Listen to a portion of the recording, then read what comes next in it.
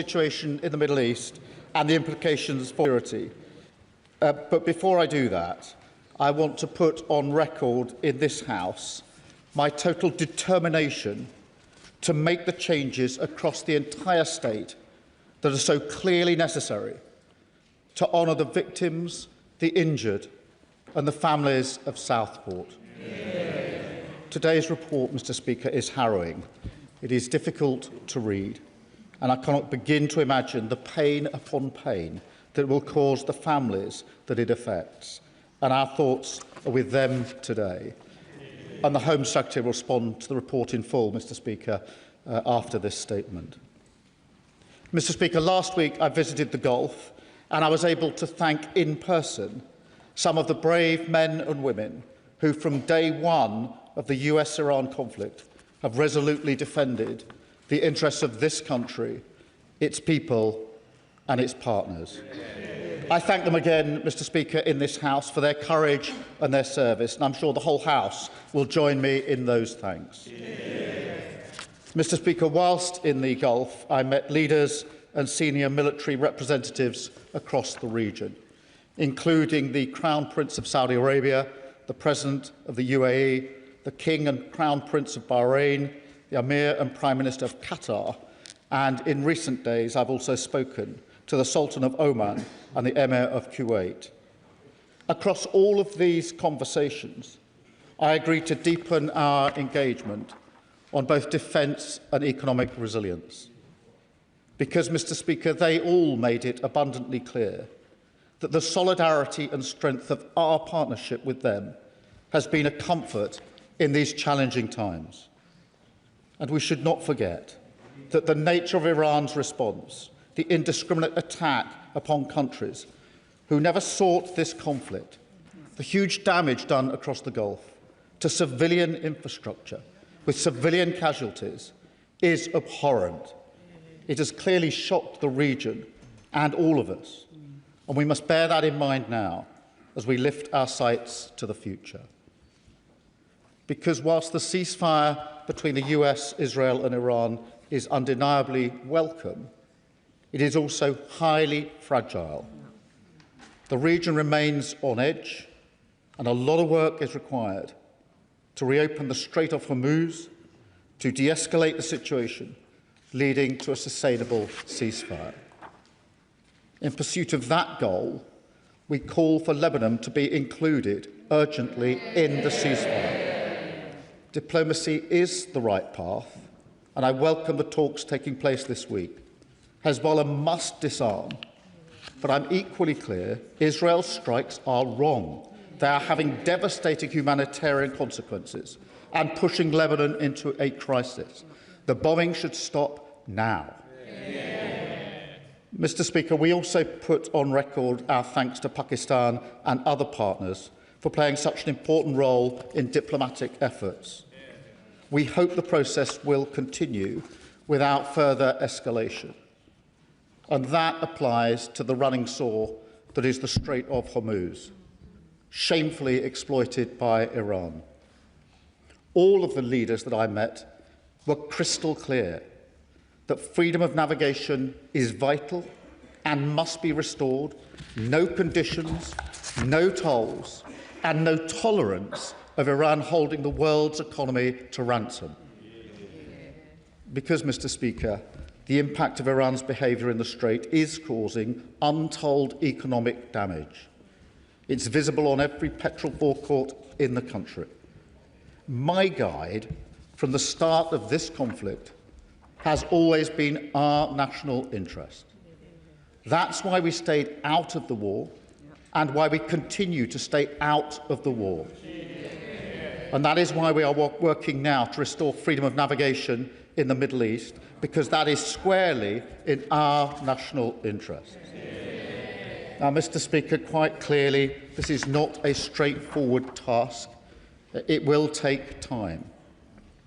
I met UK businesses in energy, shipping, insurance and finance, and they are clear that vessels will not be put through the Strait until they are confident that it's safe to do so. And that's why we're working around the clock on a credible plan to reopen the Strait. And, Mr Speaker, I can confirm today that together with President Macron, I will convene a summit of leaders this week to drive forward the international effort we have built in recent weeks, bringing together dozens of countries to ensure freedom of navigation in the Strait of Hormuz. The summit will be focused on two things. First, diplomatic efforts to bring pressure to bear for a negotiated end to the conflict and for the Strait to be opened. Second, military planning to provide assurance to shipping as soon as a stable environment can be established. And let me be very clear, this is about safeguarding shipping and supporting freedom of navigation once the conflict ends. Our shared aim here is a coordinated, independent, multinational plan. This is the moment, Mr Speaker, for clear and calm leadership. And notwithstanding the difficulties, Britain stands ready to play our part.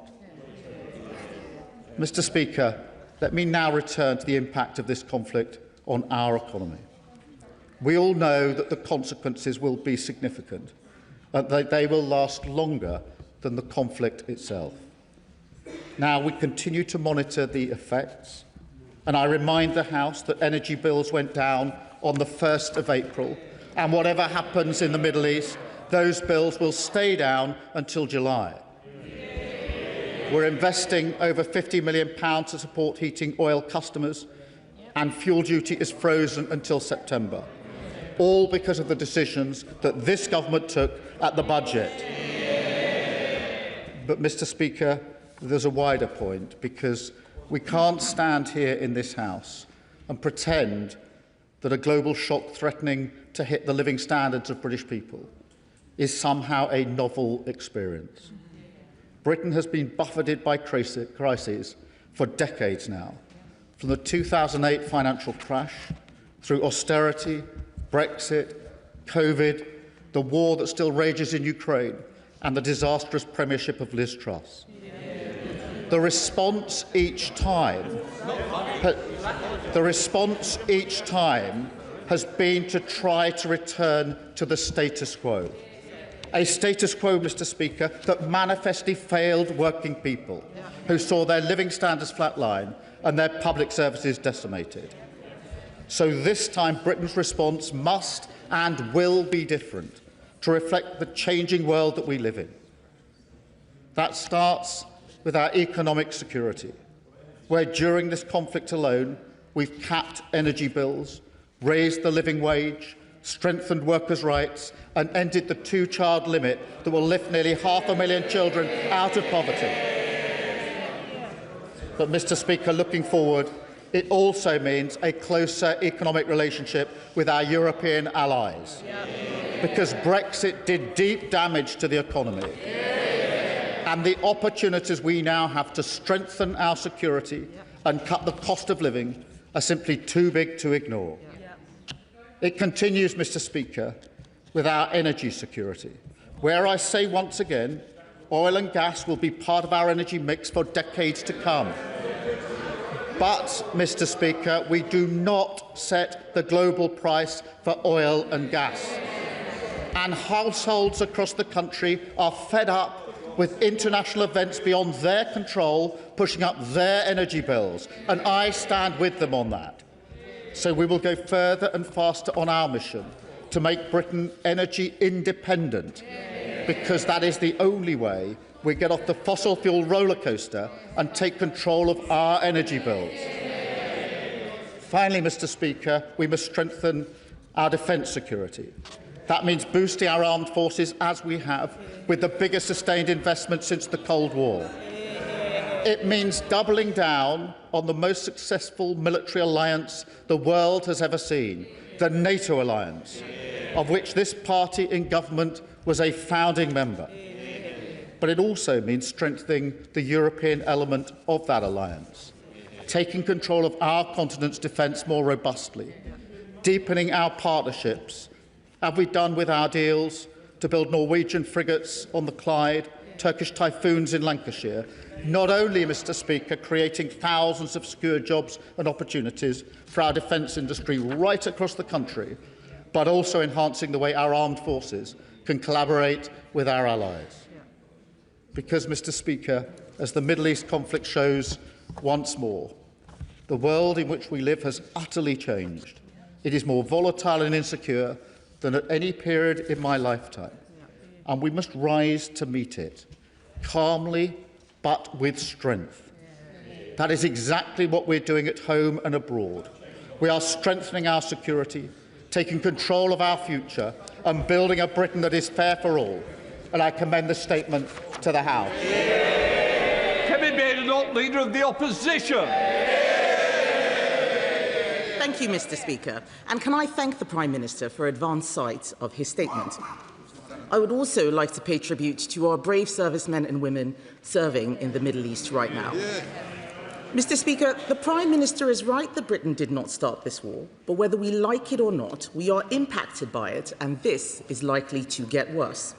The cost of borrowing has jumped, petrol prices are climbing, inflation is rising, and living standards falling. It is time to take decisive action in our national interest. Britain must focus on what is in our power to protect British citizens today. First, we must rapidly solve the energy crisis this war has caused in our country. And second, we must make sure that Britain is ready to defend herself in this new age. A nuclear-armed Iran is an existential threat to the UK. We should be in no doubt whose side we're on in this war, our allies in the Middle East and the United States. So I welcome the Prime Minister meeting some of those allies, and I also welcome his support for diplomatic efforts and military planning to restore freedom of navigation in the region. But we will need to go further than just talking. He says Britain stands ready to play our part. We can all see that we were not ready for this situation. Here's what we need to do now. First, we must take rapid action to increase our energy security and keep bills down, not just until July, but longer than that, permanently. Britain is particularly vulnerable to energy price shocks because we are killing domestic oil and gas production in the North Sea. Labour's policy of more expensive energy and deindustrialisation at this time of crisis is dangerous and irresponsible. It is also harming the defence industry. We must start drilling our own oil and gas in the North Sea, grant licences for drilling in the Jackdaw and Rosebank fields, and restore British production before it is too late. The Prime Minister says this won't impact international prices. This is more than international prices. This is about the domestic supply, especially of gas, all of which is used in this country. Supply matters. And finally, the government must cancel the proposed rise in fuel duty. Hiking taxes on motorists for the first time in 15 years, while prices are surging, is a disgraceful decision. If Britain is to be a stronger country, it needs a stronger economy, not one being hammered by the highest energy prices in the developed world. So, will the Prime Minister grant the oil and gas licences and scrap the rise in fuel duty? I know he'll say that it's the Energy Secretary's job. The Energy Secretary is not the Prime Minister. He is. He can instruct him to grant those licences. But, Mr. Speaker, secondly, to be ready, Britain must be able to defend herself. And that means we must be ready for these situations before they happen. France and Greece, they are I don't know why they're laughing. I'm surprised they're laughing, because last time I checked, France and Greece sent ships to protect our bases in Cyprus while our destroyer was stuck in Portsmouth. It was a national embarrassment on their shoulders, and it should never happen again. We need no further evidence that we are living in a more dangerous world than a decade ago. I'm sure Labour MPs will try and think of a way to make this my fault. Let me remind them, yes, I know it is preposterous, but let me remind them the historical illiteracy that is on those benches. Governments of all colours, including those guys there, spent the peace dividend from 1989, when the Berlin Wall fell, until the Ukraine war. And when that war came, the Conservative government responded rapidly and unequivocally. We didn't have anything stuck in Portsmouth when Ukraine was invaded. We trained tens of thousands of Ukrainian soldiers and equipped them with our missiles. We increased defence spending every year since the war started, but the world has since become even more dangerous. Every serious person, Mr. Speaker, every serious person, especially in the military, agrees that Britain must now find a way to spend 3% of GDP on defence by the end of this Parliament. After the election, many of the plans for spending were paused for Labour's strategic defence review. 9 months after publishing it, there is still no defence investment plan that explains how we will fund this. The Defence Readiness Bill is also nowhere to be seen. The question is not whether we need to increase defence spending. The question is what tough choices we must make to do so. That is what is missing from the government's plan. The government has a plan for welfare spending until 2031, but no plans for defence spending. So I say to the Prime Minister, let's put party interest aside. Yes. I'm glad that they're laughing, because I want the public to hear Labour MPs laughing when we say let's put party interest aside. So please keep laughing. Go on, please keep laughing. I say to the Prime Minister, let's find the money to rearm. Let's identify the spending cuts. And if we reach agreement on a joint plan, we can all support those measures in Parliament. Conservatives have already found savings to fund more than £20 billion extra for defence spending. I am willing to work with him to go further. And in his response, Mr. Speaker, I'm sure the Prime Minister will be tempted to misrepresent my position and pretend that I demanded he join in the initial strikes. Yes, I know they can't even resist the temptation. He and I both know that is not true. But let us get serious. Let's get serious. It is time for us to act decisively in our national interest. Let's show our allies what we bring to the table. Let's show our enemies that we are able and ready to defend ourselves. That requires a defence investment plan. So I ask the Prime Minister in conclusion, when exactly will the defence investment plan be published, and what action is he taking to find the money to pay for it? Well, Mr. Speaker, I noticed that her opening sentence has changed. She used to say, we didn't start the war, but like it or not, we're in it. And we should be in it. That was her position.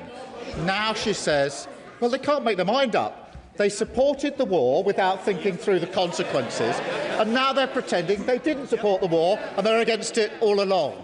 She challenged my position, and she did the mother of all U-turns on the most important decision the Leader of the Opposition ever has to take.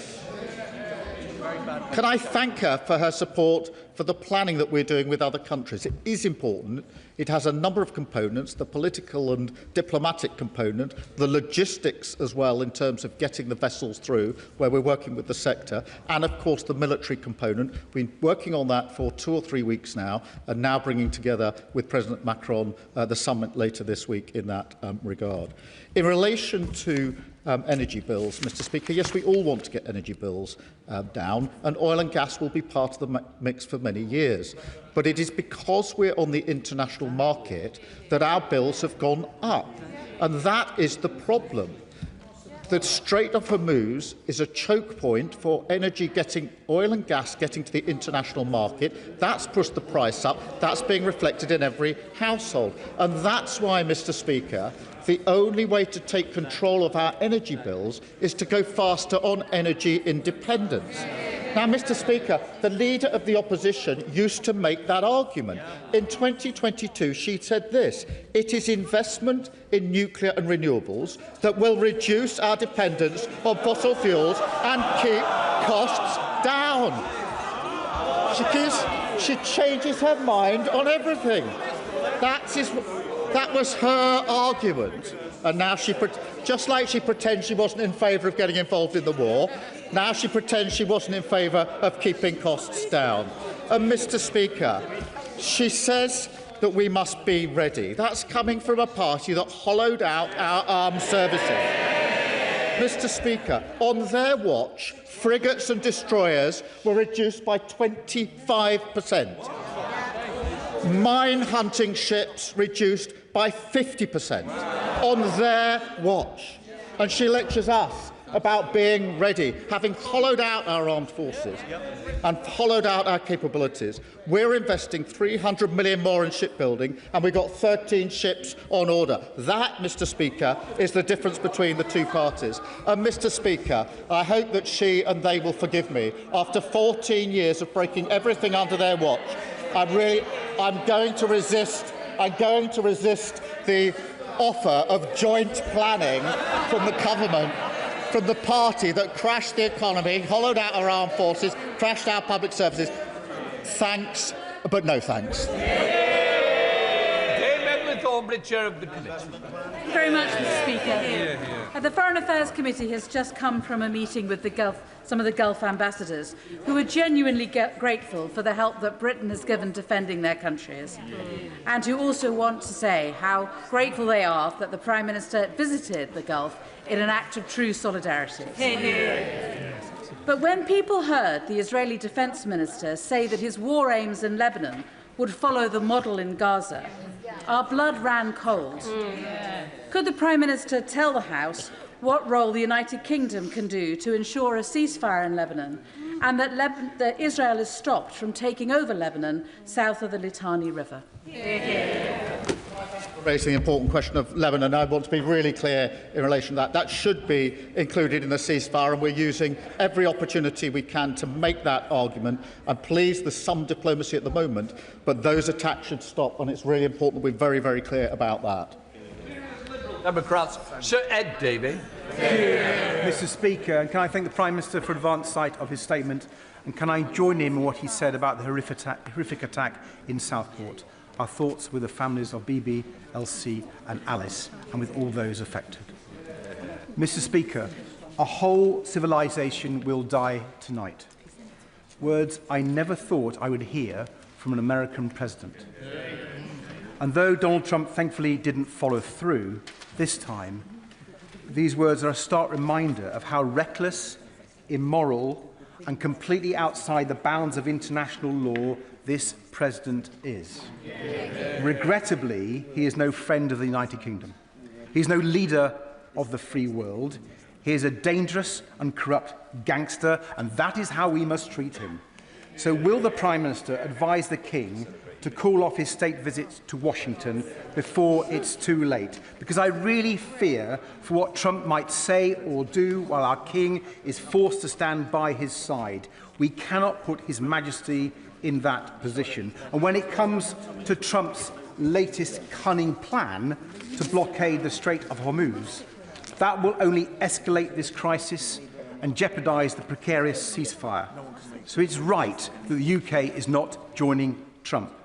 And I welcome the Prime Minister convening a summit to offer an alternative to Trump's. We must work with our reliable allies in Europe and the Commonwealth and our partners in the Gulf to bring this conflict to an end and keep open the Strait of Hormuz. That is critical for tackling the cost of living crisis that is getting worse and worse for people in the UK. With petrol prices now up by more than 25p a litre and diesel up 49p since Trump started this war, cheered on, let's not forget, by the leader of the Conservative Party and Reform, does the Prime Minister recognise that families and businesses can't wait months for the government to step in and help? So will he use the windfalls the Treasury is getting from higher fuel prices to cut the cost of living and keep the economy moving, with action to slash bus fares and rail fares and cutting fuel duty by 10p today, bringing down the price at the pumps by 12p a litre? Can I thank him for his question? And in relation to the language about destroying a civilization, can I really be clear with this House? That was wrong. a threat to Iranian civilians in that way is wrong. These are civilians, let's remember, who've suffered immeasurable harm by the regime in Iran for many, many long years. And that's why they're words and phrases that I would never use on behalf of this government, which is guided by our principles and our values throughout all of this. Mr. Speaker, in relation to the King's visit, the relationship between our two countries is very important on a number of levels, and often what the monarchy is able to do through the bonds that they build is reach through the decades in a situation like this. And the purpose of the visit is to mark the 250th anniversary of the relationship between our country and the United States, and that's why the visit is going ahead. In relation to the blockade, let me be clear, as I've been already in the last day or so, that we are focusing our efforts on opening in full the Strait of Hormuz because of the damage it's doing to economies around the world, including our own economy. That is why we've been working with other countries at various levels, and we'll bring them together in a summit later this week. And we, the UK, will not be joining the blockade that the President announced.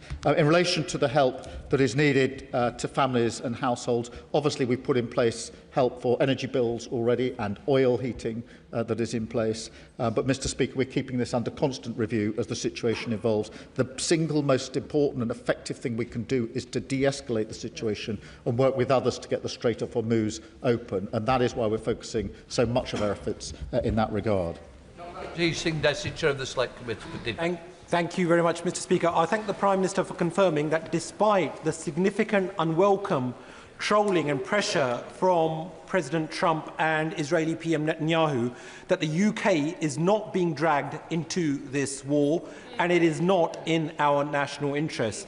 Given that the US has now initiated the blockade of Iranian ports, can the Prime Minister confirm what steps are being taken to help de-escalate the situation, whether it's to reopen the Strait of Hormuz so that goods can transit freely and that we can ease the cost of living pressures for our constituents, and also what is being done to help de-escalate the situation in Lebanon? And can he also confirm that any future UK involvement in the region will be strictly limited to defensive purposes only? Well, can I thank him and reiterate that we will not be dragged into the war. In relation to the steps we're taking, they're across a number of levels. It was central to the discussions I had in the Gulf states last week in terms of what we can do together to de-escalate. Mr. Speaker, they are shocked and angry, frankly, that they have been attacked in the way that they have been attacked. They were not involved in the conflict, and it's clear to them that they were targeted within hours of the beginning of this conflict starting, and civilian infrastructure and civilians were targeted as well. And they're absolutely clear that that targeting was put in place before the conflict started. So we're working with them. We're working across the coalition of dozens of countries now to de-escalate and to get the Strait of Hormuz open just as soon as it's viable and credible to do so. Of the House, Sir Edward Lee. The Prime Minister may recall that on day one of this war, I supported his defensive attitude to it and said we couldn't change the regime from the air, and he agreed, he's been proved right. But with apologies to Leon Trotsky, we may not be interested in war, but war is interested in us. So we all agree we have to rapidly rearm. The trouble is that with the ever-increasing proportion of our entire economy taken by the state pension and by benefits, perhaps we can't afford to do it. So will you work with the Leader of the Opposition to take the necessary, perhaps unpopular decisions to return defence spending to what we spent in 1989, the end of the Cold War? Mr. Speaker, he's right to raise this, and we've already raised defence spending, as he knows, in the most significant way since the Cold War. I've been clear in the Munich Security Conference that I gave a few weeks ago that we need to go further and faster, and we will. I think in addition to the funding itself, I think it's really important that we take this opportunity to collaborate and cooperate with our partners, particularly in Europe, because if all European countries simply increase their spending without regard to the capability that they're using that spending on, we won't make the best of what we've got. And therefore, I'm making a dual argument, one in relation to the actual money we spend, but secondly, the way we need to collaborate in a way we haven't done, frankly, for decades in relation to this with our allies, particularly in Europe. Nora Ali. Thank you, Mr. Speaker. I welcome the Prime Minister's call for Lebanon to be included in the ceasefire. 1,700 people have already been killed by Israeli attacks, and over 1.1 million people have been displaced. At a time when aid budgets have been cut, including by our own government, will the Prime Minister commit to playing that international leadership role, as he is doing in relation to getting a ceasefire, working with our European partners and others, to support the humanitarian effort and increase support to those who are being displaced in the region, but also think about how we support countries in the global south that are now going to be hit very hard because of this crisis, because the impact of that will affect all of us if we don't take action at the international level. Well, can I thank you for raising this really important issue and be clear, Lebanon must be included in the ceasefire and it's very important that we are clear about the principle behind that. I also accept that there must be more support on the humanitarian front. We've just put more money into the humanitarian support, but it's clearly a cause of concern in Lebanon, actually, and in wider areas, as she rightly points out. Andrew Mitchell. Thank you, Mr. Speaker. I think the Prime Minister should acknowledge, I'm sure that he does, that over the last 30 years our armed forces have been hollowed out by governments of all parties as they have sought to take a peace dividend. But I'm afraid the chickens have come home to roost on his watch. So will he now commit to a huge and immediate uplift in defence spending, not just by vaporising British soft power expenditure? We are talking of moving towards a 5% increase so that the government can play a full part in European defence and deliver on its first duty to its own citizens. Well, I agree that our armed forces now capable is hollowed out over many years, in particular under the last government, I'm afraid to say. Ben Wallace, the Defence Secretary, then Defence Secretary, was very clear about that. But he's right to say now is the point at which we've got probably more conflict going on in the world now than most of us have seen in our lifetimes, and that's why we have to increase defence spending. That's why we took the decision to increase to 2.5% sooner than people thought we would, and that's already taking place. I made commitments at the NATO summit last year in relation to the further spending that we need to put in place. I stand by those commitments. We must go further and we must go faster. Afzal Khan. Thank you, Mr. Speaker. Firstly, let me say that thank you to the Prime Minister for your statesmanship. This weekend saw the Pakistani government step up and take global leadership by expertly hosting and mediating negotiation between Iran and America. The whole world is indebted to the noble efforts of Prime Minister Shehbaz Sharif, Foreign Minister Ishaq Dar, and General Syed Asim Munir to achieve a ceasefire. Given Pakistan is a long-term ally of Britain, will the Prime Minister outline what support he is giving the Pakistani government facilitate an agreement for long-lasting peace and stability in the Middle East? Can I reiterate my thanks to Pakistan for the role that they're playing? And I can tell the House that I spoke to the Prime Minister of Pakistan on Friday as we're going into the talks this weekend about the talks, about what support we could put in place, and the Foreign Secretary spoke to her counterpart this afternoon. It's very important that we support this process and try to move it forward and not to let it escalate. Stephen Flynn.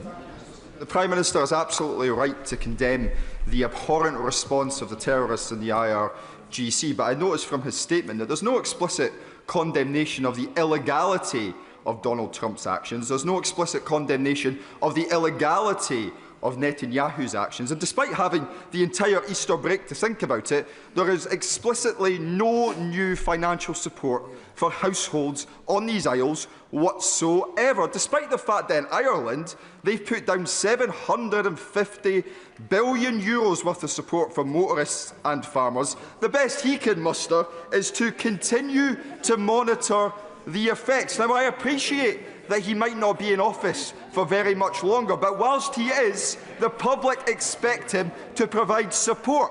Why isn't he? Here. Well, Mr. Speaker, I'll remind him that we put in support and protection for our citizens in the region by taking defensive action. He opposed that. Protection for Scottish citizens in the Gulf, and they opposed taking any action whatsoever. It is only because we've stabilised the economy we are able to reduce energy bills. What did they do? They voted against the budget in which we put forward the money for this. So we will carefully do the work that we need to do, to reopen the Strait of Hormuz, which is the single most effective thing we can do in relation to household costs, and to work for de-escalation. I would have thought that he would have supported that, but unfortunately, again, he's on the opportunistic road rather than up the road to support what we really need to do. Debbie Abrahams. Thank you, Mr. Speaker.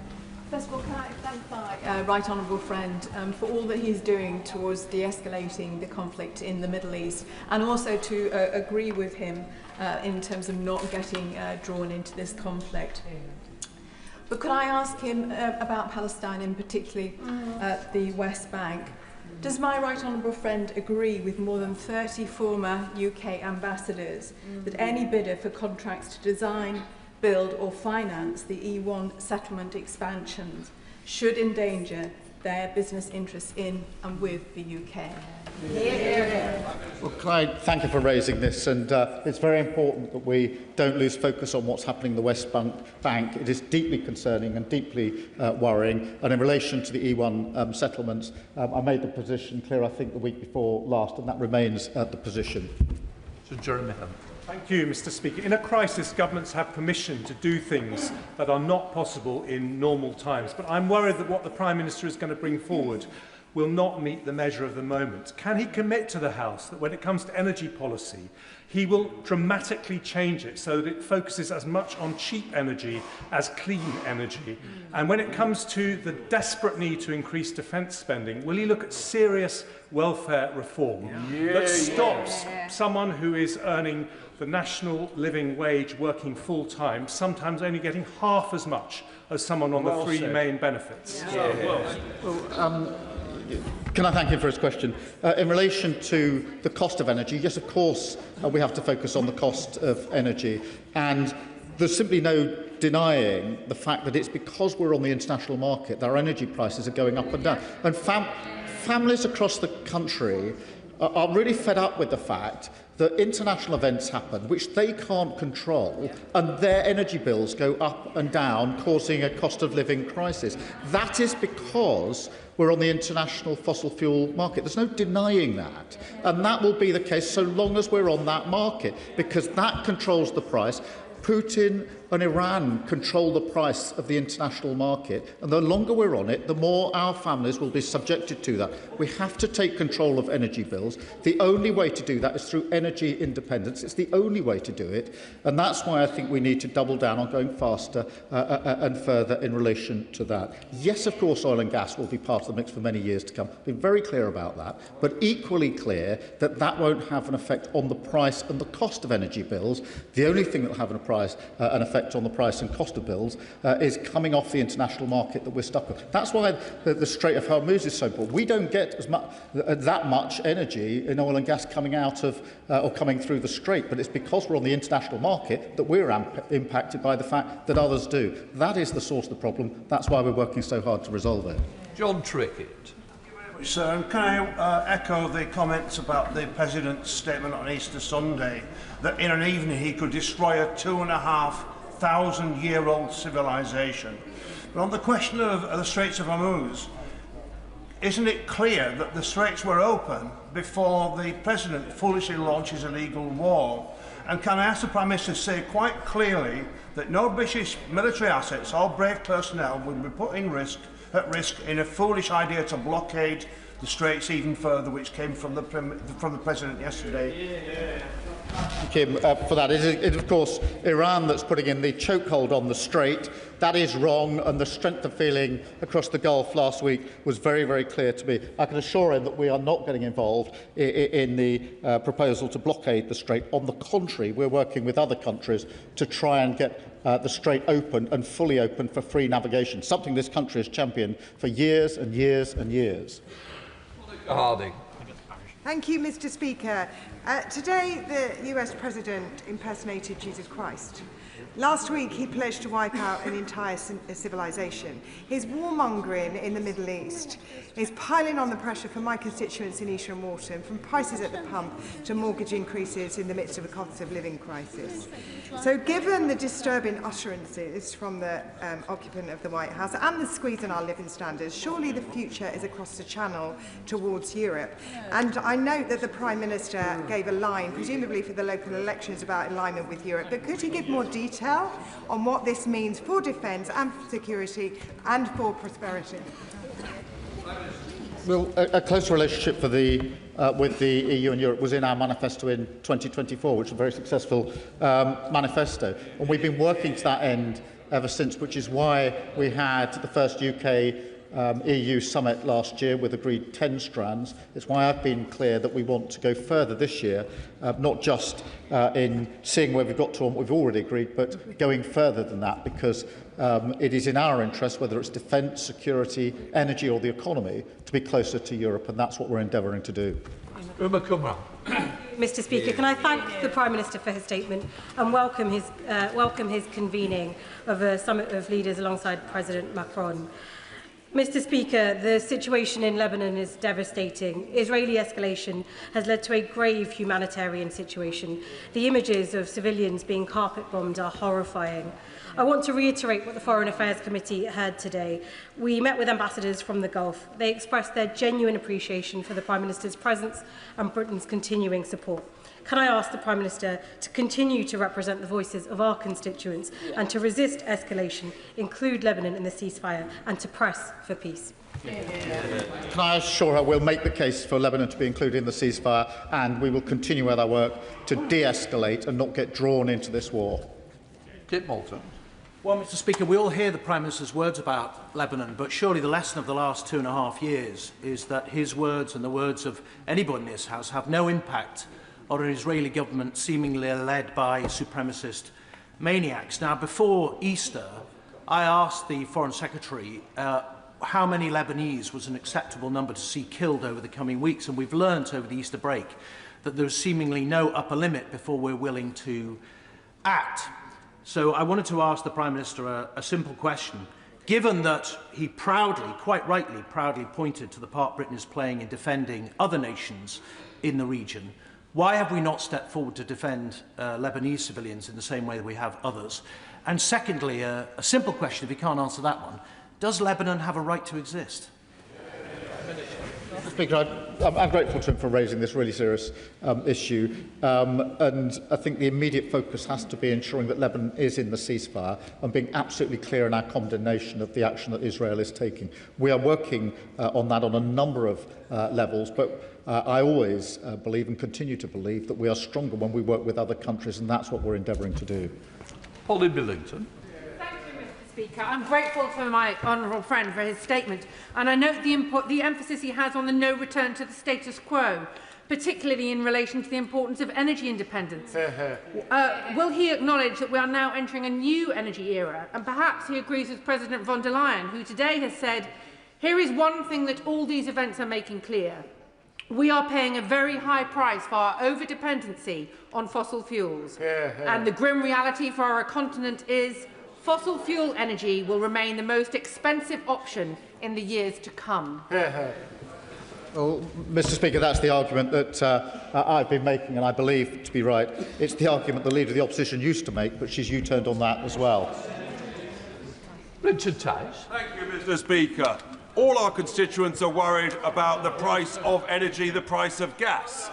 But is the Prime Minister aware that the price of gas in the US has fallen 20% since the start of this war, while the price of gas in the UK has increased by 50%, proving, Prime Minister, that if we produce and consume our gas domestically, we can have much lower bills, proving why we must allow the consents for Jackdaw, for Rosebank and all of the oil fields across the North Sea and onshore as well. Well, Mr. Speaker, I remind myself that his party's position was to fully support the war, go in with both feet, whatever the consequences. Now he says there are these consequences. Well, they should have thought about that before they adopted the policy of going straight in. But, Mr Speaker, on the question of energy and gas, yes, the price is subject to the international market because we're on the international market. That is why the sooner we have energy independence, the better. Thank you, Mr Speaker. Trump's illegal war on Iran and his genocidal threats to kill a whole civilization are part and parcel of a dangerous new US security plan. The Trump doctrine is based upon yet more war and tearing up international law, making the whole world less safe. Prime Minister, given that, isn't it time for Britain to stop being a junior partner to the US and pursue a truly independent foreign policy? And shouldn't the very first step be to end all US access to British military bases for Trump's war on Iran? We have British civilians in the Gulf region, about 300,000, and they are at risk because of Iran's actions, and it's my duty to ensure that we protect them. That is why we've taken action in our own right, particularly with our pilots. It is also why I've allowed the bases to be used for defensive purposes to prevent those attacks on our civilians as much as anything else who are in the region. And I'm never going to abandon them to their fate when there is incoming missiles and drones into the areas where they are living and where they are working. It's my duty to protect them, and I'll continue to do so. Thank you, Mr Speaker. Could the Prime Minister just remind some of his colleagues that the United States is a democracy and an ally, and Iran is an odious regime that could have ended the war this weekend had they agreed to give up their ambitions for nuclear weapons and to cease supporting their proxy terrorist organisations around the Middle East? And wouldn't it be helpful if the Prime Minister said a bit more of criticism of the Iranian regime rather than supporting his colleagues and criticising the United States? Mr Speaker, in fairness, I've been very clear about the Iranian regime. It is odious, as he rightly points out. It is really important that they do not have the nuclear capability and that we deal with their proxies. And that has been the consistent position of this government and previous governments, to be fair, and it's been the way in which I put it from the dispatch box on many, many occasions. Thank you very much, Mr Speaker. I commend the Prime Minister for his efforts to keep the UK out of Donald Trump's latest dangerous attempt to end a blockade by creating another.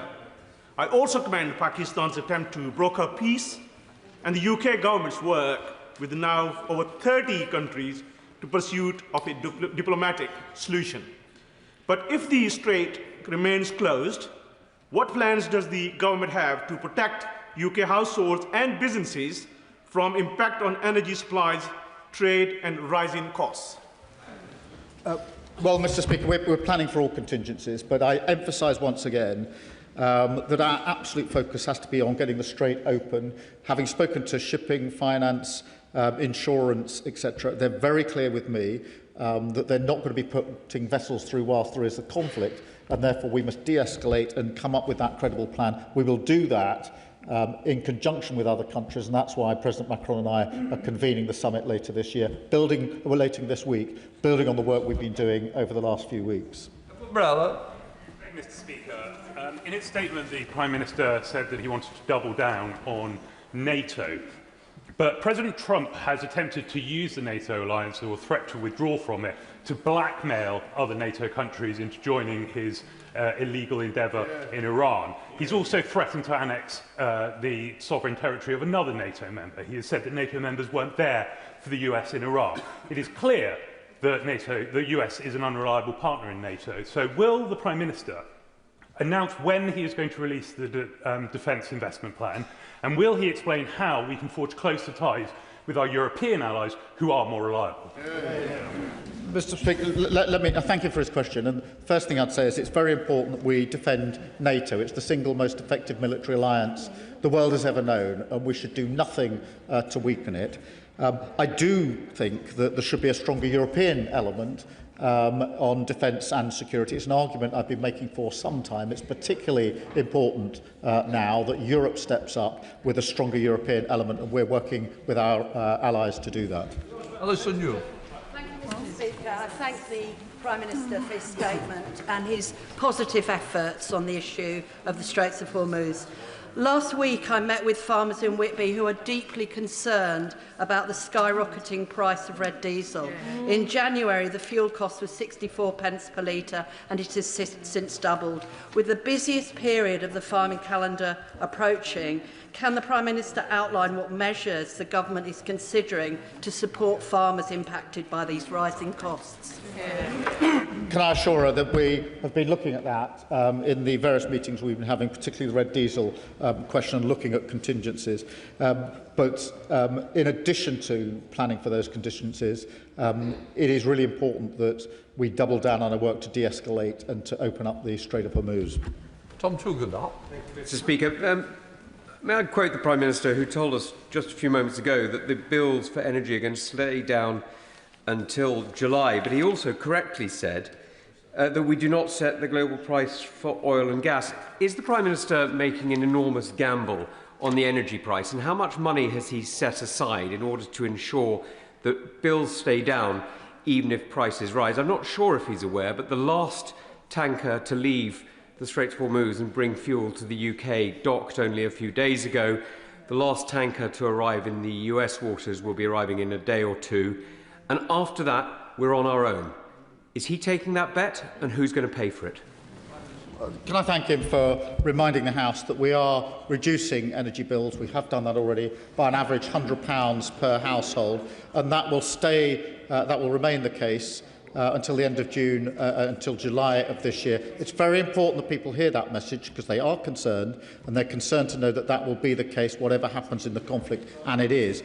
That decision was taken as a result of what we did at the budget last year, where we were able to stabilise the economy and provide the money for it, because we're bearing down on the cost of living. Paul Wall. Speaker, can I thank the Prime Minister for refusing to allow the UK to be dragged into America's war in Iran, a war that's hitting my constituents directly in the pocket and at the petrol pumps. But he rightly mentioned the people of Palestine earlier, and can I remind him that last week the former heads of Shin Bet and Mossad security services and former IDF chiefs of staff described the ongoing settler violence against Palestinians in the West Bank as, I quote, government-sponsored Jewish terrorism, which is not only a moral disgrace but a fatal strategic blow to Israel's own national security. So can I urge the PM to condemn the settler violence, condemn Israel's refusal to tackle it, condemn Israel's expansion of illegal settlements, and also to back the Pope, who said that peace should be the priority? Can I thank him for raising the question of settler violence, because it is disturbing, it is wrong, and it's escalated, as he knows better than most, and that's been our clear position, to call it out and to do everything we can in relation to that settler violence, which is getting worse by the day, not better by the day. Mike Martin. The crisis has laid bare the parlous state of the British military, and, Madam Deputy Speaker, the three main parties of government should put aside the blame game and accept that we all have played our part in getting the British military into the state that it's in now. For over a year, the Liberal Democrats have been asking for cross-party talks on how to get to 3%. I'm glad the Conservatives have now joined us. We've spoken about defence bonds. I'm sure the Conservatives have got ideas. I'm sure the government has ideas. Can we please, Madam Deputy Speaker, this could be the Prime Minister's legacy, can we please get together in the national interest and talk about how to increase defence spending? Well, Mr. Speaker, we do need to increase defence spending. I've been clear about that. But can I just make the case that our military have been hard at work throughout this conflict from within about 2 hours of the conflict starting. That means hours and hours of the pilots taking incoming missiles to safeguard our citizens, our interests and those in the Gulf. And when I was there last week, all of the leaders I met were at pains to thank us for what our military is doing. And we're too quick sometimes to run them down. They've done a lot of brave work, particularly in the last 6 to 7 weeks, and I thank them for that work. Derek Twigg. Thank you, Madam Deputy Speaker. Can I thank the Prime Minister for all his efforts, not least, of course, in the last few days. I'm a little concerned that because many of us have a difference with the way President Trump talks and the actions he's taken in terms of Iran, and obviously it's something we don't agree with on this side of the House, I am a little concerned that we shouldn't get mixed up in the fact between what President Trump says and his view and what the Congress and Senate think in the United States of America. Because when you talk to them, there is significant and overwhelming support for NATO and for Europe. And I think it's important we actually remember that, because our relationship in America is very, very important, not least in terms of NATO. And I hope that the Prime Minister will comment on that. Can I thank him for that? And he's right to draw attention to the broad support there is for NATO in the United States, and always has been. And whilst it is true we should do more for a stronger European element in NATO, we should never pull away from NATO, which, as I say, has been the single most effective military alliance the world has ever known. Afra Brandreth. Thank you, Madam Deputy Speaker. The war in the Middle East is having a real effect on my constituents in Chester South and Eddisbury. From fuel to fertiliser, prices are increasing and action needs to be taken to alleviate the consequences.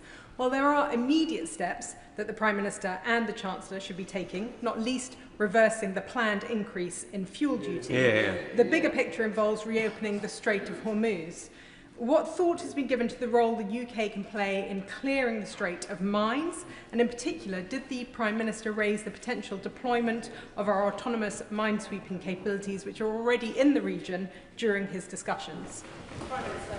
Can I thank her for her question? She's absolutely right in relation to opening the Strait and playing our part. There is the political and diplomatic element, but there is also the military capability. What we're doing with the countries that we've brought together in a loose coalition and will meet in person later this week is to look across those capabilities and draw them together. We do have capabilities when it comes to minesweeping. I won't go into operational details, but she knows what they are. And obviously, as we look across the board with President Macron and others, part of that exercise will be, and the military planners have been looking at this, to look at how we can pull together the capabilities of all the countries that are prepared to work with us on this. We've got at least a couple of dozen that we've been working with for the last 2 weeks, and we'll be doing that further this week. Calvin Bailey.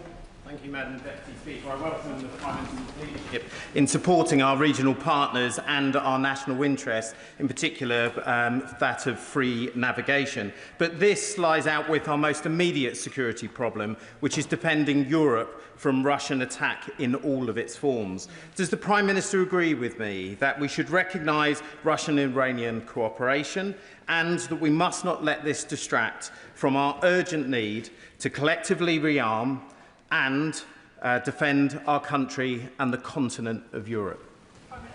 Well, can I thank him for drawing attention to this really important issue, which is the relationship between Russia and Iran and the assistance that Russia has given to Iran in relation to the intelligence that's being used during the conflict. And we must never lose sight of the fact that we're facing a war on two fronts, and Russia is a huge threat to our continent and to our country.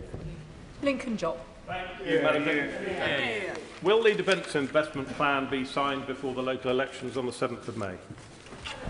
Mr Speaker, we're working to finalise the Defence Investment Plan. It's really important that we don't make the mistakes the last government made. We inherited plans which were unfunded and not deliverable. And it's really important, therefore, that our plan is robust. We're finalising it, but it will be a robust plan that serves for the future defence and protection of this country. Yasmin Qureshi. Thank you, Madam Deputy Speaker.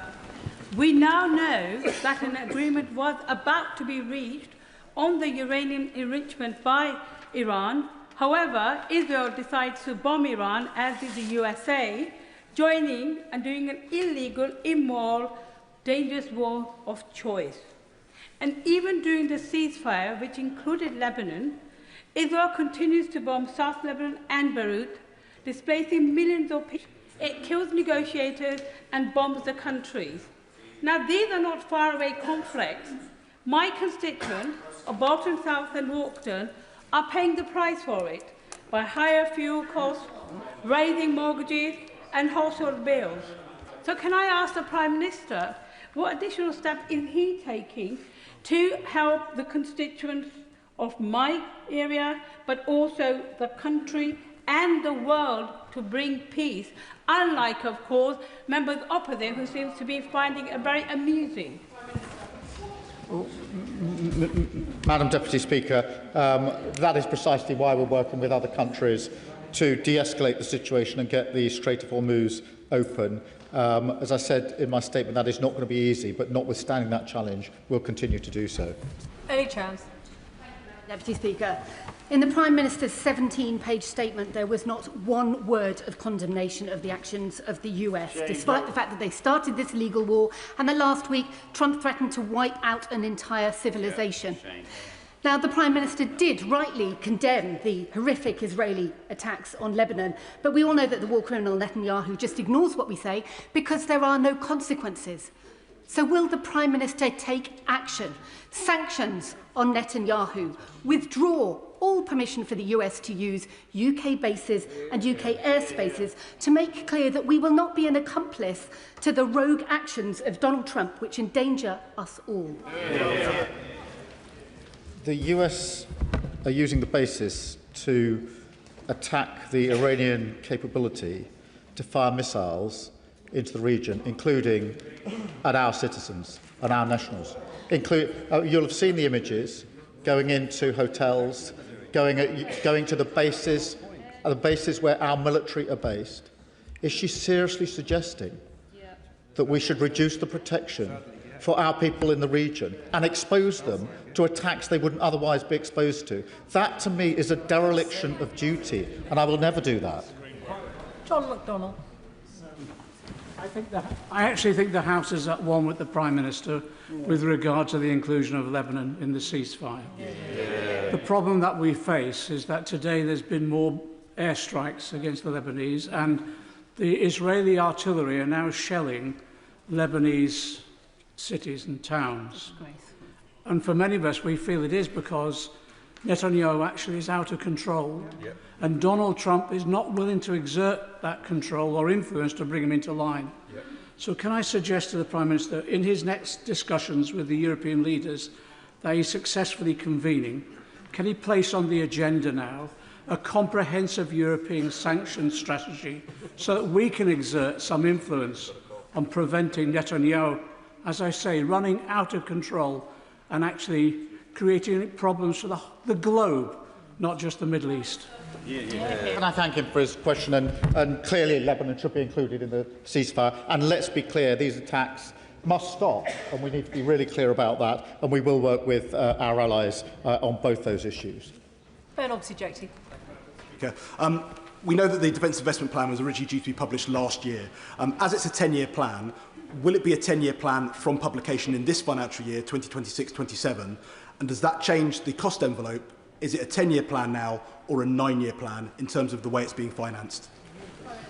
Mr. Speaker, Madam Deputy Speaker, I'm so sorry. It's a 10-year plan, and it mirrors our strategic review. But of course, obviously, it sits alongside the defence spending commitments that we have made and we're implementing with the 2.5% and the commitments that I made at the NATO summit last year. Absana Begum. The House has repeatedly been told that the government has permitted the US to use British military bases for defensive purposes only. But amidst the widespread US targeting of civilian infrastructure in Iran, including schools, hospitals and bridges, we have not been told how these restrictions work in practice. Could the Prime Minister confirm whether the US military aircraft have taken off from RAF Fairford or Lakenheath carrying heavy munition payloads? If so, whether there is any US operational policy for action from our bases in place approved by this government? And if not, is it the case that the working definition of defensive action here is simply don't ask, don't tell? Well, let me assure her in the House that isn't the position. It's for defensive action only. I'm particularly concerned to make sure we take every measure available to protect our nationals in the region, and very many of them. Not only is it defensive action, but it's monitored and has been monitored since the bases began being used. Dr. Al Pinkerton. Madam Deputy Speaker, the Prime Minister is absolutely right to suggest that the tremors provoked by this conflict will reverberate long after the kinetic fighting has finished. And there's perhaps no greater example of that than in Cyprus, where government officials, all the way up to the level of the Prime Minister, have questioned Britain's continuing sovereignty over our sovereign base areas in Cyprus. So can I ask the Prime Minister what he has done to reassure the Cypriots, to reassure the Cypriot government that Britain is a trusted and reliable neighbour and partner, and that our continuing sovereignty is immutable? Can I thank him for raising this and assure him I've spoken to the President a number of times in this regard about the basis, about security in particular, which is of course a concern to him and his public, and those discussions are ongoing. Naismith. Thank you, Madam Deputy Speaker. This war, which we are rightly playing no part in, has my constituents fearing for the future, not least in terms of rising energy and fuel costs. And this underlines the crucial importance of bringing down the cost of energy and securing energy independence. But will the Prime Minister reassure my constituents in Crewe and Nantwich that while this government is rightly taking the necessary steps to provide us with long-term energy security through renewable energy and new nuclear, that the government will go further in the short term to tackle some of the profiteering that is happening and to directly support hard-pressed families and small businesses in my constituency with the cost? Yes, we will bear down on any profiteering at the same time as pushing forward at speed for energy independence. John Lamont. Very much. I can ask the Prime Minister about one particular consequence of this war in the Middle East, and that's the rising cost of heating oil, diesel and petrol. Now, everyone is struggling. I've spoken to many businesses and people who are really struggling to pay their bills, but the UK Government and the Scottish Government's support is only for people claiming benefits. So when will the Government reconsider this approach and ensure that everybody, working people and businesses, are also getting sufficient support as well? Well, Madam Deputy Speaker, we'll set out the plans as they develop. Some of the ways in which we protect and support has to be universal, and in fact the cut in energy bills that's through to the end of June is universal. But we're looking at the most appropriate support on a wider basis. Dame Chiunwara. Deputy Speaker. Fresh from a weekend knocking on doors, I can confirm to the Prime Minister that on the streets of Newcastle Central and West there is no appetite for further involvement in this war. Now, there are some, including apparently the leader of the opposition, who say that while they might not have chosen to start the war, now that the bombs are flying, we have no choice but to support our allies. So can the Prime Minister confirm that President Trump's America is not a reliable ally, that the Prime Minister Netanyahu's Israel is not a reliable ally, and that we have to work with our reliable allies in Europe to end this conflict and ensure that working people in this country do not pick up the bill? Madam Deputy Speaker, we work with Americans on a daily basis on defence, security and intelligence. It's really important that I reiterate that position to the House, and of course we're working with them in relation to the use of our bases to take the action that's necessary to protect our civilians and our nationals. At the same time, we need to work more closely with our European allies on defence, security, on energy and on the economy. Ben Lake. The Prime Minister was right to mention the untold economic damage that this crisis has already wrought on households and businesses across the country due to increased fuel costs. But does he also share my concerns and those of the agricultural sector that a prolonged closure of the strait may also feed through to higher food inflation? And can I ask him what measures the government is considering to help mitigate the potential consequences of a prolonged closure of the Strait of Hormuz? Can I thank him for drawing attention to that, because there will be consequential impacts beyond the immediate impact on energy, and that's why we're monitoring, keeping under review the steps that we can take. But I go back to my opening point, really, which is the absolute focus has to be on getting the strait reopened as quickly as possible, because all the time that is closed to free navigation, the damage that's being done is being compounded, and that's why it's really important that we work with our allies to that end. Justin Madders.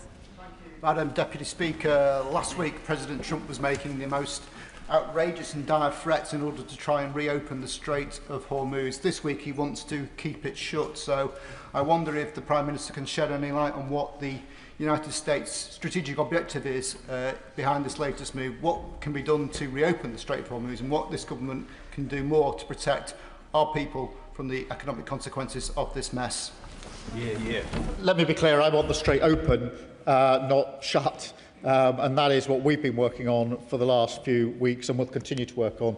And that's why when I spoke to President Macron yesterday, we proposed pulling together a leaders-level summit later this year to continue the work that we're already doing. But to be very clear with him in the House, that is to keep the Strait, or to get the Strait fully open, because that is the single most effective way to limit the damage that is being done to all of our economies.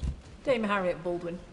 Thank you, Madam Deputy Speaker. When the Prime Minister was in the Middle East, did the subject of the UK's dependence on helium come up? Because it is an element which we don't produce in the UK and is vital for things like MRI scans in the NHS. Well, we did discuss a range of issues. I won't go into all of the details, but we did agree that where we're working together already, we should double down and do even more in relation to resilience in particular, which goes to her question, both economically and defensively, and we'll take forward that work. Melanie Ward. Thank you, Madam Deputy Speaker. And I welcome the Prime Minister's continued clarity on the need for Lebanon to be included in the ceasefire. But Israel's tactics in Lebanon, forced displacement, evacuation orders, 165 children killed and 87 medical workers killed, are straight out of their Gaza playbook. Does the Prime Minister agree that in Lebanon, as in Palestine, there must be proper accountability for these war crimes, because this age of impunity puts us all in greater danger? Well, I'm grateful for her question. It absolutely shows why we must keep pushing for Lebanon to be included in the ceasefire. It's vitally important that we do so. And of course, there must be accountability for all the actions that are taken in any respect in this conflict. Christine Jardine. Thank you very much, Madam Deputy Speaker. I've been overwhelmed at the number of my constituents in Edinburgh West who've written to me over the past 2 weeks about the situation in the Gulf. They are, of course, concerned about their energy bills and the cost of living. But overwhelmingly, they are outraged at the actions of all the actors in this: Iran, Israel and the United States. And what they want from their government is more and stronger leadership on the international stage to open the Straits of Hormuz. So will the Prime Minister consider going to the United Nations with an emergency motion to the Security Council to get that done and to condemn the actions in the Middle East? Well, as she probably knows, we have been supporting measures in the UN over the last 2 weeks, particularly some of those that were put forward by our Gulf allies, and I had the opportunity to discuss those last week in the Gulf. We will continue to work with them and others on building the necessary coalition to do all that we can to get the Strait open. Stella Creasy. Thank you, Madam Deputy Speaker. May I welcome the tough stance of the Prime Minister in response to the demands of President Trump to get involved in this conflict, and his commitment that Lebanon must be part of the ceasefire. Our constituents need us to give them hope that they will not have to continue to live in a world which is driven by the uncertainty of when the White House takes to Truth Social. We can do things to de-escalate conflict, and one of those things is to support the two-state solution in Israel and Palestine, which he knows is at the heart of much uncertainty in the Middle East. Given that the conduct of the settlers on the West Bank directly undermines the possibility of peace and the possibility of a Palestinian state, will he commit to including their conduct in his conversations about the ceasefire and how we can give hope to people in the Middle East and peace to the people around the world? Can I reiterate to her in the House our support for the two-state solution is the only way for a viable long-term peace in the region. And, of course, the settler violence is a threat to that. It's wrong in principle, in addition to that, and we'll continue to bear down on it.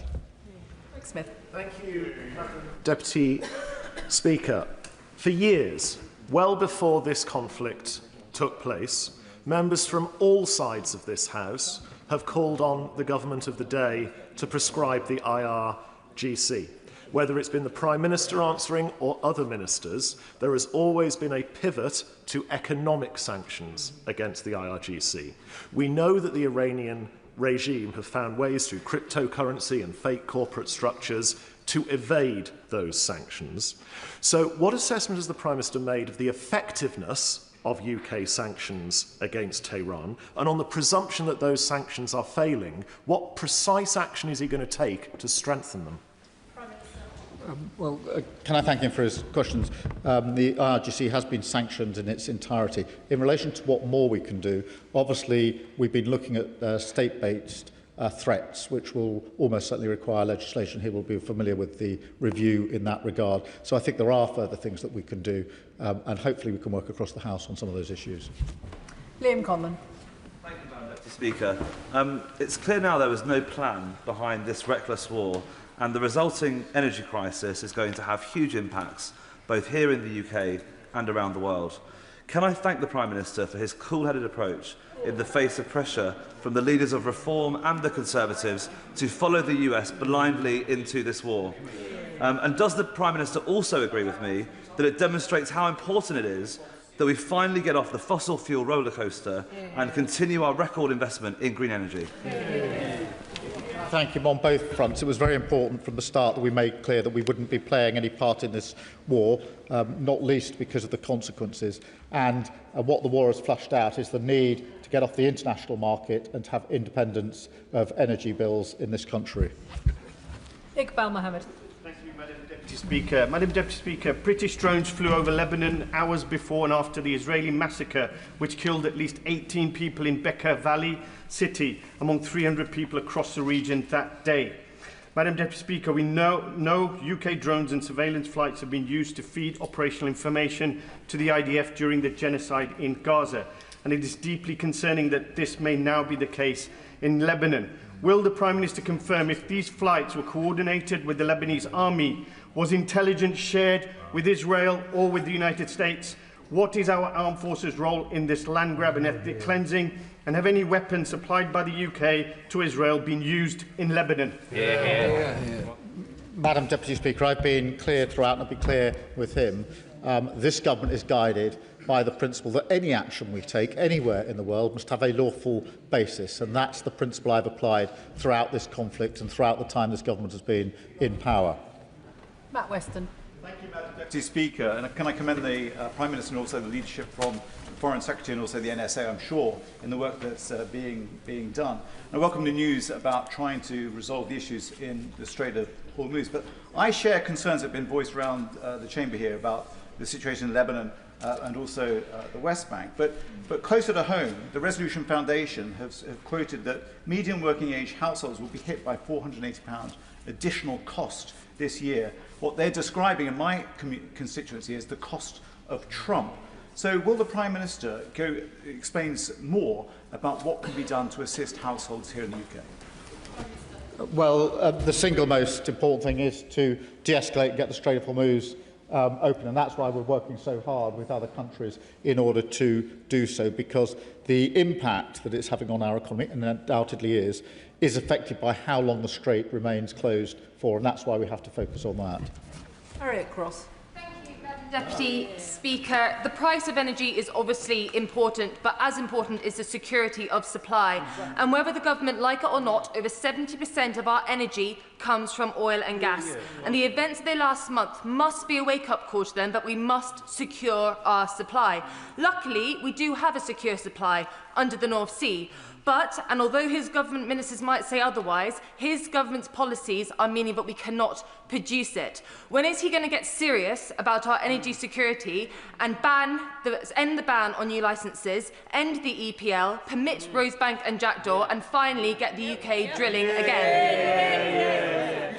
Mr. Speaker, oil and gas will be part of the mix for many years to come. I've been very clear about that. Oil and gas is being produced 24/7 every day in relation to our energy supply, and it's really important that it does. That will be part of the mix. But equally, if we're to get to energy independence, which we need to go further and faster on renewables. Sonia Kumar. Madam Deputy Speaker, and I welcome the Prime Minister's statement and commend his leadership in steering the UK clear from the Iran conflict and blockade. During this war, healthcare centres, hospitals and ambulances have been attacked, and the Iranians now face acute shortages of care and medicines. What action is the Prime Minister taking to press all parties to comply with international humanitarian law and end the attack on healthcare infrastructure? Madam Deputy Speaker, let me be really clear. Any attack on healthcare infrastructure is completely unacceptable, and that is why we've been very clear in relation to our own actions and the actions of anybody else. They must have a lawful basis, and that's the starting point for all of the work that we're doing. Tim Farron. Thank you, Madam Deputy Speaker. The Prime Minister rightly in his statement referred to defence security and energy security, but he made no reference to food security, which feels like a glaring omission given the impact of the doubling of red diesel on the farmers who produce our food. And I wonder if he's even aware that, outrageously, England is now the only country in the UK and in the whole of Europe that does not use its farm payment scheme to actively support its farmers to produce food. In these troubled times, does he agree with me now that's a glaring omission also? Will he turn around and change it? Thank you for raising this. Food security is really important. I mean, it actually comes under energy security in a sense, because it's the energy costs that are pushing or could have the effect of pushing in relation to food security. And that's why it's very important that we do focus where we are focusing on, which is de-escalating the situation and reopening the Strait of Hormuz. Rachel Maskell. Thank you, Madam Deputy Speaker. Resorting to violence doesn't achieve anything but has left 2,000 Lebanese dead and 1.2 million displaced. And as the Prime Minister is demonstrating, bilateral and multilateral dialogue is the way forward to get progressive change. Instead of just looking at increasing the defence budget, would he also look at increasing investment in diplomacy and development, which is really crucial in this ever-increasing destabilised world? Can I thank her? And I think that the work we're doing with other countries has to start with the political and the diplomatic. Of course, we're looking at military planning, but you can't have military planning without the diplomacy, because it's absolutely clear to me that the Strait of Hormuz will not allow for safe passage until there's a ceasefire in place, and all of the sectors involved in vessels going through the Strait are clear that they won't be putting their vessels through until that is the situation. So she's absolutely right about diplomacy. Neil Shastri-Hurst. Thank you very much, Madam Deputy Speaker. The Prime Minister is absolutely correct to praise the service of our armed forces personnel, and I join him in doing so, but they are being let down by the failure to deliver the Defence Investment Plan. That failure can only be the result of either inertia or incompetence within government. Which one is it? Speaker, I remind, they hollowed out the armed forces. They reduced our... They hollowed out the armed forces. They didn't increase defence spending. The last time we were at 2.5% was under the last Labour government. Now we're under this Labour government. So I appreciate all the advice, but after 14 years of failure, I don't really need that advice. Madam Deputy Speaker, from Iran to Russia, the major security threats we face are pan-European challenges, and the Prime Minister has referenced the need and our intention to work more closely with our European allies within NATO. Can you set out what more we can do to be ambitious with those allies on the continent to strengthen our defence and security partnerships, especially in the run-up to the EU-UK summit in the summer? Well, I'm grateful. I do think there's more we can do on defence and security, particularly collaborating, cooperating about the particular capability in addition to the amount of money we're spending, and that's what we're focusing on with our allies in the EU. Jeremy Corbyn. Madam Deputy Speaker, Britain's military cooperation with the USA and Israel has enabled Israel to commit acts of genocide against the people of Gaza, the Palestinian people, and has enabled the United States to undertake this massive illegal bombardment of Iran. Could he assure the House that from now on the military cooperation and supply of weapons and parts to both Israel and the United States will be suspended whilst this appalling war goes on in Iran, which is a danger, not just to the peace of the whole region, but clearly a danger to the peace of the whole world? Can I assure him and the House that the permission to use our bases is strictly for defensive purposes, and in particular to protect our nationals who are in the region. We've got 200,000 or 300,000 of our nationals in the region. Iranian strikes were coming into the region, into the Gulf states that I visited last week, hitting infrastructure, deliberately aimed at our service personnel, and it's my duty to protect them, and I will continue to do so. Dixon. I'd like to join the Prime Minister in thanking our armed forces who are protecting British citizens in the Middle East, and thank him on behalf of my constituents for his cool-headed leadership and firm decision not to join Trump's illegal war. Could he reassure my constituents worried about the cost of energy that he's doing everything within his power to secure peace, to reopen the Straits of Hormuz and to ensure consumers are protected against rocketing energy prices? Can I give her that assurance? That's what we've been doing particularly intensely in the last 2 or 3 weeks, and we'll continue to do it later this week when President Macron and I host the summit together.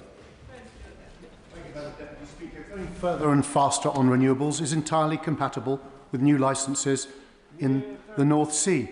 And my constituents can see that the Prime Minister has very little power to reopen the Straits of Hormuz and total power to order Jackdaw, Rosebank and new licences in the North Sea. How can he stand there and say that energy independence is the goal while he desperately tries to get oil and gas from elsewhere, which he could do little about, and refuses to overrule his insane Secretary of State for Energy and make sure that we produce, I withdraw that, Madam Deputy Speaker, the crazy policies of the Secretary of State for Energy, who insists on not producing it here. It makes no sense. Prime Minister, get a learning, get a teaching, but make sure it's not with him. As I say, oil and gas is part of the mix for many years to come. Decisions on Jackdaw and Rosebank, according to the legislative procedure, that's the right way to do it. But we could legislate; it'd probably take longer. Mr. Speaker, that would be part of the mix. But the long term, the only way to get energy independence is to go further and faster on renewables, and that's what we're doing. Harry Gardner. Japan, Turkey, China and India have already been in negotiation with Iran to try and secure safe passage for their vessels through the Straits of Hormuz. The Prime Minister was absolutely right to visit the Gulf states and their leaders, but he knows the importance of the Straits to those economies. Did he receive any assurance from them that they would not try and negotiate with Iran to salvage their own economies, because any tacit acceptance by them of the right of Iran to control the Straits would set a terrible precedent and empower Iran's leverage towards its nuclear ambitions? Can I assure him on that front, because this came up in all the conversations I had, and there's absolute clarity amongst all the leaders that I spoke with, that there mustn't be any conditions, mustn't be any tolls or anything that increases the chokehold in relation to the Strait of Hormuz. In relation to that strait in particular, very important to the Gulf, but also we fought for the principle of freedom of navigation for many, many years, and for good reason. Manuela Pertigella. Thank you, Madam Deputy Speaker. At the beginning of Trump's illegal war in Iran, we witnessed the bombing of the school, which killed at least 168 people, including 110 children. So, can the Prime Minister tell the House whether the UK government has agreed a no-strike list of civilian infrastructure that must not be hit by US planes launching missions from UK military bases? Let me be really clear about that, because there must be a lawful basis for anything we do, and that includes what happens from our bases, which is why we've been very clear about the use of the bases and why we're monitoring the use of the bases on the terms that we set out. Thank you, Madam Deputy Speaker. Since we last met in this place, the President of the United States has had at least 3 positions in relation to the Strait of Hormuz. First of all, he said that it was not in his interest because the US didn't need it and didn't use it. Then he speculated that actually it might be a good idea to have tolls on ships passing through the Strait with Iran in a joint venture, and now today he is overseeing a blockade. Given those incredibly erratic comments, can I commend the Prime Minister for his consistent and calm leadership, which stands in such clear contrast? And can I ask the Prime Minister if he agrees with me that ultimately this conflict will be concluded not by posts on social media, but by patient and persistent diplomacy? Well, can I agree with him? And I think that is precisely why we're pursuing that patient diplomacy, which is an essential first step to getting the Strait open, and will continue to do so. Alan Johnson. Thank you, Madam Deputy Speaker. Madam Deputy Speaker, I'd like to ask the Prime Minister about food security. In a response to an earlier question, he suggested that the answer to food security was to have further and faster on renewable energy. But does he recognise that carpeting some of the country's best indeed some of the world's best farmland in Lincolnshire in solar panels is counterproductive to that aim? Prime Minister. I don't think it's counterproductive, but just to be really clear, the most important thing on food security is getting the de-escalation and the Strait of Hormuz open, and that's why we're convening a number of countries, have been for the last 2.5 weeks and will do again later this week, to operate at all levels to try and get that done as quickly as possible. I understand the impact on the farmers in her constituency and across the United Kingdom, and that is why we have to have that absolute focus in the work that we're doing. Ruth Jones. Thank you, Madam Deputy Speaker, and I thank the Prime Minister for his statement today. He will know that Yom HaShoah, a Jewish commemoration of 6 million Jews murdered during the Holocaust, begins tonight. We must never forget. But as this powerful memorial begins, Benjamin Netanyahu continues to flout international laws by bombing innocent civilians in Lebanon and intimidating Palestinians in the West Bank under the cover of the US-Iran situation. So what can the UK do to support the victims of Netanyahu and stop his ongoing destructive actions in all areas? Well, I thank her for a question. That's why it's so important that we stay anchored in our principles and our values, foremost of which is that any action that we take or support must have a lawful basis. Brendan O'Hara.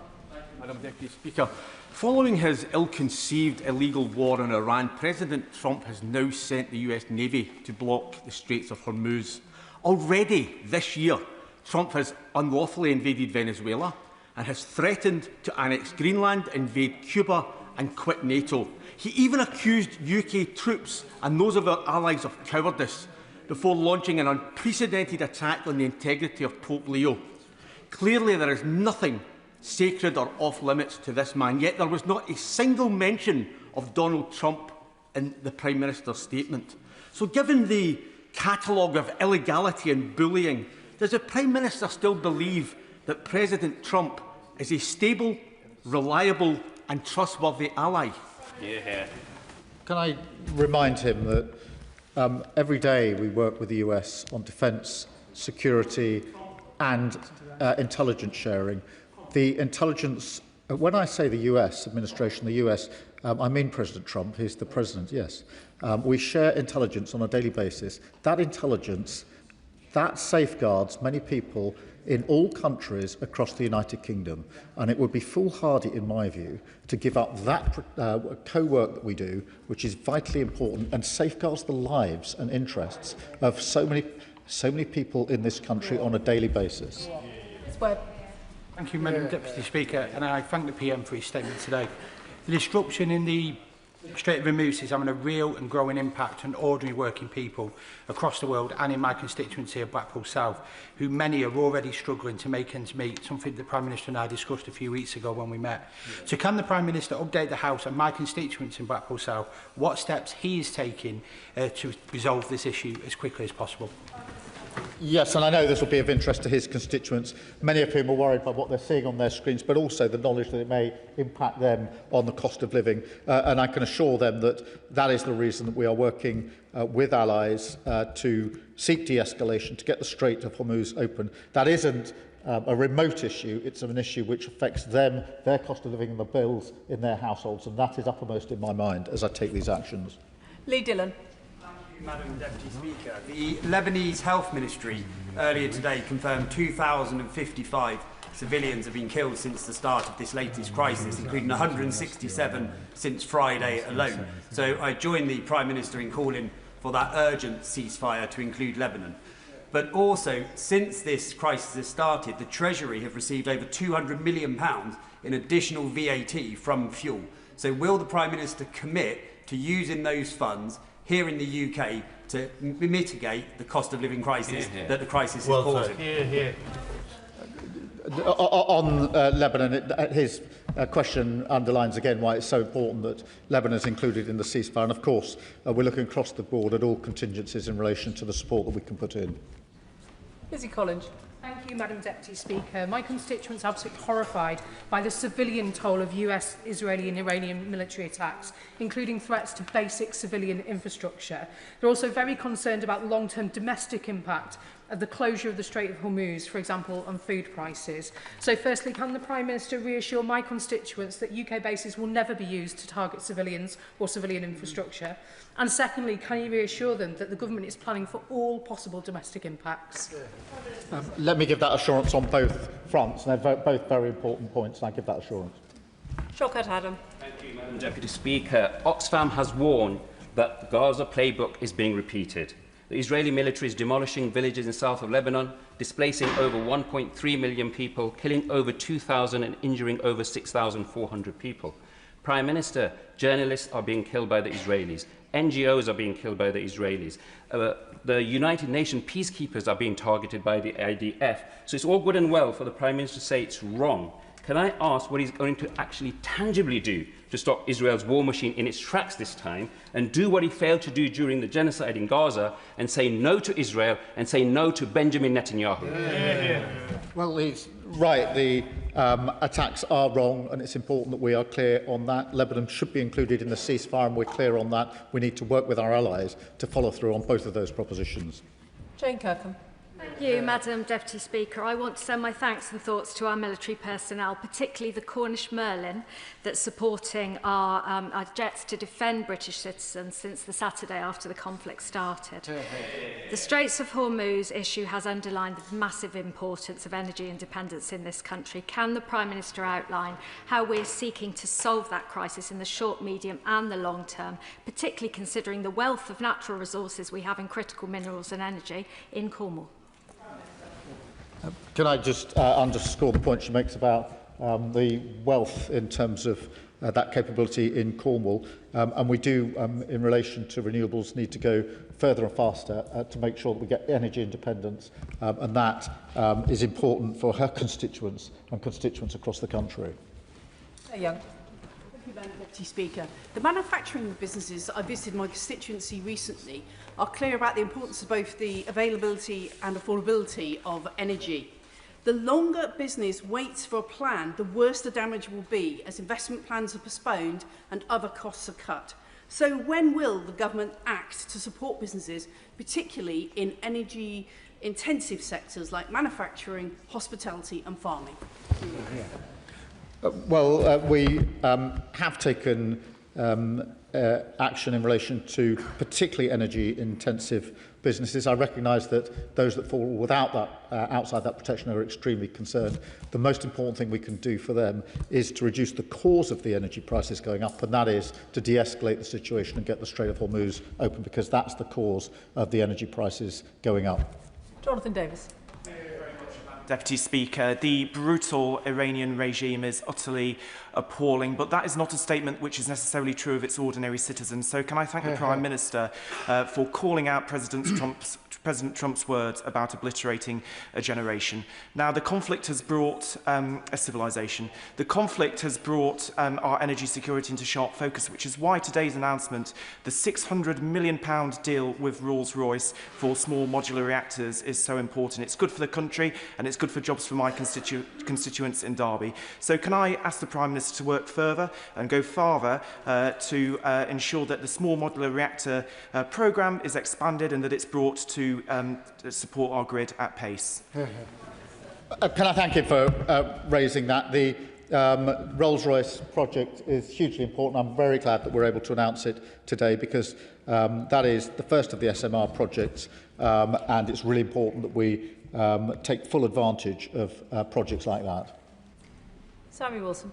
Thank you, Madam Deputy Speaker. Given the threat that the Iranian regime and its terrorist proxies in Lebanon present to world peace in the Middle East and beyond, does the Prime Minister not accept that action against that regime was inevitable to cut back their military ability and also their ability to blackmail the rest of the world through illegally stopping an important waterway. It has economic consequences for our own country, but would you accept that, given the additional tax revenue which the government has brought from the increased fuel prices, that there is room to give extra support and in the longer run, of course, extract our own oil and resources, get the tax from that and have a secure supply which can't be interrupted? Can I thank him? Look, the nuclear capability and the development thereof and the proxies is a threat, of course, that has to be dealt with. And the question is how that is dealt with. I've made my decisions based on the twin questions of whether any action that we take is got a lawful basis and a viable, thought-through plan. And those are the principles that have guided me. But it doesn't take away from the fact that those threats are there and we have to deal with them in the most effective way possible. And of course, we need to look at the support that we can put in for both businesses and individuals who are impacted by this conflict. Josh Fenton-Glynn. Deputy Speaker, can I commend our ongoing refusal to be drawn into this conflict? And can I ask the Prime Minister what steps we're taking to ensure that UK bases aren't used for offensive operations and furthermore won't be used for any ill-advised US blockade which would be economically ruinous of the Strait of Hormuz? Can I thank him for that question? The bases are strictly for defensive purposes and we monitor that in order to make sure that that is and remains the case. Brian Matthew. Madam Deputy Speaker, I thank the Prime Minister for his comments on Lebanon. We're seeing an Israeli military playbook from Gaza, collective punishment, forced displacement and attacks on health being used in Lebanon without meaningful action from the UK government. Will the Prime Minister please outline the specific steps his government will take to ensure an end to Israel's chronic immunity and impunity? Thank you. Well, in relation to Lebanon, I think the immediate focus has to be on ensuring the ceasefire does extend to Lebanon. That is crucially important. Obviously, there's some diplomacy going on at the moment, but we need to keep that firmly in mind and work with others, not only on the question of Lebanon, but on accountability, which goes with the principle that any action should have a lawful basis. Peter Swallow. Thank you, Madam Deputy Speaker, and can I thank the Prime Minister for his leadership on this. Unlike certain other on the cost of living at home, my constituents are feeling that every time they go and fill up the car, and that's further made galling by the fact that in Bracknell, fuel is between 2 and 10p more expensive than in neighbouring towns. What conversations has the government had with the Competition Markets Authority and the sector at large to clamp down on this obvious unfairness? Well, I thank you for his question, and I'm absolutely conscious of the impact this is having on fuel and therefore people in his constituency and across the country. We are working on a number of fronts. One, to make sure there's absolutely no profiteering from this in relation to the price discrepancies, but also to ensure that we de-escalate the situation, get the Strait of Hormuz open, which will be the most effective way to get those prices down again, which will impact on everybody filling up their cars. Jim Allister. The Prime Minister knows that his government's coffers have been swollen by hundreds of millions by the extra, particularly VAT, tax take on rising fuel prices. Would it therefore be unreasonable to expect a socialist government to practice some redistribution of wealth from government to hard-pressed vehicle users, farmers, businesses who are being crippled by the price hike in fuel? And today, surely, he can give some light to consumers by saying that instead of anticipating a restoration, an increase in fuel duty, he will announce a decrease in fuel duty. Well, we are looking at all contingencies. It's important that we do so. And we will continue to do so, mindful of the impact that he points out in his question. But there's no getting away from the fact that it is de-escalation and getting the Strait of Hormuz open that is the single most important thing that we need to focus on at the moment. Jim Dixon. Madam Deputy Speaker, and can I thank the Prime Minister for the positive steps that the UK is taking to promote a negotiated settlement to the war and reassurance to shipping post-settlement through the Straits of Hormuz. But it is clear that the war, even thus far, will have a significant impact on British consumers.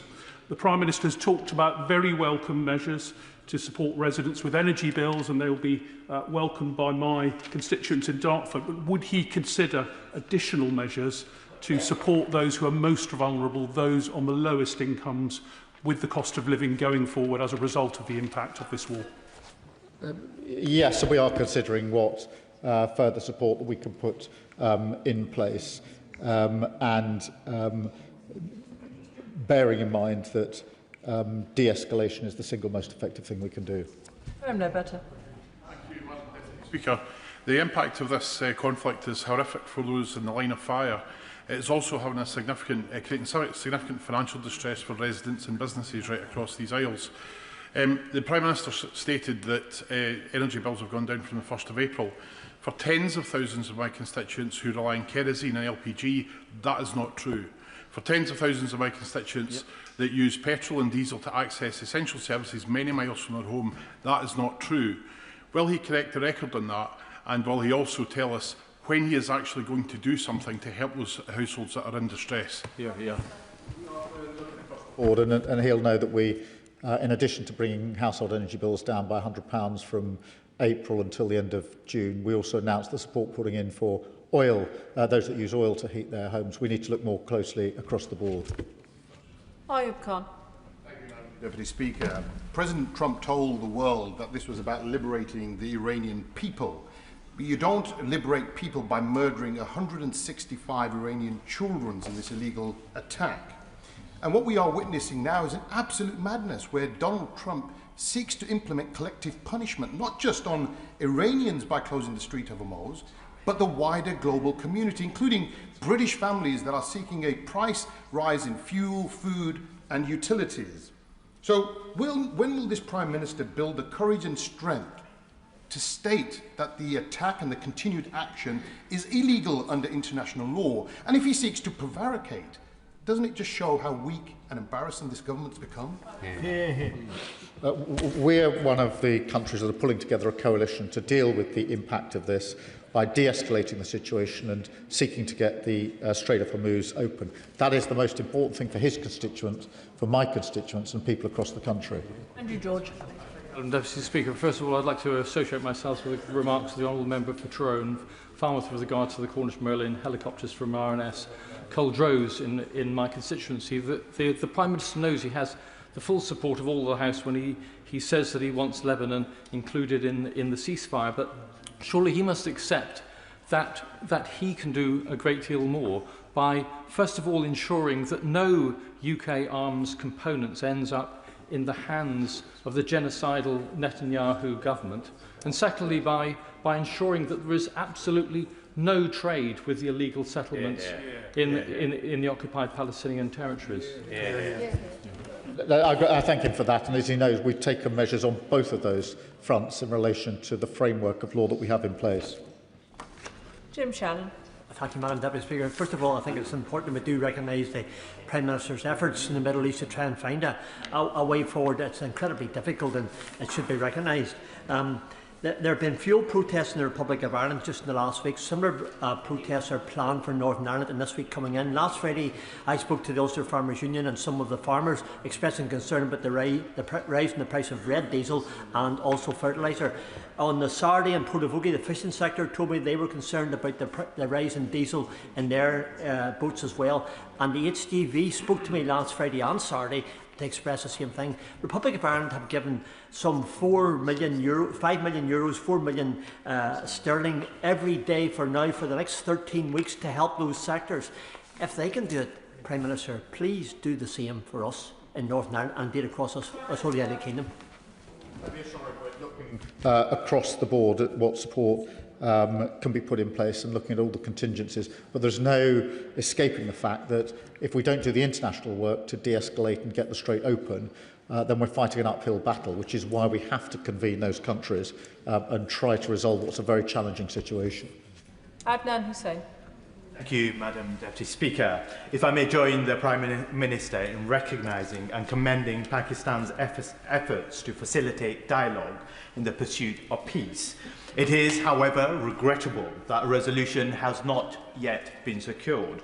I therefore ask the Prime Minister, what assessment has he made of the breakdown in US and Iran talks, of Israel's role in the collapse of those talks, and of the ongoing strikes in Lebanon? And will he condemn this continued hostility, which is creating a fresh humanitarian crisis in a region already torn apart by Israel's genocide of the Palestinians? And finally, does the Prime Minister acknowledge that it is long overdue that Israel's aggression in that region be forced to stop through sanctions and cutting of diplomatic ties? In relation to the talks, as I mentioned earlier, I spoke to the Prime Minister of Pakistan on Friday ahead of the talks. We've been in touch again since the talks broke down about the very issue he raises, which is the prospect of still trying to find a way forward. And we will work with the Prime Minister of Pakistan and others to try and ensure that we get that diplomacy as far as we can, de-escalate the situation in that way. I thank the Prime Minister for his statement this afternoon. I'll allow a couple of moments for the front benches to swap over.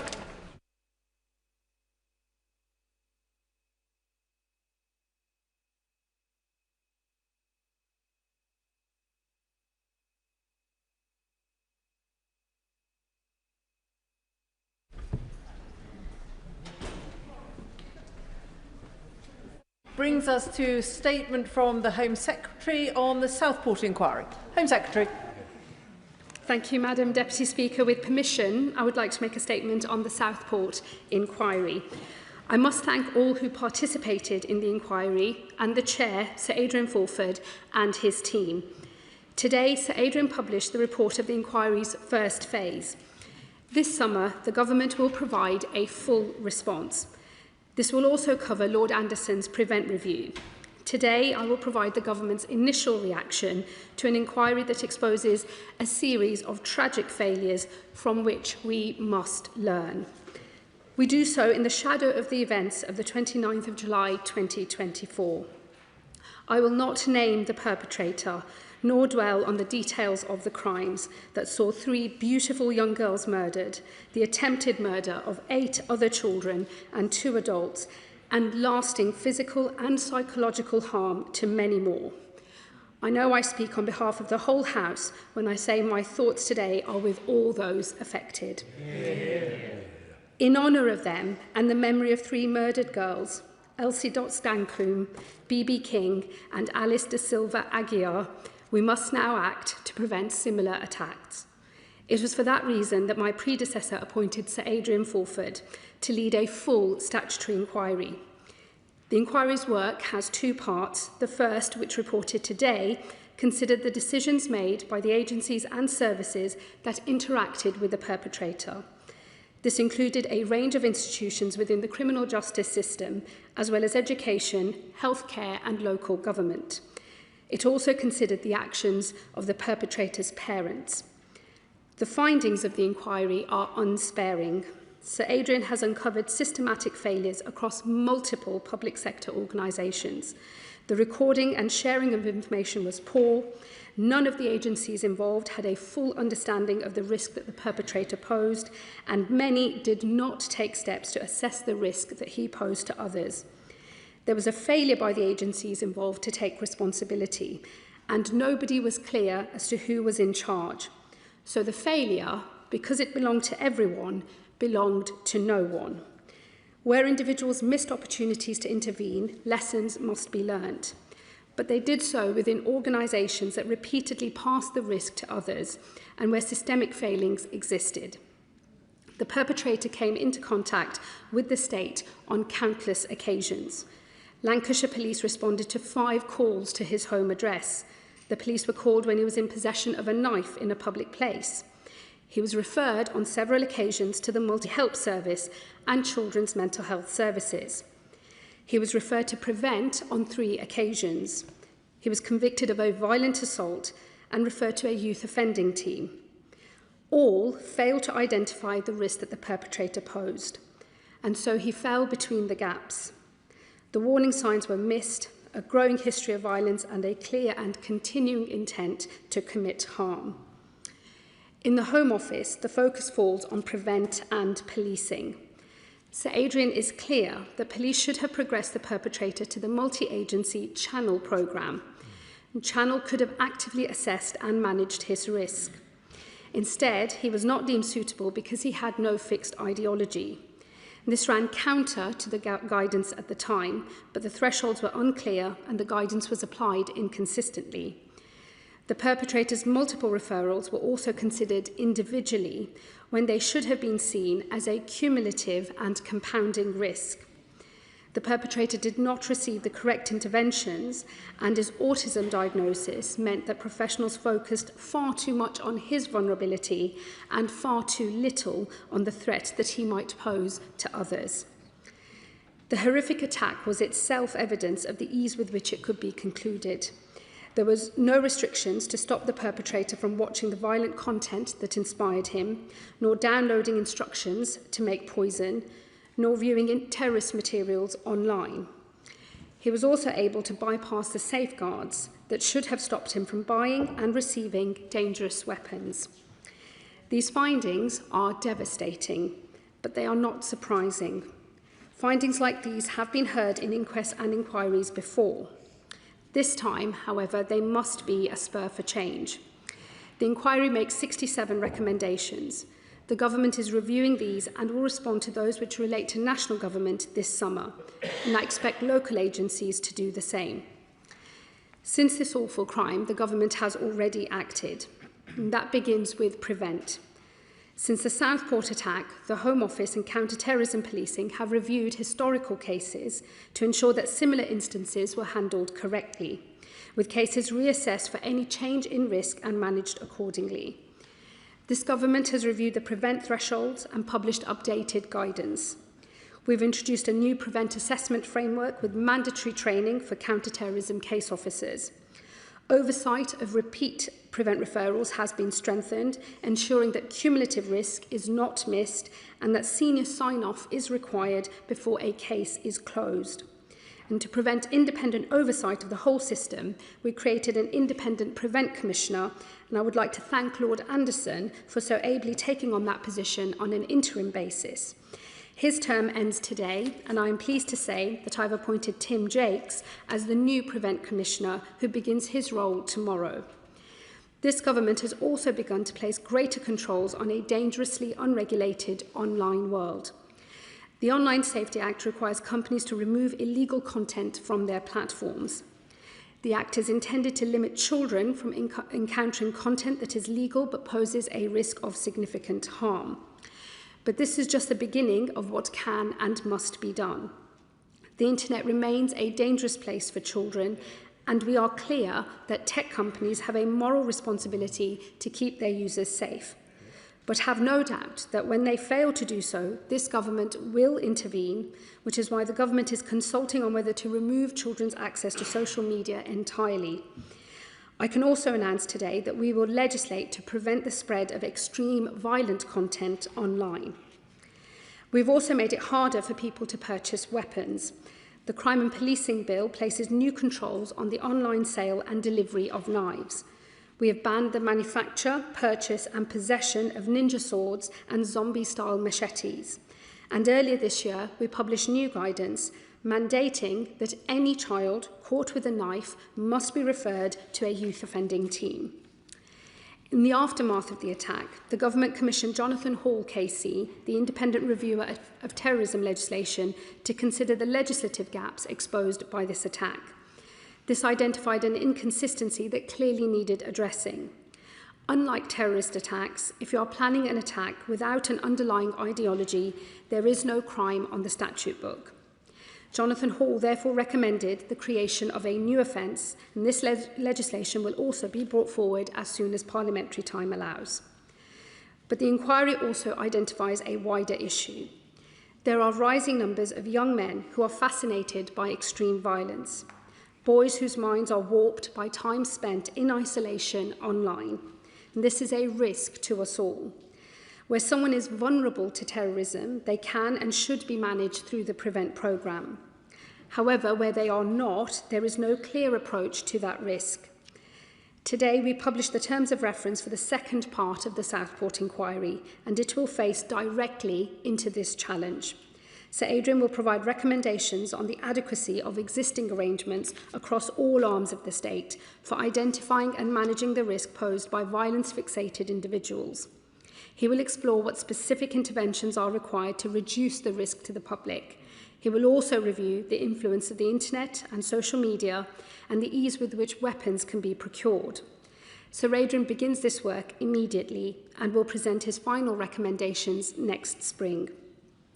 Madam Deputy Speaker, in the summer of 2024, an act of unspeakable evil took place in Southport.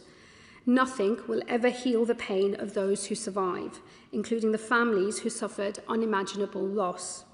Responsibility rests with the perpetrator. There was also responsibility within the family. The perpetrator's parents knew the risk he posed, but did not cooperate with the authorities.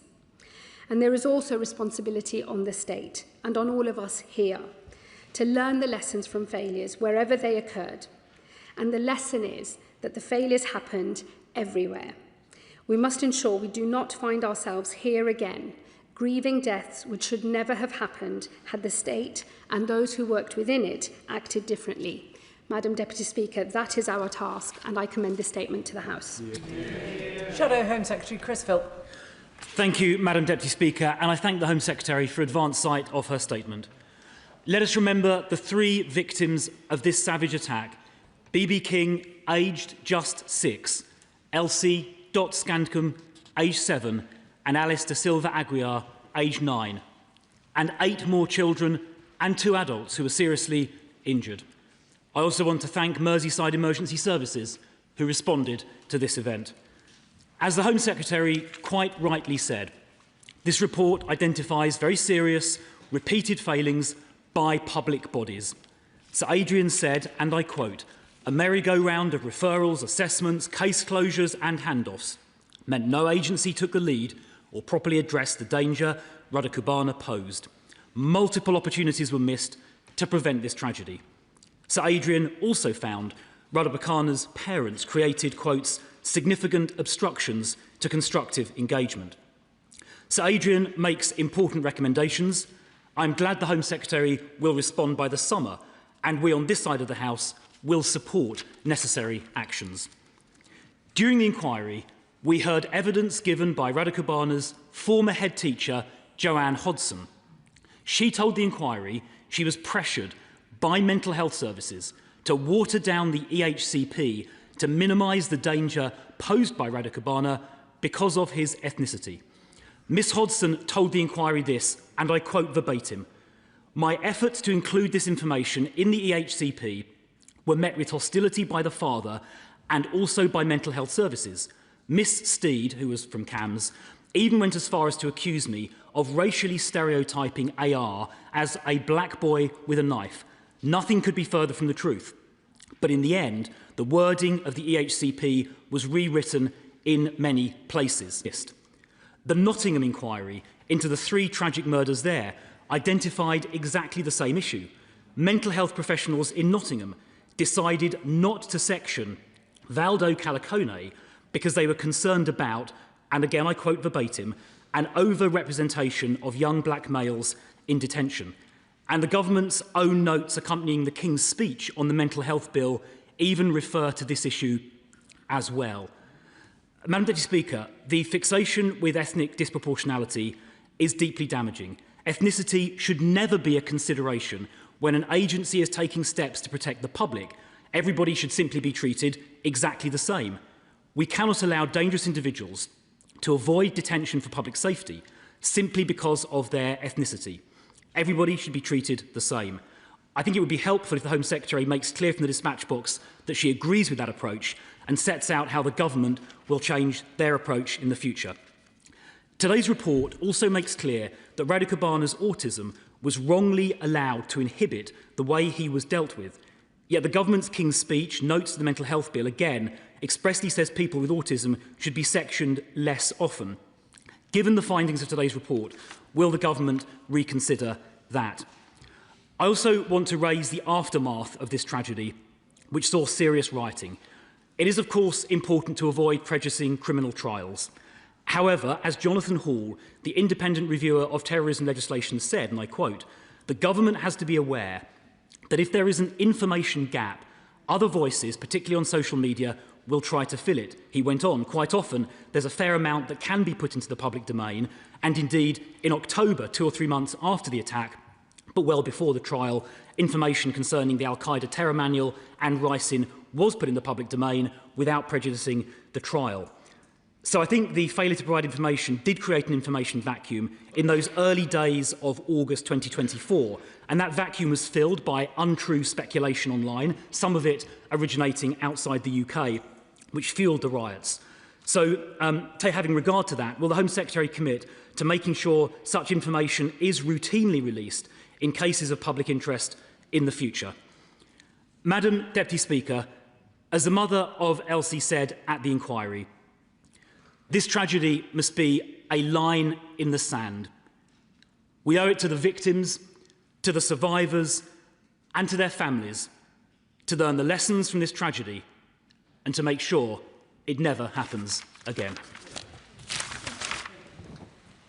Thank you, Madam Deputy Speaker. And let me say I welcome the Shadow Home Secretary's comments about potentially working together on the Cheney inquiry. The Government will respond by the summer, and I look forward to discussions with him and with others in this House to make sure that the House is united as one in the action that needs to be taken. As he says, that is the very least that we owe the victims' families and all those who've been affected by this horrific tragedy. Let me just say on the issue of Mrs Hodson, the head teacher, whose specific testimony he referred to. She, of course, gave evidence, and I believe that the position that she took was vindicated very strongly by the Chair in the findings of the inquiry. And let me be absolutely clear. The only factors that should be taken into account are the potential risk posed by an individual and how best to manage that risk. No other factors are relevant, and it is clear, not just in relation to the experience that Mrs Hodson had, but actually the failures that existed across a multiplicity of public agency. That was the failure to appropriately assess the risk that the perpetrator posed to others, which was at the heart of the problem. And that is how he managed to slip through the cracks, because no one agency took responsibility for the assessment of that risk and ultimately for the managing of the risk that the perpetrator posed to others. Those are the only factors that should ever be taken into account, and I will be working closely with government ministers from other departments as we formulate our full response to the findings by the inquiry, and setting out what our expectations are of professionals, not just in health but in other public services as well. Let me also say on the diagnosis of autism, Sir Adrian in his report did make it clear that it would be wrong to make a general association between autism and increased risk of violence to others. But he also found that in the perpetrator's case, the way his autism manifested did increase the risk of harm that he posed to others. And it does show the absolute importance of taking a case-by-case approach and making sure that all factors are adequately taken into account and that agencies take responsibility for how that risk is going to be managed. And again, there are good lessons to learn from this for health practitioners and for others in our local services when it comes to both assessment of risk but also ultimately for how it is best managed. Let me say to him on the issues relating to the communications post the attack taking place, especially at a point where there was a lot of misinformation that was being spread, particularly online. He will know that there has already been a change in practice, learning the lessons of what happened then.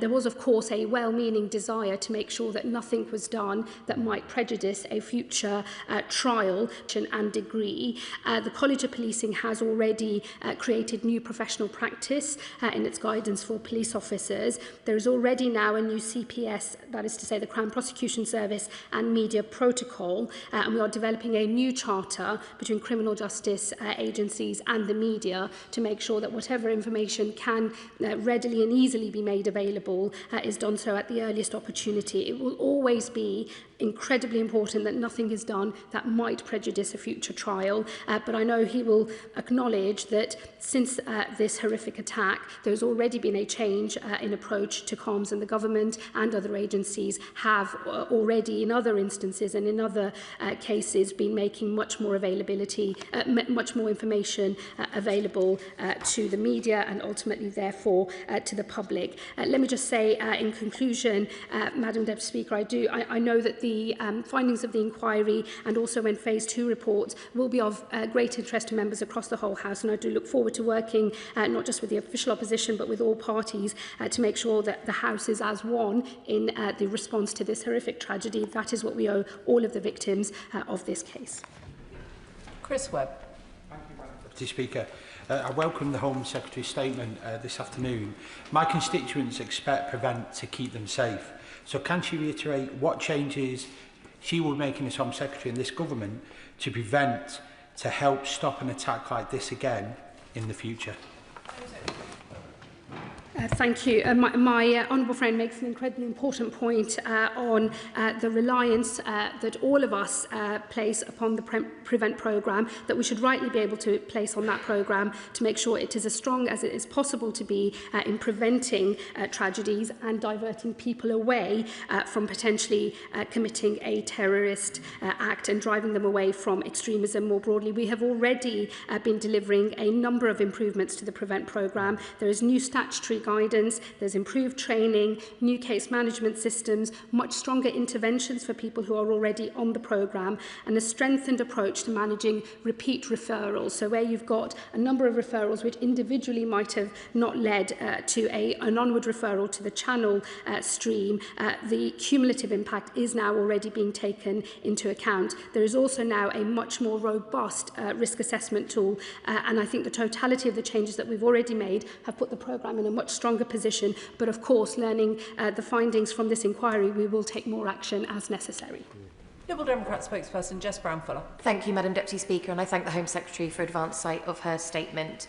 To know that there were so many missed opportunities to stop the Southport attack is truly heartbreaking, and my thoughts today are with the bereaved families whose young daughters were so cruelly taken from them, and the many other victims who suffered unimaginable trauma that day.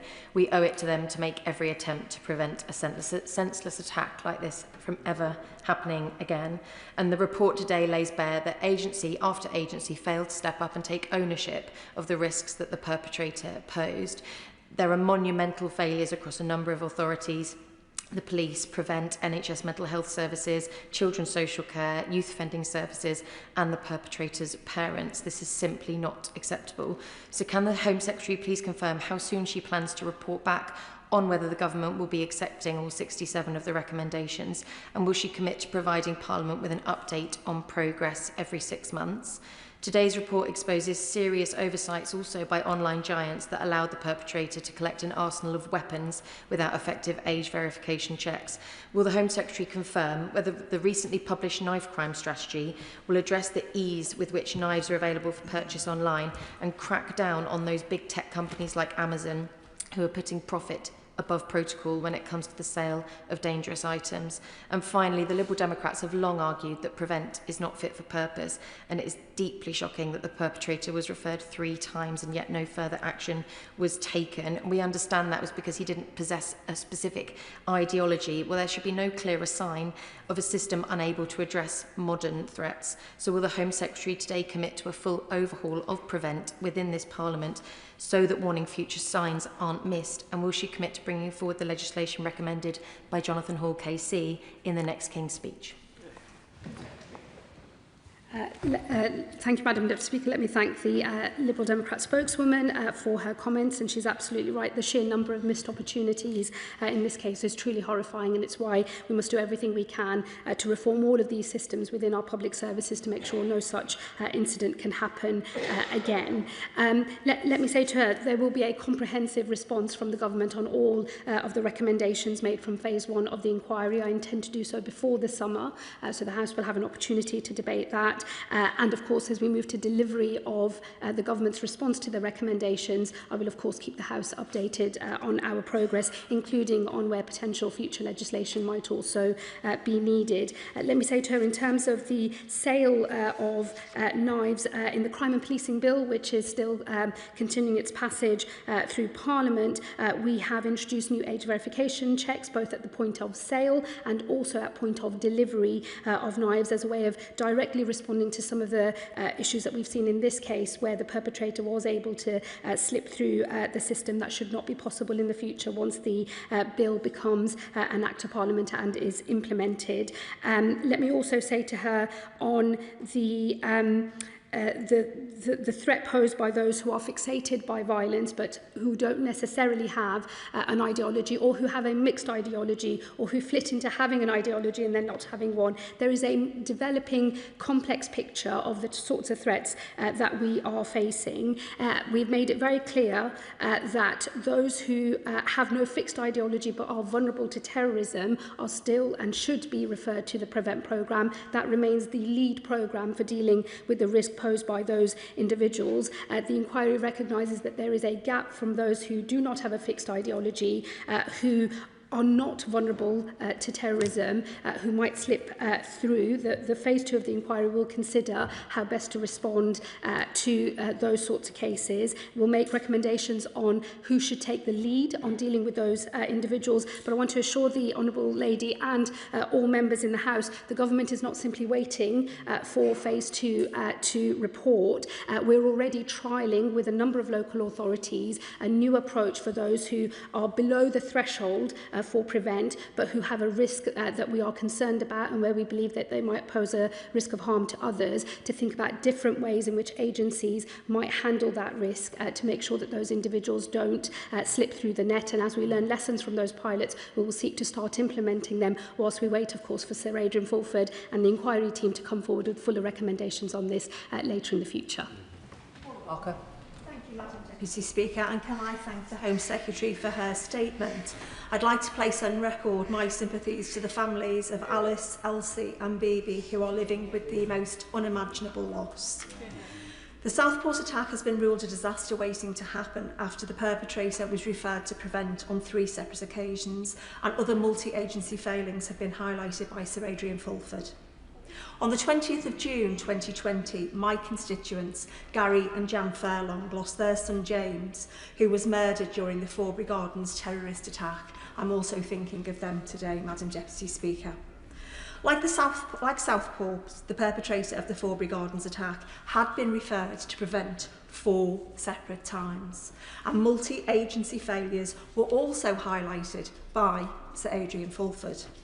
And like the deaths of Alice, Elsie and Bibi, the deaths of James Fairlong, Dr David Wales and Joseph Ritchie Bennis were ruled as probably avoidable. I acknowledge that it will take some time to go through the 67 recommendations that has been made in respect of Southport, but can the Home Secretary advise, despite the improvement she has outlined today in respect of PREVENT, does she actually believe that PREVENT is fit for purpose? And to quote the Home Secretary, Madam Deputy Speaker, from her statement, "What have happened had the state and those work within it acted differently." But the fact is that we are here again, Madam Deputy Speaker, and we are here time and time again after multi-agency failures. So can she immediately take respect in respect of joined-up partnership working and outline to us what those steps will be to ensure that no family has to endure such loss? Home Secretary.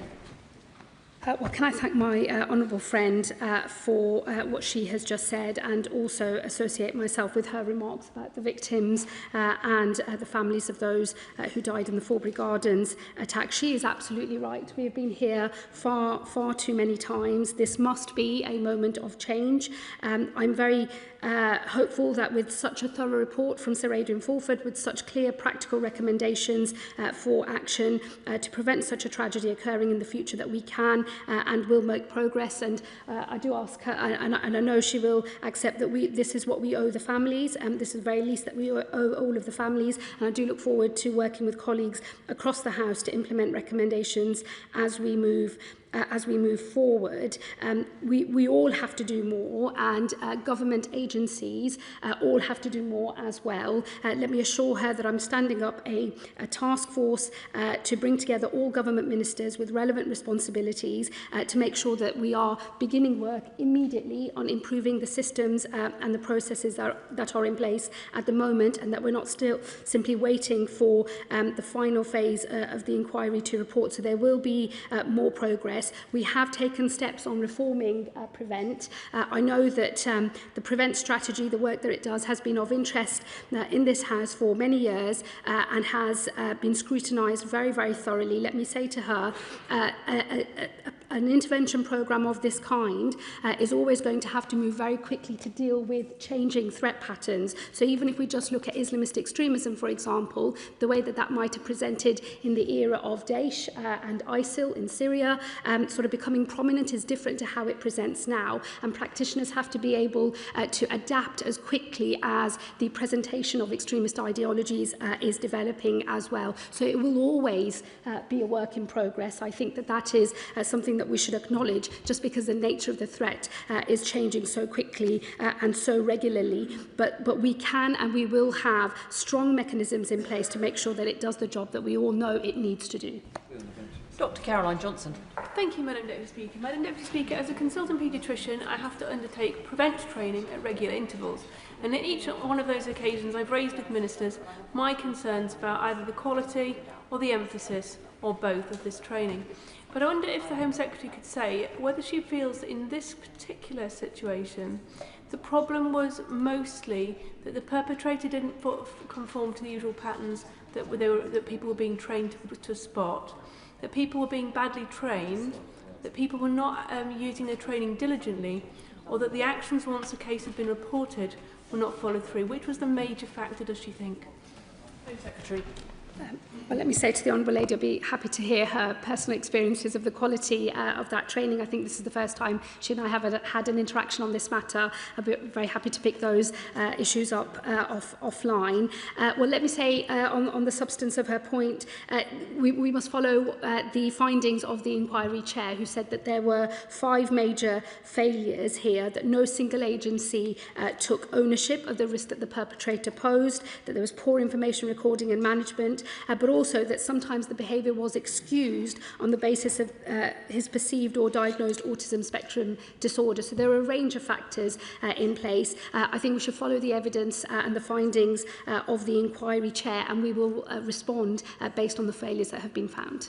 Helen Hayes. Thank you, Madam Deputy Speaker. All of our thoughts are today with the families of Alice, Bibi and Elsie. They have already suffered the most horrific loss. To have confirmation today from Sir Adrian Fulford that their loss was preventable is utterly unbearable. Sir Adrian's report highlights the failure of the multi-agency safeguarding hub, exactly the place where joint responsibility between different agencies should have been held. And he also said that children's services were not well equipped to manage a risk presented by a young person as distinct from risks to a young person. Can I therefore ask the Home Secretary what plans she has to work with the Department for Education and the Ministry of Housing, Communities and Local Government to ensure that, as a matter of urgency, every professional working with high-risk young people knows exactly what to do when they are fearful that a young person is a risk to others and is accountable for taking that action? Secretary. Well, my honourable friend notes one of the absolute key failures, which is on who the risk is to, and in this case, too much of the internal assessments were on the risk to the perpetrator himself and not on the risk that he posed to others, and that must change. There were practical recommendations from Sir Adrian Fulford for the individual agencies, but I think it speaks to a need for a cultural shift, I think, in the way that these cases are looked at and managed. That will be a cultural shift for colleagues in the health department, in education, as well as in housing communities and local government. Where a prevent referral is made because there is a vulnerability to terrorism, there are already systems in place that would enable those risk assessments to be made on the basis of risk posed to others. Of course, here it should have been made but was not made, the onward referral to Channel, as should have happened. But we have to make sure that even where the onward referral to Channel doesn't take place and somebody doesn't quite fit the threshold for prevent, that they are still picked up, and that cultural shift for management of risk, assessment of risk and dealing with it is taking into account all of the findings that Sir Adrian Fulford has made. Sir Bernard Jenkins. Thank you, Madam Deputy Speaker. Can I thank the Home Secretary for her statement and for the way she is promoting learning rather than blaming, because that is the best way to get the change we need, and for her very robust response to my right honourable friend, the Shadow Home Secretary, about the point he raised, and for the point she now makes about the requirement of a cultural shift. Can she take a close interest in this? Because not many leaders in many organisations understand that that means changing the attitudes and behaviours of individuals in their organisations. It's not just about setting a policy. And that requires a very concerted act of leadership and diligence and consistency, and making sure that those who don't want to make the change are eased out of their positions, and there are no promotions for those people who don't respect and demonstrate the changed attitudes and behaviours that are required. This is a big ask and doesn't often happen in the public service. Home Secretary. I thank the honourable gentleman. Let me say to him, it is a big ask, and I am very clear this must be a moment of change. I don't want to be standing here with a future tragedy saying the same things that have been said in response to what happened in Southport. We owe the families a true moment of change for the way that public services are delivered, and he is absolutely right. The cultural shift is absolutely critical to the ability to make onward progress here, whether that is agencies that don't normally consider risk posed to others because they're primarily concerned about the risk of harm a person poses to themselves and their clinical need that is different to a wider societal need to protect others from harm. And I do think that that is now something that we are going to have to look at very closely as a government and to bring forward real change within our health service, within education and within local government as well. Let me assure him and the House I will take a close personal interest, because at the end of the day, preventing harm and keeping our people safe is my responsibility. Where people meet the threshold for being dealt with through the prevent strategy and onward referral to Channel, I will make sure we do everything we can to have those mechanisms as robust as possible. But where they are below that threshold, as a society, we still need an answer. And of course, I will take a very close interest in that myself. Sarah Russell. Thank you, Madam Deputy Speaker. I know that the whole House's thoughts are with the family, and of course mine are too. One of the many aspects of what has gone wrong here relates to children's mental health services. And could the Home Secretary please outline what we are doing about the workforce for children's mental health services, because there is a real shortage of people who are skilled in this area. Home Secretary. Yes, my honourable friend makes an absolutely important point. The government's obviously already taken steps to shore up the provision of mental health services within the National Health Services. I'm joined by colleagues from the Health Department today who I know are listening very closely and will be absorbing the findings that Sir Adrian Fulford has made in phase 1 of his inquiry, and I will be working with all ministers across government before we formulate our fuller response to all of the 67 recommendations.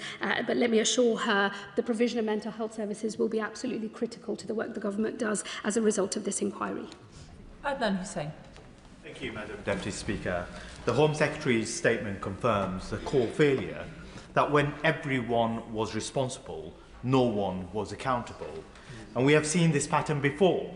The same passing of the book in safeguarding, the same passing of the book in grooming young cases and in mental health. We have heard today about reviews, frameworks and guidance, but not enforcement.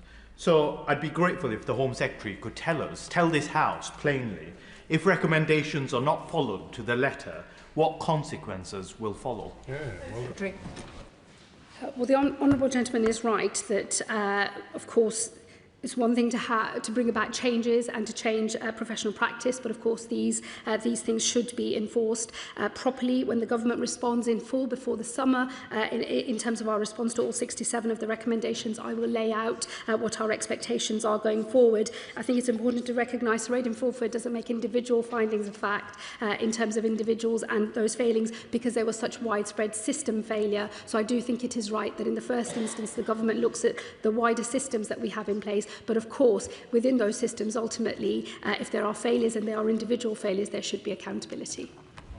Chris Vince. Thank you, Madam Deputy Speaker, and I thank the Home Secretary for her statement today and her continued leadership on this issue. And can I join the whole House in sending my sympathies not only to the victims, to their families. This is absolutely a dreadful crime, and I'm sure any parent in the room, I am one, is rightly appalled by it. Having worked both in education and also in the charity sector, I saw an awful amount of buck passing when it came to mental health support and also safeguarding issues. And my view was always, if in doubt, report it. And clearly in this case things have been reported, but they haven't been taken forward, which is hugely concerning. What can the Home Secretary do to ensure me that this buck passing, as mentioned by the member opposite, will stop and actually there will be accountability and people will be responsible for these issues? Home Secretary. Well, my honourable friend raises a really, really important point. He's absolutely right. The failure of any one organisation or group of individuals to take responsibility for the perpetrator is one of the key failures that has occurred in this case. What phase 2 of the inquiry will consider is what is the best mechanism for managing people who pose these sorts of risks going forward, and recommendations will be made about the proper structure that should be brought forward. I think where somebody meets the prevent threshold, prevent will remain the lead institution for referrals, and of course that referral and onward progression to the channel stream should have happened here, and if that had happened then we would be in a different position today. But for those who don't fall within that threshold, we will need to have a wider system response. As I've said earlier, I am trialling in different local authorities pilots to look at different approaches for what you might do with those individuals who are below threshold. But in the end, I think Sir Aidan Fulford's work will give us the new framework and some guidance as to the best agency that should take the lead in different cases. Because I think when an agency takes the lead, there is an obvious sort of accountability, or even if they're convening all of the other agencies, which is how multi-agency safeguarding hubs should work, and sometimes do not. So those are, I think, the key areas that lessons need to be learnt on. Bradley Thomas. Thank you, Madam Deputy Speaker. I thank the Home Secretary for her statement. Does she plan to provide any additional resource or funding to the Prevent programme? And if so, does she have any initial idea as to where that may be targeted? Home Secretary. Let me say to the honourable gentleman, he raises an important point. When the government responds in full to the recommendations, I will set out any resource implications that there are, not just for the work of the Home Office, but for other agencies as well. Andrew Cooper.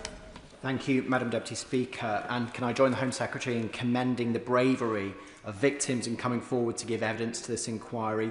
We owe it to them to make this a turning point, to make certain that the systemic failures and culture that made this attack possible are fixed and can never be repeated.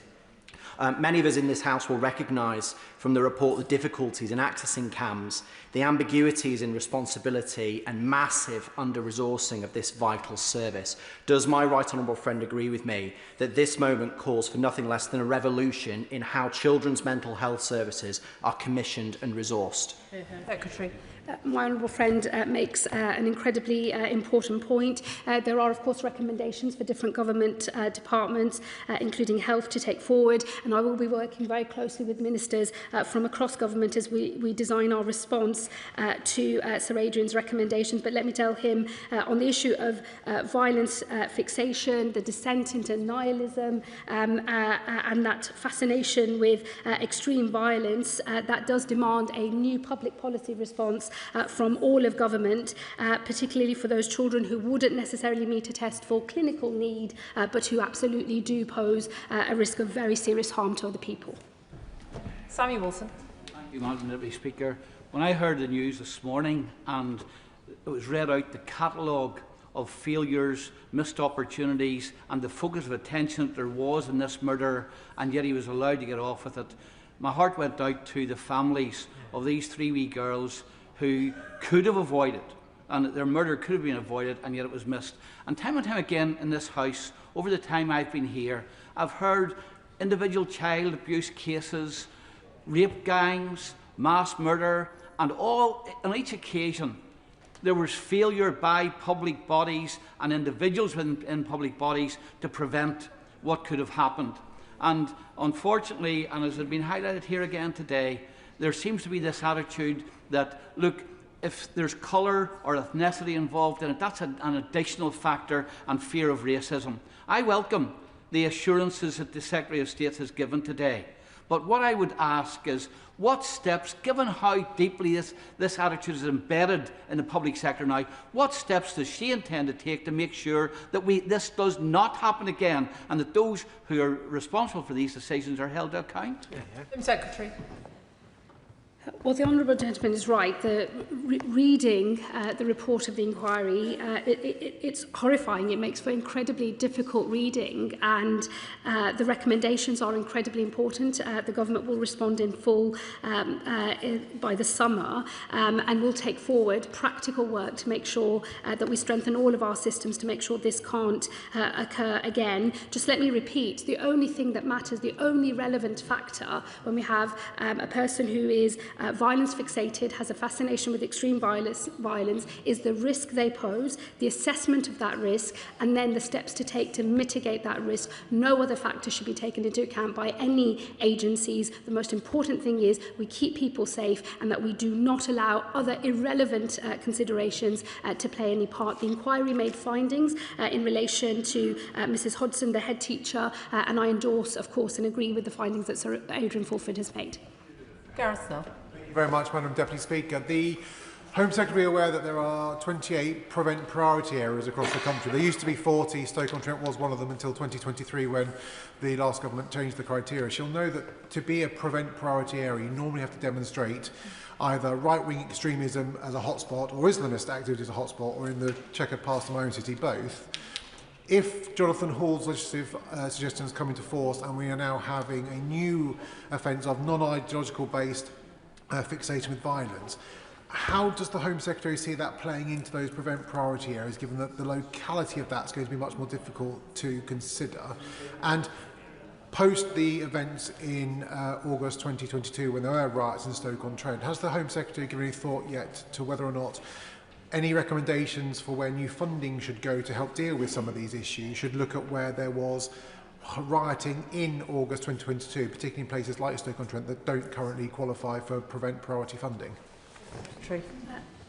My honourable friend raises a really important point. Let me say to him that once phase 2 of the inquiry has concluded, especially on the proper mechanism by which we deal with some of these violence-fixated individuals, there will, of course, I think, be knock-on consequences for the wider countering extremism system. It wouldn't be right for me now to get ahead of that, but let me assure him I'm very aware that, both the current work of the inquiry but also the future work of the inquiry will require further clarity, I think, on exactly where responsibilities sit. Prevent as a programme will still, I believe, continue to play an incredibly important role. It will remain our main tool for countering extremism. I'm sure there will be more we can do to strengthen its ability to counter extremism, but there will be knock-on consequences in other parts of the system, including for funding as well. I will be able to set out more of the government's response on that when we respond in full to the inquiry's recommendations. But as phase 2 gets underway, I think that's where some of the real meat of the new policy responses that are needed for violence-fixated children, that's where that will come out. Joy Morrissey. A young person who is at risk to harming others will often become known to a teacher, a social worker, a health worker before any other agency knows that this person is going to pose a risk. There are statutory requirements that make it very difficult to report on a young person if they are below a certain age. Will the Home Secretary clarify if she will work with multi-agency, multi-departmental changes to a statutory requirement that teachers, health workers, all of these, and councils are required to bring forth even a young person who is underage if they are going to pose a risk, if they are of risk, and that will take the statutory requirement above anything else. Because right now, many agencies are afraid to come forward because they feel that there is a statutory requirement to protect the child rather than come forward if there is a harm that they could be potentially giving to someone else. Good point. The Honourable Lady has raised an important point. Phase 2 of the inquiry will absolutely consider how we deal with and what the correct public policy response is to children who are violence fixated. One of the horrifying developments of the last last few years or so is that the number of children, ever younger children, who are fascinated with extreme violence, have this sort of nihilistic approach to violence. It's shocking. I've seen cases of very young children, and of course we've got to have an adequate public policy response that is able to counter that descent into violence fixation and to do so effectively.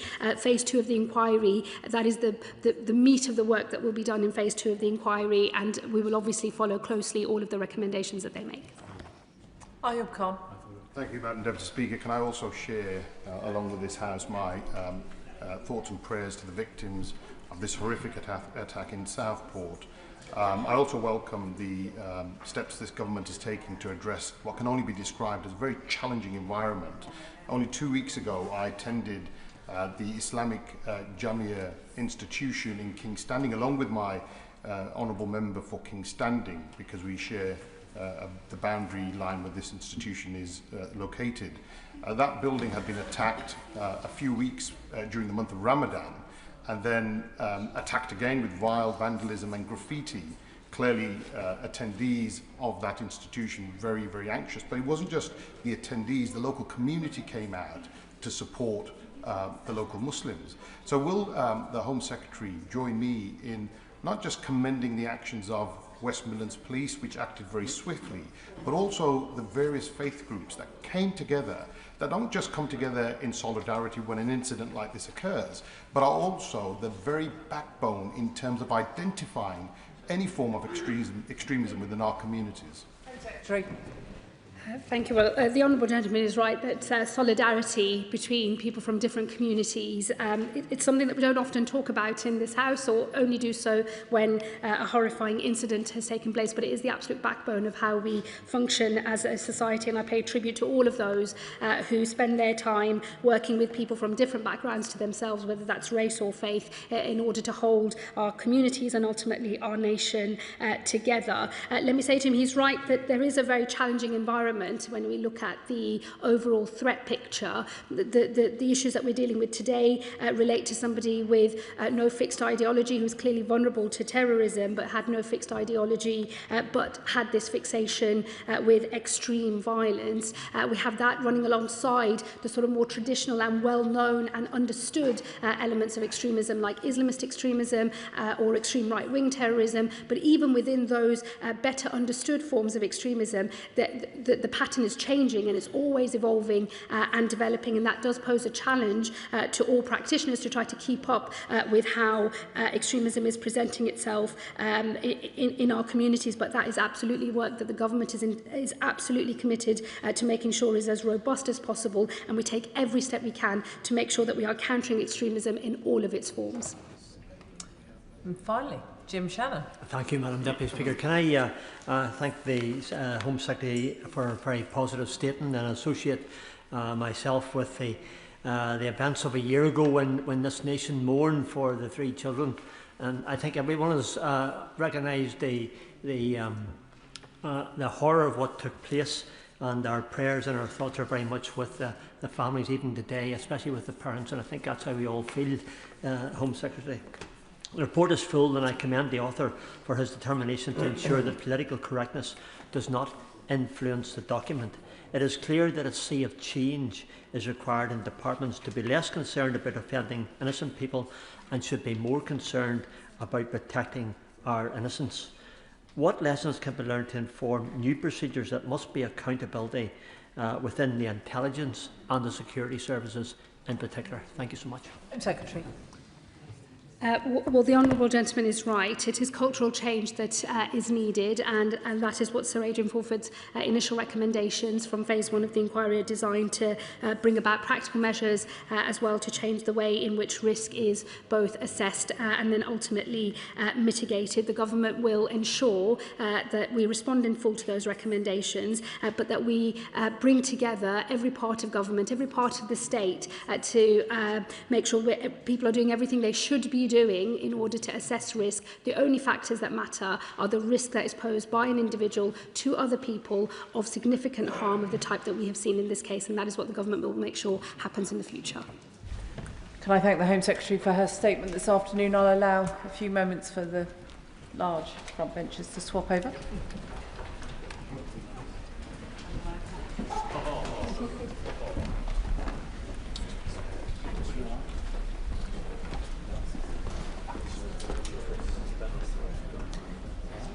Which brings us to a statement on Diego Garcia military base and the British Indian Ocean Overseas Territory Bill. Minister Doughty. Well, thank you, Madam Deputy Speaker. And there has been much speculation in recent weeks about the status of the Diego Garcia Treaty and the associated bill, and so I'd like to take this opportunity, with your permission, to update the House. Madam Deputy Speaker, we have debated at length the critical importance of the military base on Diego Garcia for UK national security and that of our allies. The base allows us to project the full array of military capabilities in one of the most important regions for international stability and global trade. The base is vital for countering terrorism and threats from state adversaries. It protects Britons at home and overseas. And honourable and right honourable members know that the operation of the base has been under threat for decades. This government inherited a situation in which there was no legal certainty for future operations, and the threat of the UK losing our ability to operate effectively for us or our allies was and remains real, as the opposition benches know full well. The status quo is untenable. Ignoring that situation would have been reckless and irresponsible. The previous government knew this, which is why it was they who opened negotiations with Mauritius, why they put sovereignty on the table, and why they had 11 rounds of talks and agreed the vast majority of the treaty. Madam Speaker, I know they don't want to hear this, but I do think it would be better if we had some quiet and the ability for me to make this statement. And I am proud that this government completed that process in May last year. The Diego Garcia Treaty puts the base on a secure legal footing for the first time in decades. It gives us complete operational freedom and puts in place important safeguards to protect it from outside threats. In short, the treaty assures the continued contribution of the base to UK national security and the security of our allies for generations. The Diego Garcia military base was founded as a jointly operated base by the UK and the United States. It is one of the foundation stones on which our close defence and security partnership was built. And of course, Madam Deputy Speaker, the previous government knew this, which is why, as I said, they took the action to start the negotiations when they did. For this reason, Madam Deputy Speaker, the treaty to protect the base was negotiated in close coordination with the United States under both this and the previous United States administrations. The treaty was tested thoroughly at all levels of the United States system under 2 administrations and found to be robust. Throughout this process, we have also been clear that we could not let the treaty enter into force without US support, and we had that support when it was signed and consistently since. President Trump called it very strong and powerful. Secretary Rubio welcomed it as a historic agreement that secures the long-term stable and effective operation of the joint US-UK military facility at Diego Garcia. Madam Deputy Speaker, nothing in the treaty has changed since then, and United States support has been consistent in viewing the agreement as the best means of protecting operations on this vital military asset.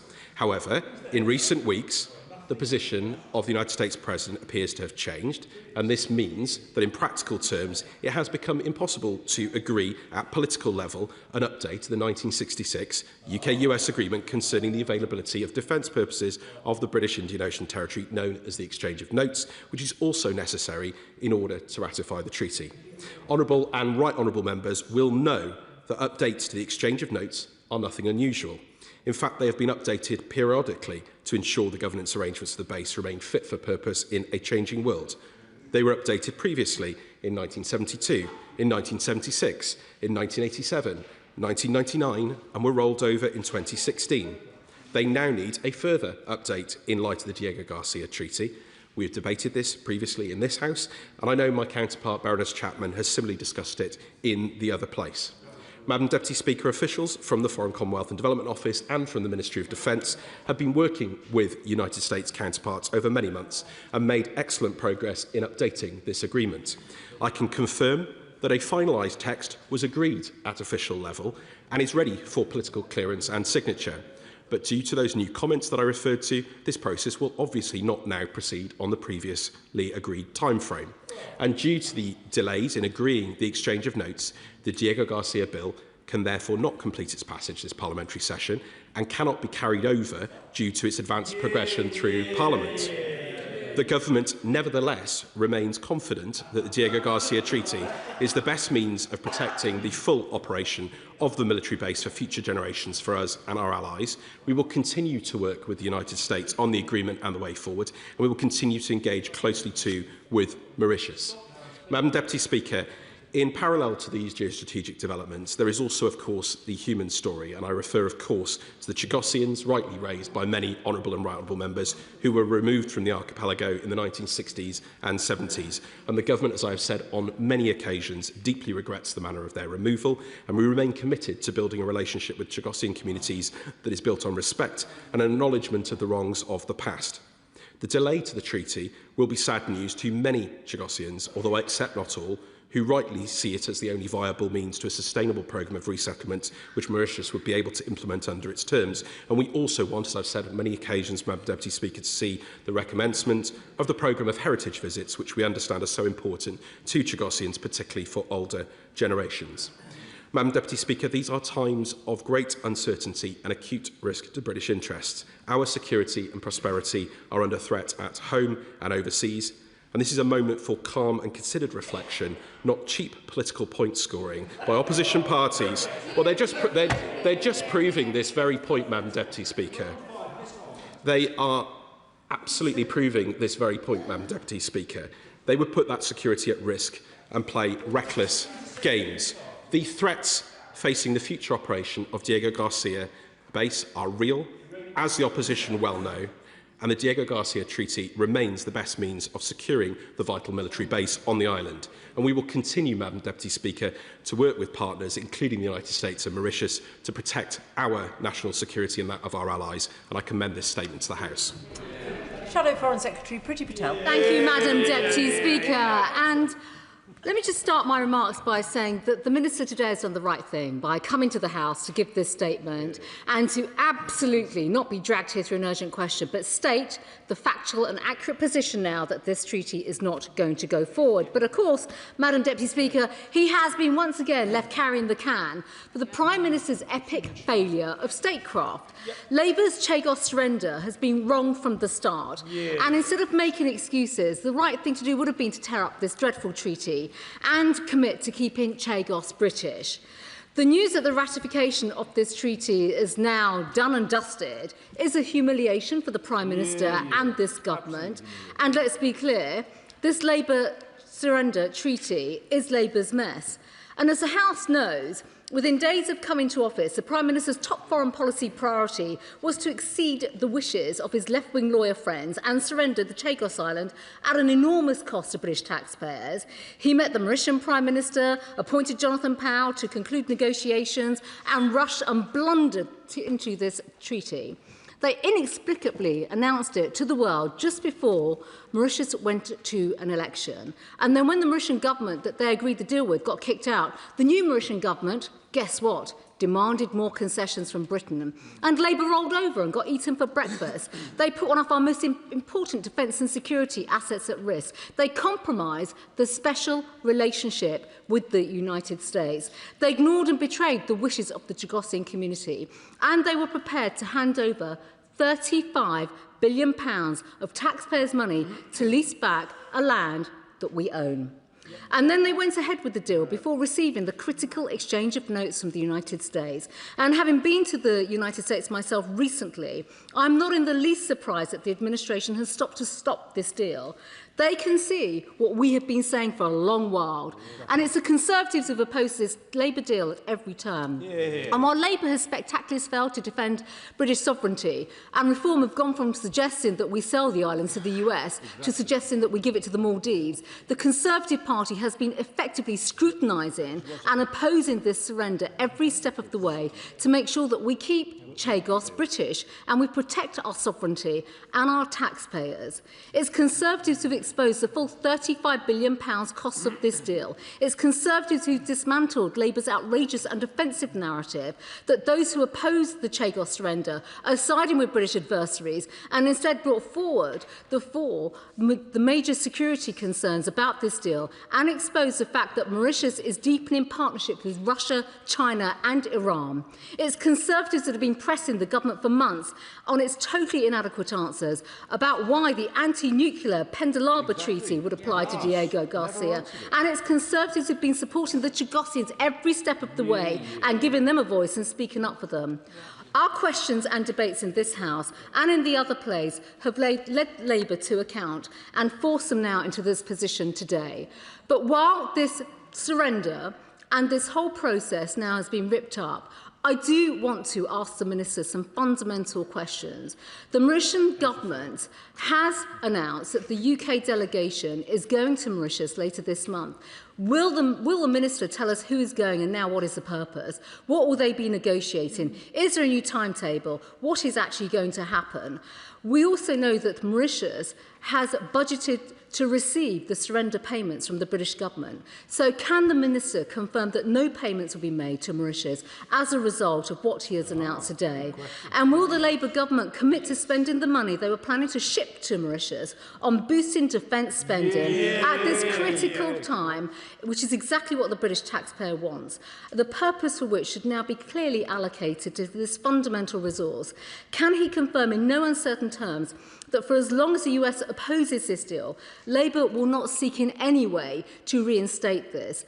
And on the Chagosians, if the islands stay British, is it the government's intention to look at resettlement options? And will he rule out any new legislation coming forward next session, even if it isn't in the King's Speech, so that the surrender treaty cannot become operable?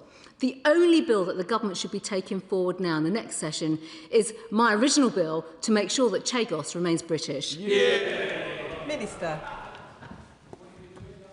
Well, Madam Deputy Speaker, I will start with a thanks to the Honourable Lady.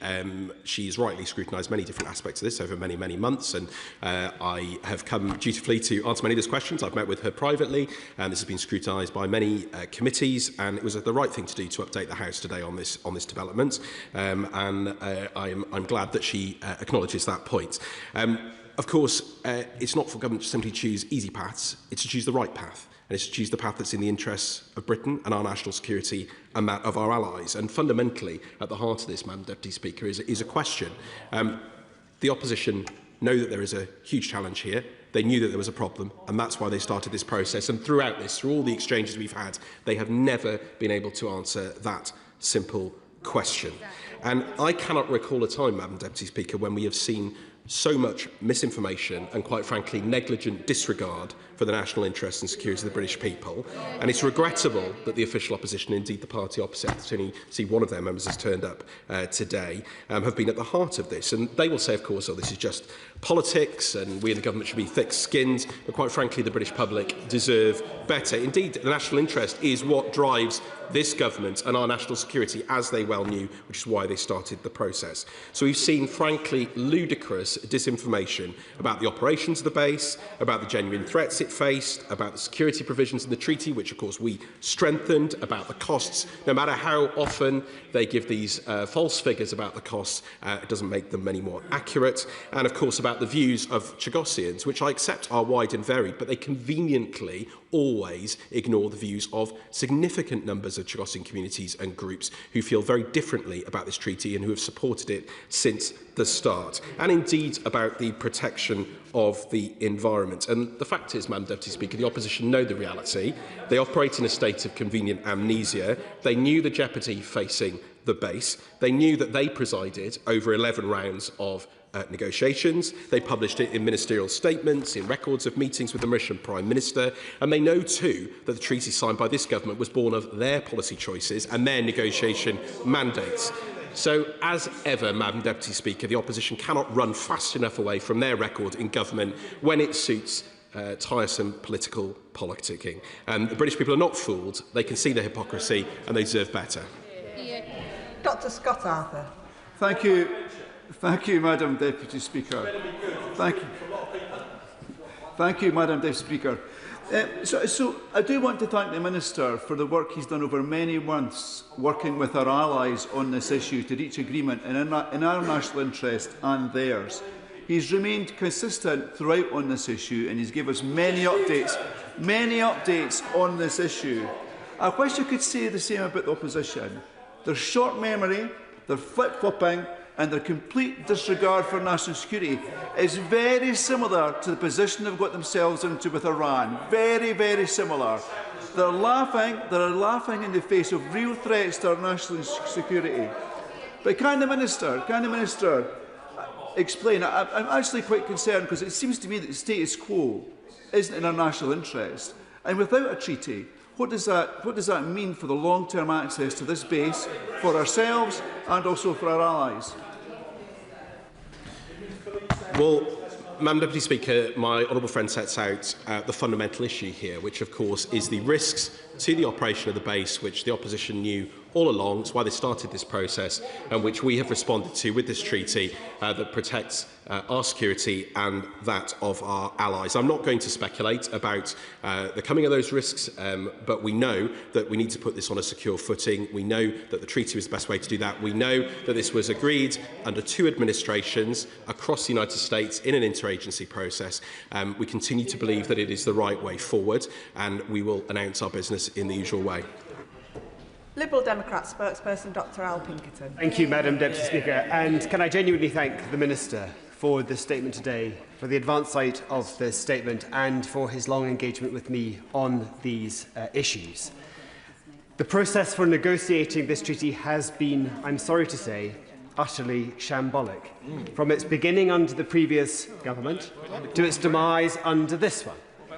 As the government shells a gallant gentleman from a sedentary position says, why did we finish it? I'm sorry to tell him they didn't. There is no evidence at all. There is no evidence at all that this statement was finished by the previous government. But as this government shelves this legislation, it must now reckon with the litany of failures that have plagued this process. Specifically, its inability to secure fundamental legal guarantees from the US through the necessary exchange of letters. Its reluctance to adopt measures which would enable genuine parliamentary scrutiny over the planned vast sums of money that would be sent to the government of Mauritius. And its willful reluctance to work with or to secure the rights of Chagossians, including but not limited to the right of return to the Chagos Islands. Aside from the government's apparent ignorance of the legal prerequisites for the passage of this treaty, the most objectionable aspect of this process has been the woeful engagement with the Chagossian community. The British state has long denied Chagossians a meaningful say in their own future, and the provisions of this treaty shamefully failed again to affirm those rights. So if this treaty ever does return to this House, the government would do well to observe and understand the amendments submitted by the Liberal Democrats in the other place, securing genuine rights for Chagossians and helping to buck the historic trend of that community being left out of the decisions about its own future. But I only have one very simple question for the Minister. Given that the Government has now abandoned its proposed deal with Mauritius over the Chagos Islands, can the Foreign Secretary set out what this means in practice for the long-promised right of return for Chagossians? Will the Government now commit to supporting resettlement under continued UK sovereignty? And if so, how does he assess the implications of that return for the evidential and legal basis underpinning the 2019 ICJ advisory opinion? In conclusion, Madam Deputy Speaker, British citizens physically located on the islands would constitute a resident population who would be very difficult to remove. Order. Minister. Well, thank you, Madam Deputy Speaker, and I thank him for his comments and his continued engagement in good faith throughout this process, and I can assure him that in due course we will obviously return to the issues that he and I and his honourable and right honourable colleagues were discussing with us and the concerns they expressed in amendments in this place and indeed in the other House, and I can absolutely assure him of that. But I have to, of course, reject his assumption that this is somehow met with demise. It's not been abandoned, and we have always been clear about the need to have the agreement on the US-UK exchange of notes. Indeed, I refer him to the comments of my honourable friend in the other place on the 18th of November, where Baroness Chapman said very clearly, and I quote, "Before the UK can ratify the treaty, we will need to do the following: pass both primary and secondary legislation, update the UK-US exchange of notes, and put in place agreements on the environment, maritime security and migration." We have been always clear about the processes that needed to be followed in parallel here. It's regrettable to us that obviously there has been a delay, that we've run out of time in this parliamentary session, but the facts have not changed in the need for this treaty or indeed the need for the different processes and legal provisions to be brought in place. He rightly raises the concerns about the Chagossians, and he and I have discussed these on a number of occasions. Of course, we have engaged extensively with Chagossian communities. There are a range of views in the community. There will be many Chagossians who will be deeply disappointed by this delay in the treaty, not least for the very reason that he refers to, which is that we believe that this is the best route under Mauritius's guidance to lead to resettlement. And of course, I want to re-emphasise our commitment to restarting at an appropriate time those heritage visits that are so important. He'll understand why the current situation does not allow that to take place, but we will obviously seek to do that at the earliest opportunity. We know how important it is, particularly for those heritage reasons, to do so. Sir Ian Duncan-Smith. Mr. Speaker, I think always the test of a bad bit of legislation is when you see carte blanche Henry VIII powers inside a very thin and flimsy piece of legislation, and granting, therefore, the government the right to do anything it liked with the bill, even after it had passed. So that made it a dog of a bill. But now the government's come to either pause it or whatever they call it, return it or U-turn it. Can I just take the government back, the right honourable gentleman, back to the statement he made about the Chagossians? Because right at the heart of this lies their rights over this. And I will say that he talked about them wanting to come to some conclusion about their ability to return to the islands. So could you perhaps answer me, within all of that, why then, when the Supreme Court's ruling that Section 9 of the 2004 order in Council that barred the right of abode to Chagossians was illegal, why have they then mounted an appeal against that to ensure that they are illegal if they go to their islands? Does he think the Chagossians have no right to go to the islands, or they do have a right? Which is it, if he could answer? Minister. Well, he's clearly familiar with the history on this. He'll know the judgments in the Courts of England and Wales on this matter on the right of abode. I'm not going to comment on ongoing legal proceedings. Safe to say that we were disappointed by the position that was taken, and our understanding is that Biota are appealing that judgment, and we have taken an interest in that matter. Ben Obsojecti.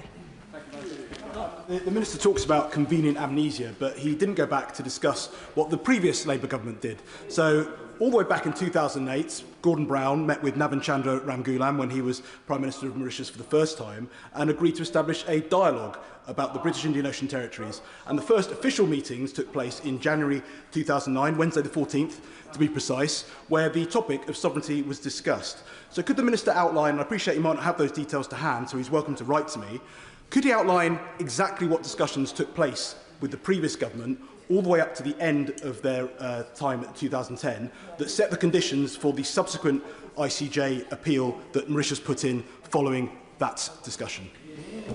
Minister. I'll happily write to him on this matter, but what I am absolutely clear about, Madam Deputy Speaker, is that it was his government, when they were in government, who started the process of negotiations under the former Foreign Secretary, the member for Braintree, who conceded the principle of sovereignty, conceded a financial element, and of course actually didn't put in place some of the key security provisions which we were able to secure in these negotiations. And I will happily write to him.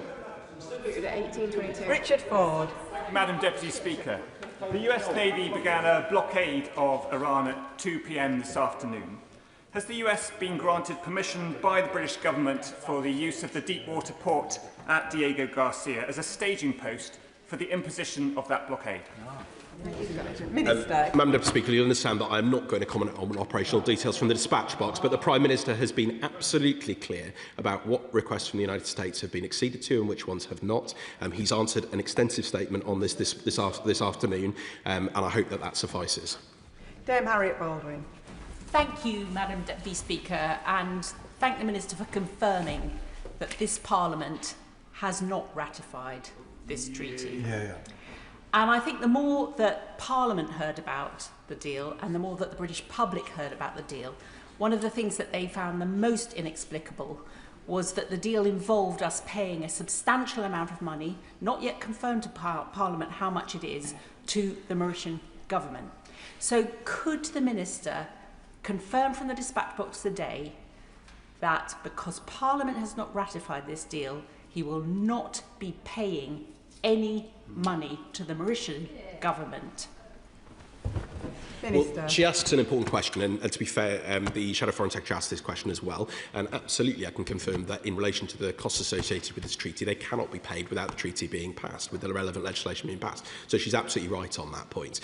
But what I will say is that there has been willful misinformation from a number of quarters on the costs associated with this deal. We published the forecast costs at the time that we presented the treaty and the methodology used. We've answered questions on it many, many times, and the fact is that the costs associated are simply not as being presented by the opposition front bench or indeed other parties in this place, and they represent, compared to, for example, what France pays for its base in Djibouti, this is 15 times larger, immeasurably more capability, and we are not going to scrimp when it comes to the national security of this country. Stephen Gethings. Madam Deputy Speaker, another day in this Parliament, another chaotic U-turn. Can I thank the Minister for being the latest to make the long walk from number 10 over here to announce said U-turn, and also thank the one solitary Labour MP who could be encouraged to stand up for the government. Now, whereas I accept the Tories made a mess of this, I have to say that the excuse given by the Minister that Donald Trump's unpredictability was something that could not be foreseen is something that people will find very difficult to believe. On that lack of foresight, this is a serious issue, and I know the Minister treats it seriously. So will he tell us how much money has been wasted on this so far? What are the implications in terms of national security? And what are the implications in terms of the international rules-based system and the rights of the Chagossians who have been caught in the middle of this sad, sorry mess? Minister. Well, he raises many, many issues there. I mean, the situation is clear for all to see. I've set out why it's not able to make the progress that we had hoped it would make in this parliamentary session. But the merits of the deal, the need to secure the base for us and our allies stay unchanged. As I said, we're not going to scrimp on national security. When it comes to these capabilities, we will do what is right and in the interests of the British people.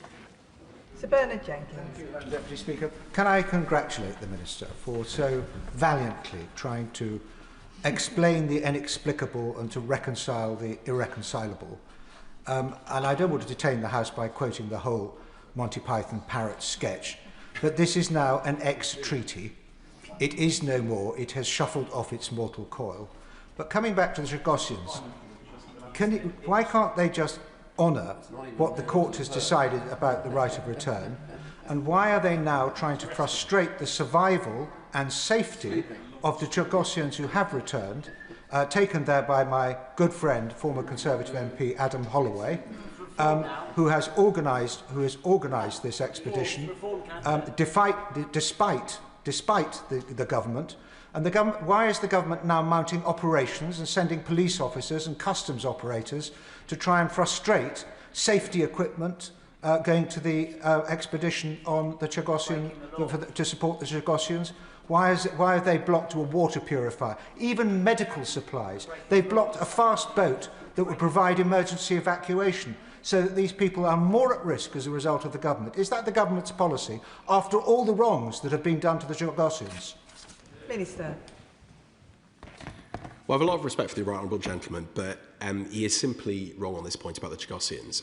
The reality is that there are a range of views within the Chagossian communities. I have taken those incredibly seriously, including those who do not agree with this treaty, but there are many who do agree with it.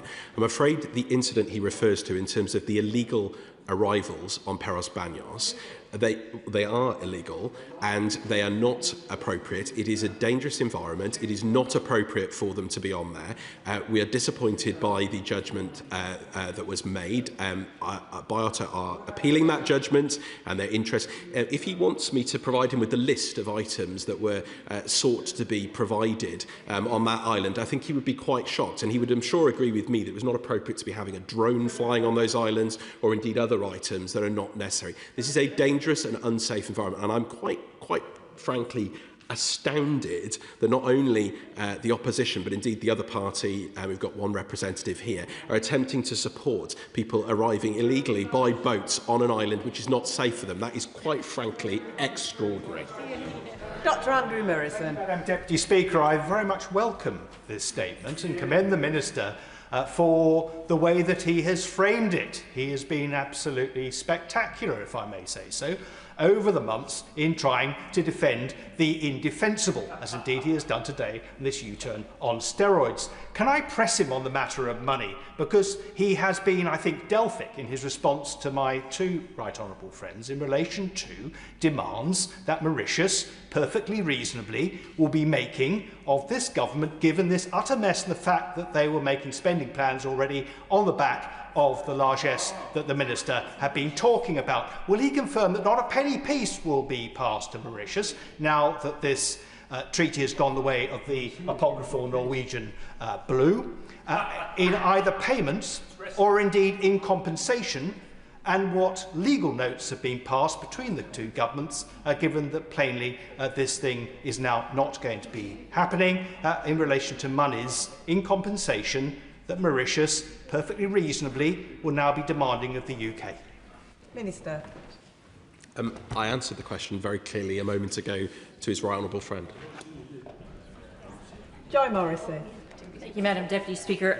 Will the FCDO be consulted and will the British Chagossians be brought into that discussion prior to their mission to on the 22nd of April? And will they accept a British Chagossian on the actual delegation so that they'll be represented when you go on the 22nd of April? And also, is there, will the government be speaking to the Chagossians who have just come on the boat and seem to be the only small boat that the government are interested in stopping? So will they actually be helping rather than hindering? Minister. I mean, on the last point, I'm sure she can see the absurdity of what she and others appear to be supporting.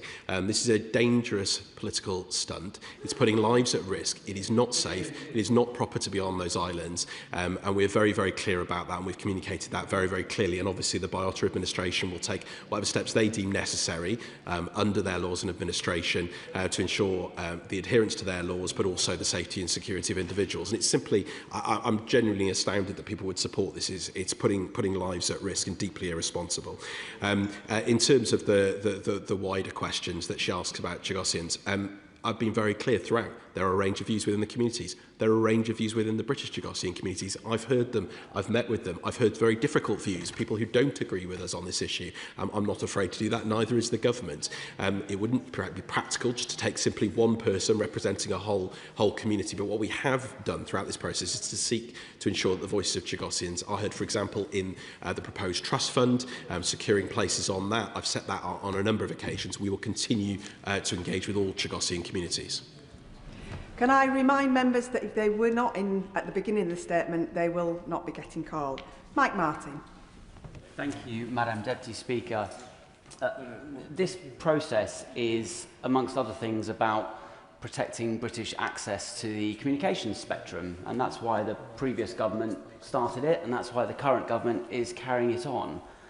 So if we're not able to pass the treaty and we're not able to ensure that access, what's plan B?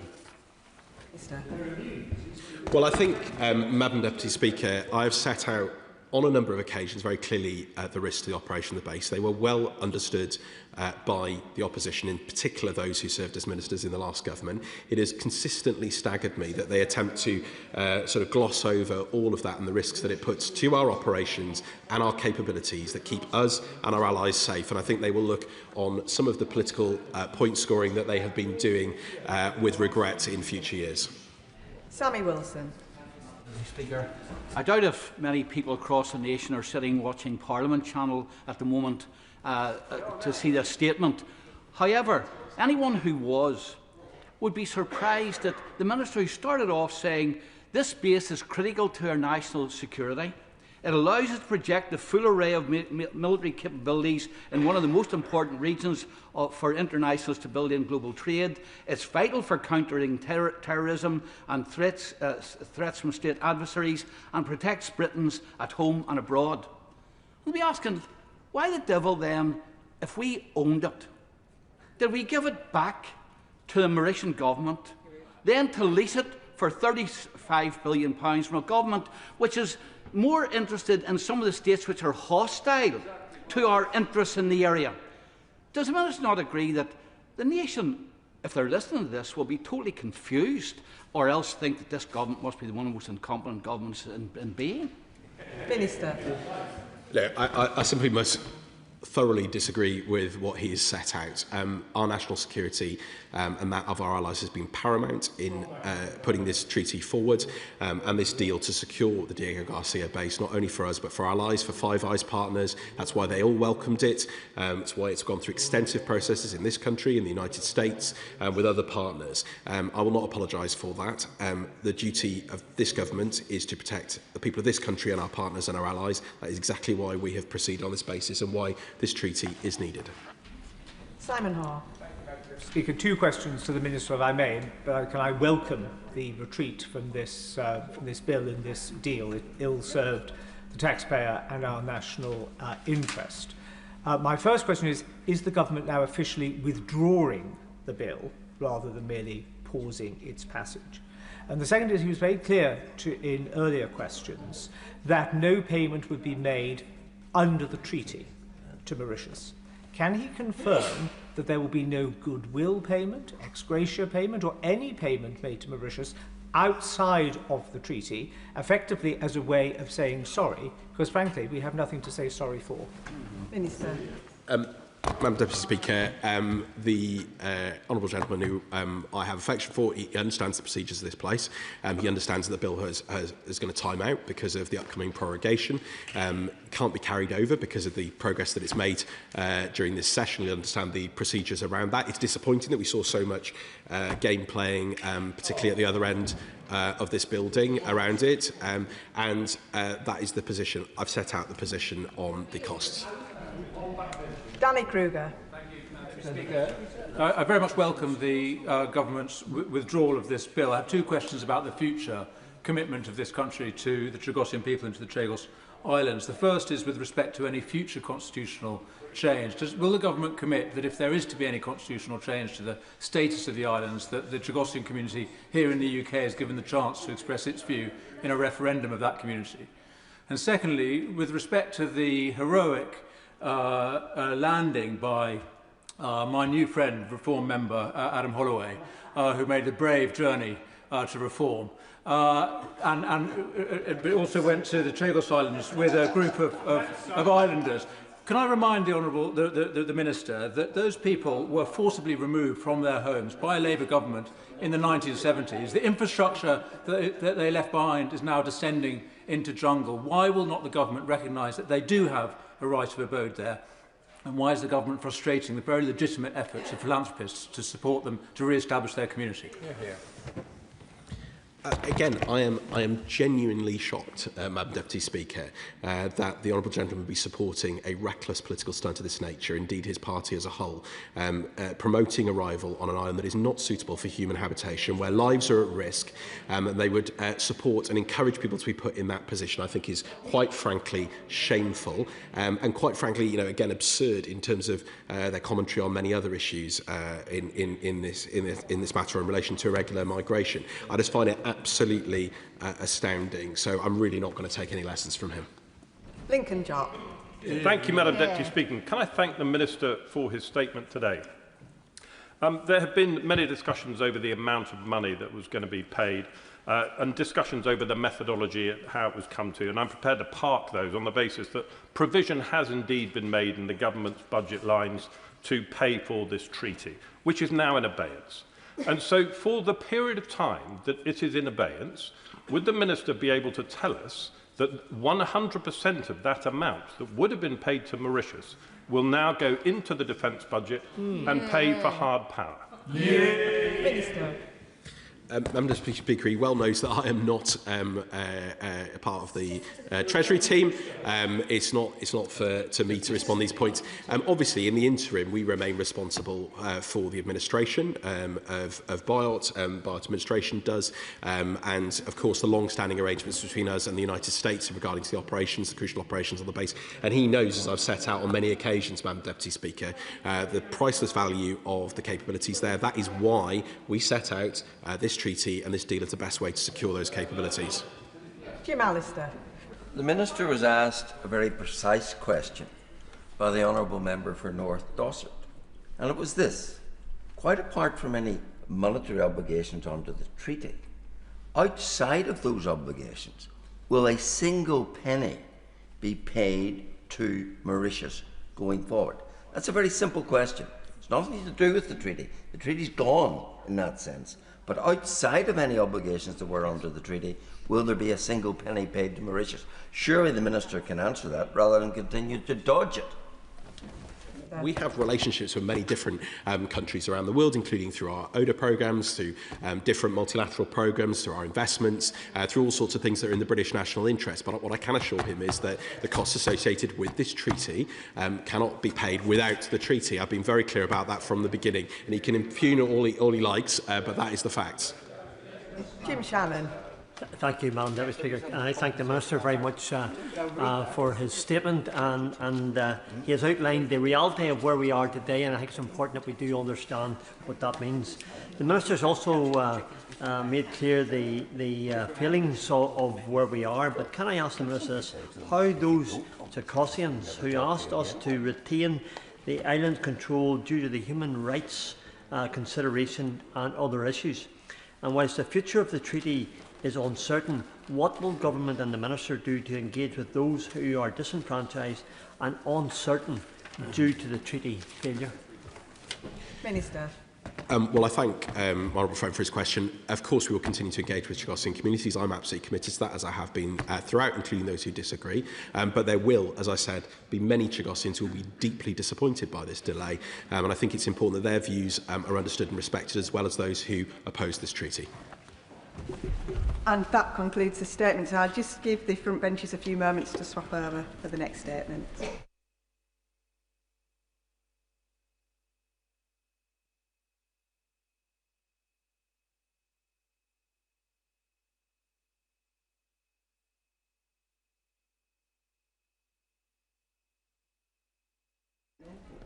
Minister. With permission, Madam Deputy Speaker, I wish to make a statement on North Atlantic activity. Let me begin by thanking the many members of our armed forces currently deployed in over 30 operations across the globe. Their efforts are often unseen by the British people, but they are always appreciated. They defend the very freedoms we enjoy, I agree. Last week, my right honourable friend, the Defence Secretary, revealed details of one such operation. While the focus of many has been drawn to the Middle East, UK armed forces, in partnership with our allies, have been deployed to deter increased Russian activity that we have seen and witnessed in the Atlantic. The specific operation involved a Russian Akula-class submarine and a concurrent deployment of 2 specialist submarines from Gugi, Russia's main directorate for deep-sea research. Last November, the Defence Secretary outlined to the House how Googie vessels, including the spy ship Yantar, are directed by President Putin to engage in hybrid warfare, activities against the UK and its allies, specifically around critical undersea infrastructure. Their mission is to survey pipelines and cables during peacetime and then potentially, if required, sabotage in conflict. In response to the Russian subsurface activity, the Defence Secretary deployed a Royal Navy warship and a Royal Air Force P-8 aircraft alongside allies and partners to ensure the Russian vessel was monitored during every phase of their operation. The Akula subsequently retreated home, having been closely tracked throughout, and we continue to monitor the 2 Googie submarines when they were in around UK waters and, of course, beyond. Our armed forces left them with no doubt that they were being monitored, that their movements were not covert as planned, and that their attempted secret operation had been exposed. The 2 Googie submarines have also now left UK waters and headed back north, and this operation, which lasted more than a month, has now concluded. Madam Deputy Speaker, in often treacherous conditions, our pilots racked up over 450 flying hours, our frigates sailed several thousand nautical miles, 500 British personnel were involved in the response, and I know the whole House will join me in paying tribute to every single person involved. Mr. Speaker, Madam Deputy Speaker, we exposed this military operation undertaken by Russia for 3 key reasons. Firstly, to send a message to Putin that he failed to remain covert and that any attempt to damage critical national undersea infrastructure will not be tolerated and cannot be denied. Second, to demonstrate that even with significant capabilities and personnel deployed in the Middle East, we will always do what is necessary to protect our homeland. And third, to highlight a significant operation carried out by our armed forces who once again met this challenge with a characteristic determination and professionalism we all know too well. Madam Deputy Speaker, this operation reminds us why the seabed matters, especially for the island nation of Britain. It connects us to everything, and that connection is sustained beneath our waters without interruption through a vast network of cables and pipelines on which much of our way of life relies. Much of the gas that heats our homes, 99% of international telecoms and data traffic, trillions of pounds of global trade each day.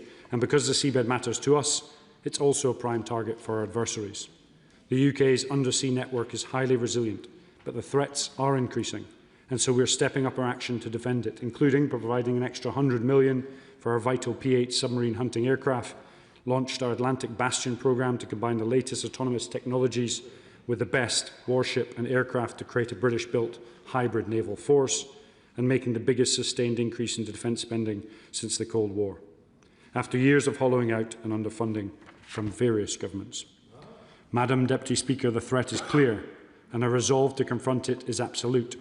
And that's why this year we're deploying our carrier group where it is most needed, the North Atlantic and the High North, and why we're supporting NATO's new mission, Arctic Sentry. I also want to put on the record our thanks to our allies with whom we have cooperated closely throughout this operation, including Norway. Our shared commitment to confront Russian aggression in the North Atlantic is at the heart of our Lunar House Agreement, and together we are now building a combined fleet of new submarine hunting frigates and new uncrewed systems.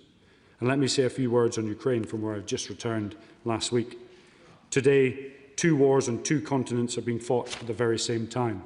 And Putin wants us distracted while he steps up strikes on Ukraine, relentlessly and indeed at enormous scale, with around 7,000 attacks a day on the front line and 55,000 drone and missile strikes last year alone. We must always remember our duty to Ukraine and recognise Russian aggression is growing across Europe once more. Madam Deputy Speaker, let me finish where I began, with praise for our people. We have the very finest armed forces a nation can hope for, second to none. As I speak, we have personnel deployed across every domain, every moment of the day, in every part of the world, and they're in constant confrontation with our adversaries from the depths of the seabed to the reaches of space. When a crisis erupts, as it has done in the Middle East, I understand people questioning why all UK military assets and personnel haven't been sent to deal with it. Well, as demands on defence rise, we must deploy our resources to best effect across multiple priorities. Because of an increase in defence investment, we'll be able to call on more and more resource in the coming years. As we defend our interests and partners in the Middle East, we will tackle increasing threats in the High North. We will stand with Ukraine. We will meet our NATO obligations. Above all, we will always fulfil the first duty of government, to protect our homeland and keep the British people safe. And I commend this statement to the House. Shadow Minister David Reid. Thank you, Madam Deputy Speaker, and I thank the Minister for advance sight of his statement. Now, with all eyes on the Middle East, let us not forget that Russia remains the most acute, persistent and active threat to the United Kingdom. Putin's goal of conquering Ukraine is unchanged, and the fact continues to place our entire European continent in jeopardy. His ongoing nefarious activity, most notably in our own territorial waters, should be a stark wake-up call. We must start acting on the threats that are visible and right in front of us. Now, we may be critical of the government's tortoise-like approach to giving defence what it needs. And, Madam Deputy Speaker, slow and steady does not win this race, and it certainly does not keep us safe. But what does unite us is the full-throated support for the men and women of the Royal Navy, the Army and the Royal Air Force, who keep the wolf at bay in these dangerous times. And I pay particular tribute to all those who serve in the Middle East at the moment, in recent Atlantic operations, and especially those who crew our continuous at-sea deterrent patrols 24/7, 365 days a year, every year. When the Secretary of State came to this House last year, Madam Deputy Speaker, to highlight the actions of the Russian spy vessel Yantar, he told Putin, "We see you, we know what you're doing, and we will not shy away from robust action." Now, that was the right message. But at some point, simply saying, "We see you," is not enough.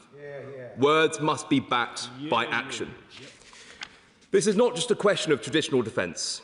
There is a growing and underappreciated threat to our national resilience, to our way of life.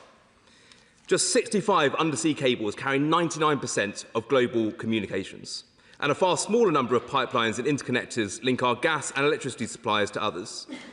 So can the Minister guarantee there are no hostile devices, kinetic or otherwise, on, near or underneath any of those cables, pipelines or interconnectors? The reality is he cannot. The Secretary of State spoke of confidence that there was no sabotage on this occasion.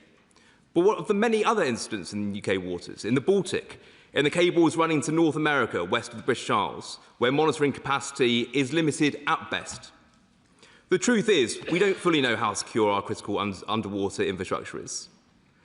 That is why we are dismayed that the much-touted Defence Readiness Bill has been delayed by a full year. Worse still, at a time of demanding cross-party unity, it was deeply disappointing to hear the Prime Minister flatly reject the Leader of the Opposition's offer of greater engagement earlier today. That was the wrong call. On Russia's shadow fleet, Madam Deputy Speaker, when the Prime Minister announced on 25th of March that British forces would be permitted to board sanctioned vessels transiting UK waters, we rightly supported that decision. And the Chief of Defence Staff, when asked at the recent London Defence Conference, said plainly, "We are ready." And yet no action has been taken. We set a red line and we have watched Russia repeatedly cross it. Worse, Russian military vessels are now accompanying shadow fleet ships, deliberately escalating the situation. Madam Deputy Speaker, this is deterrence in reverse. The Minister and I know better than anyone else in this chamber the very real challenges of boarding vessels at sea and the serious legal questions surrounding what happens to a ship and its crews once the decision is made to seize them. These are the same challenges that I faced personally while serving in the Royal Marines boarding pirate vessels off the coast of Somalia. Back then, those legal and logistical hurdles were just as real, but it was clear that the global economy was being directly impacted by piracy, that we had to act, and we found a lawful way to do so. So why can't we now, when the situation is far more grave? Now, it's been reported that the Attorney-General has denied the legal basis for interdiction. If that's the case, I ask the Minister directly, what is the current position of the government? And can he tell this House how many sanctioned vessels have transited UK waters unchecked? Russia is brazenly moving military supplies through our own waters. That must be met with robust action, not statements. To conclude, Madam Deputy Speaker, today's statement is a start, but only a start. And it's clear the government is not moving fast enough to deter our adversaries. Deterrence requires capability, and capability requires funding. Now, I know the Minister has not had sight of the Defence Investment Plan, but I can at least tell the country when it will be published. 7 months delayed, this is simply becoming a farce. Does he agree with us and the Defence Select Committee that this government must commit to 3% of GDP on defence within this Parliament, not the next? Now, the Conservatives have already identified saving, delivering over £20 billion in additional defence spending. We want to go further, and we renew our offer to work across the aisle to find them. Because the choice is simple. If we are serious about deterring Russia and other hostile states from the high north or our overseas bases, then we must reach 3% on defence now, not later, and give our armed forces the resources they need to keep us safe. Minister. Madam Deputy Speaker, we can agree that no sabotage has taken place this time from the Russian subsurface activity that took place off the coast of the UK. Words backed by action when it comes to deterring Russia, £4.5 billion UK military support to Ukraine, total of £21.8 billion. The UDCG just raised an astonishing £45 billion to buy weapons and munitions and capability for the Ukrainians. The MOD stands ready to board any vessels that meet the criteria. There's a lot of misinformation out there. What I would also say is very expensive frigates escorting every vessel at such range is putting significant demands on the Russian fleet and is also degrading their capabilities. And what I would also say is that we've seen £5 billion extra spent this year alone on the defence budget, and by 28-29 we'll spend circa £73 billion on the defence budget. Chair of the Select Committee, Tan Singh Desai. Thank you very much, Madam Deputy Speaker. And to increase public awareness about the growing threats that our nation faces, I thank the Minister for his statement and indeed the Defence Secretary's public statement. And on behalf of the Defence Committee, I want to pay tribute to all our armed forces personnel involved in disrupting the Russian activity around our critical undersea infrastructure. Madam Deputy Speaker, this incident also underscores the growing threats that Russia poses and also the need to increase defence investment now and the need to finally publish the defence investment plan. But turning to the incident itself, I take on board the Minister's words just now, but it has been widely reported, including publicly at the London Defence Conference, that Putin had explosives planted on our undersea cables. So, for the record, can the Minister confirm, were Russians involved in either sabotage or precursors to sabotage on or around our undersea cables? Minister. I'd like to thank the honourable friend for his questions. The reality is Russia failed on this occasion, and they failed because we exposed their activity, meaning that there was no way, shape or form they could deny their activity in the first place. I was at the London Defence Conference. I heard the certain discussions around undersea cables. I can confirm that no sabotage took place this time. What I can say is that the Russians put a lot of effort into mapping and understanding our undersea critical national infrastructure, and we'll do everything to map, track and expose it should it take place. Lib Dem spokesperson Callum Miller. Thank you, Madam Deputy Speaker, and can I thank the Minister for advance sight of his statement. Can I also associate my party with his thanks and appreciation for the dedicated service of our armed forces personnel around the world. Madam Deputy Speaker, while the world's attention was on Trump and Netanyahu's catastrophic war in Iran, Vladimir Putin was collecting vital information about our critical infrastructure. In response, the Defence Secretary told Putin for the second time, "We see you." But we need much greater confidence that this government has the plan and resolve not just to observe Russia's activities, but to meet and resist them should that be required. As Putin plans for future conflict, our government appears frozen. Delay and inaction is sapping industry's confidence as well as our allies, whilst enabling Putin's war machine in Ukraine. Madam Deputy Speaker, the government must remedy these failings as a matter of urgency. Our national security and the sovereignty of our Ukrainian allies demand it. So I'd like to ask the Minister, will he commit to publishing a defence investment plan before the House prorogues? And will he publish a plan to raise £20 billion in defence bonds to be spent on urgent projects, including rebuilding our naval capabilities, which are critical for protecting our undersea infrastructure? Madam Deputy Speaker, the Minister rightly highlighted Russia's continued assault on Ukraine. Peter Magyar's spectacular victory in yesterday's Hungarian elections should unlock European financial support to Ukraine. At just the same time, Donald Trump authorised a suspension of sanctions on Russian energy assets. The government cannot allow this opportunity to slip. So will the Minister work with EU partners so the UK's £30 billion share of the frozen Russian assets in Europe can be sent to Ukraine's defence alongside the promised €90 billion from the EU? And will he work with colleagues across government finally to put an end to the scandal of UK companies providing maritime services for the export of Russian oil, gas and coal? Minister. Madam Deputy Speaker, I'm glad this government took a defensive stance on Iran. We were clear we didn't have a legal mandate, there wasn't a plan, and there was no clear end state. And I think if you're going to put people in harm's way, you need those three things before you can do so.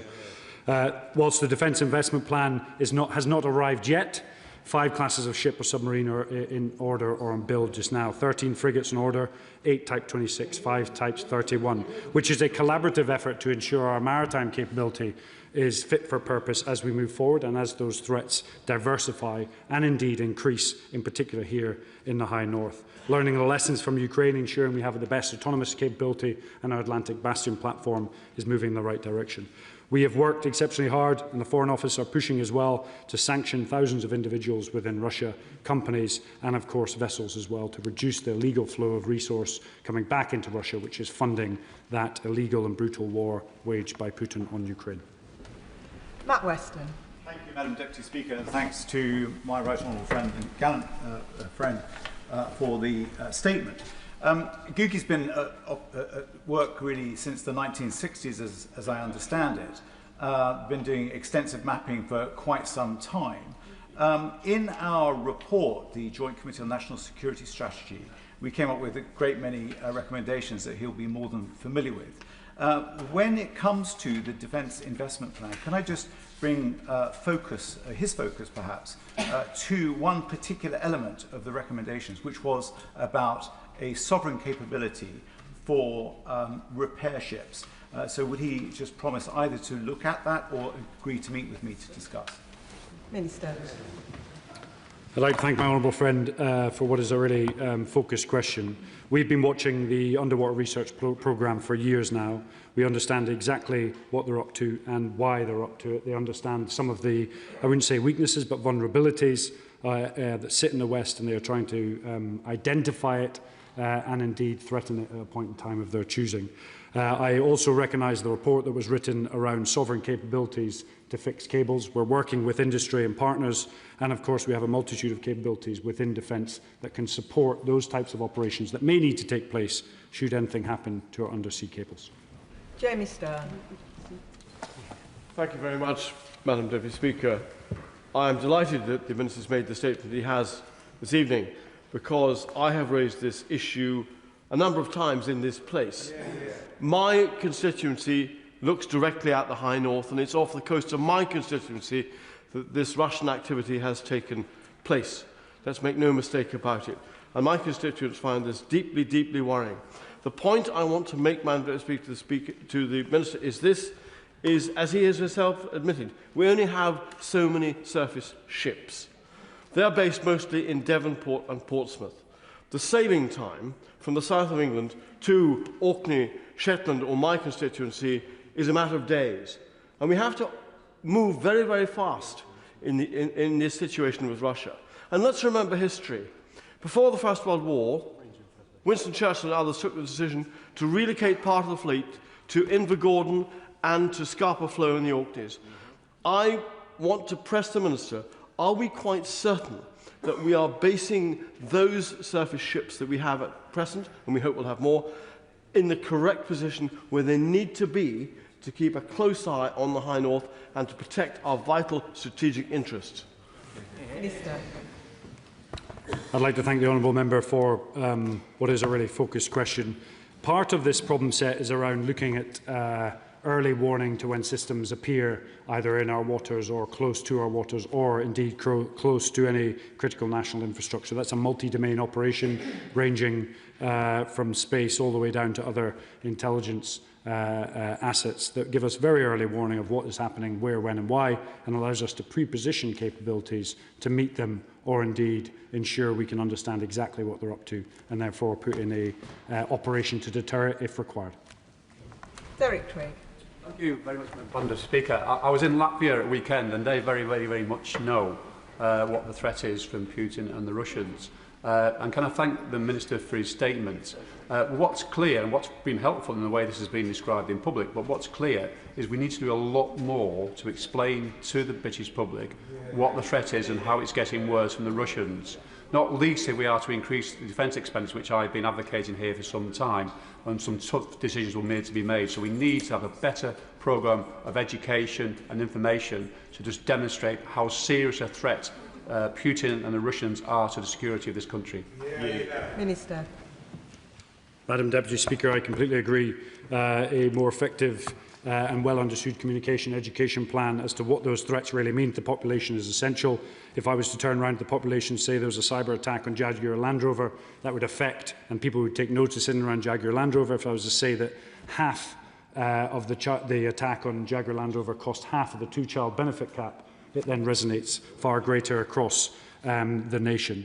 If I was to say there were over 10 billion of cyber attacks just last year alone, and that the MOD has seen a 50% increase in hostile state attacks, that starts to resonate. We need to ensure that narrative is continued to be communicated in the easiest way, but also that it resonates with every section of society. And I couldn't agree more.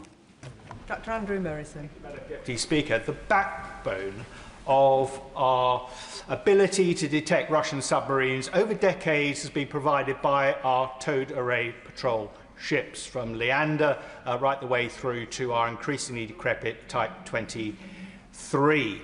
But does the Minister agree that the logic of what he has said, given that the threat has increased significantly over the past several months, couple of years, is that we should be looking again at the orders for 8 Type 26 with 2087 towed array on the back of them, and upgrade that in order to deal with the threat that we now face? Because where we are now is not where we were a few short years ago, when that order book for 8 Type 26s was constructed. Minister. So I recognise the right honourable member's experience in this space. I would say that 8 Type 22 towed array frigates is the right level. What I would like to see is our ability to cover the ocean expanded through the use of autonomy and some of the lessons that we've learned from Ukraine. And that's why I talk about the Atlantic Bastion. Major capability platforms matched with mass uncrewed systems will provide us a far more effective way to find, deter and indeed neutralise threats subsurface in the future. Jonathan Davies. Thank you very much, Madam Deputy Speaker. I join the Minister in thanking our armed forces personnel that identified this threat and allowed us to take the action which he has described. I note that real terms defence spending fell by 22% in the 8 years or so prior to 2017. It's this government that's turning that around with fresh investment and more cooperation with the sector. But we know our undersea infrastructure is vulnerable to a great many threats, and as we face threats on a number of different fronts, we mustn't lose sight of that. We do have a job, however, to explain to the British public why we need this investment. Can I encourage him to, when if we face a similar threat in the future, to make sure that the public understand this, because it's a choice that might mean we don't have the opportunity to spend in other areas of public life. I think we have a job to ensure that we communicate and educate to the population all of the variety of threats, whether it be the threat posed by Russia and Ukraine, that threat emanating from the high north that comes into the Atlantic. A lot of people talk about us not having a front line with the Russians. The reality is we do. It sits in the North Atlantic. But that's not the only threats. There's also threats in influence space and, of course, in cyberspace, which we must compete with, but then also respond to contingency operations in the Middle East, Madam Deputy Speaker, which you've seen us do over the last 7 weeks. Lincoln Jopp. Thank you, Madam Deputy Speaker. The Prime Minister said, I think, about 3 weeks ago that the Royal Navy would go after sanctioned Russian tankers. And yet, if the press reports are to be believed, those very same sanctioned Russian tankers have sailed with impunity through the English Channel. My question is, why haven't we done anything? Is there some legal bar or a practical bar when it comes to Royal Navy resources to mount interdiction operations in the English Channel? Very good. So, Madam Deputy Speaker, I have a lot of experience, as does the individual opposite, on boarding ships. The MOD is absolutely ready to go, but we must ensure those ships meet the certain criteria, and as soon as they do, they will be boarded and deterred. Chris Webb. Thank you, Madam Deputy Speaker. Does my honourable friend agree with me that whilst the government continues to rightly defend our people, interests and allies in the Middle East, we must never lose sight of the war in Europe and our determination to always stand with Ukraine during this conflict? Madam Deputy Speaker, I completely agree, and a key piece there is never lose sight. Over 1 million casualties Russia has taken, more casualties than America's took in the entire Second World War, 55,000 drones and missiles fired in the last year, thousands of tanks destroyed, and cities plunged into poverty, into the cold, with no lights, no hospital services across an entire nation. Why? All to support an individual's ambition to rewrite history and indeed rewrite the rules or international borders through the use of brutal force. Unacceptable. Ian Room. Thank you, Madam Deputy Speaker. Back in February, former Royal Navy officers and other expert witnesses warned the Defence Select Committee that although tapping an undersea cable is very difficult, they are vulnerable to sabotage, and more than 3/4 of the UK's natural gas is imported via undersea pipelines from Norway. Does the Minister agree, given Russia's attacks on Ukrainian energy infrastructure, doesn't the UK need to press ahead faster with the Atlantic Bastion initiative? And in light of recent defence budget pressures, can the Minister confirm whether funding levels are adequate to maintain long-term submarine detection and tracking capabilities? Minister. I respect the honourable member's insight into this, especially with his constituency. What I would say is Atlantic Bastion is moving forward fast. We're using some of the requirements and the needs also in the Middle East to see what we can test and trial, and we're pushing forward as fast as we can, taking those lessons from Ukraine and ensuring they're inculcated into the slightly rougher and bigger seas in the North Atlantic is an exceptional challenge, but we're moving forward as fast as we can to do it. And when combined with our Type 26 fleet between us, Norway and hopefully others, we will have one of the most effective counter-submarine fleets in the world. Alan Strickland. Thank you, Madam Deputy Speaker. It was a privilege recently to spend a week at Camp Viking with our Royal Marines, seeing firsthand their work they're doing to defend the High North. Would the Minister agree with me that it's clear strategically that the security of the High North and of the North Atlantic are intrinsically linked because of the sea lanes, the data cables and also the presence of the Russian Northern Fleet around the Kola Peninsula? And can he set out, as well as the carrier group, what else we'll be doing as a nation to protect the Arctic and our interests there and allied interests in order to diminish and constrain Putin's war machine, but also to protect access to the North Atlantic? Minister. So, as my honourable friend will know, we have the carrier group deploying up there, which will be a NATO exercise with a multitude of different assets attached, which will be running through all sorts of mission rehearsals, but also deterrent operations. On top of that, we've had international engagement with our JEF partners, and that will increase over time. And of course, we have 1,500 exceptionally effective Marines deployed in the High North, protecting our NATO flank and, of course, our allies and partners. Sir Bernard Jenkins. Thank you, Madam Deputy Speaker. Can we be absolutely clear from his statement, which I very much commend for its candour and bluntness, that these two Guggy submarines have now left UK waters? They were carrying out hostile acts in UK waters.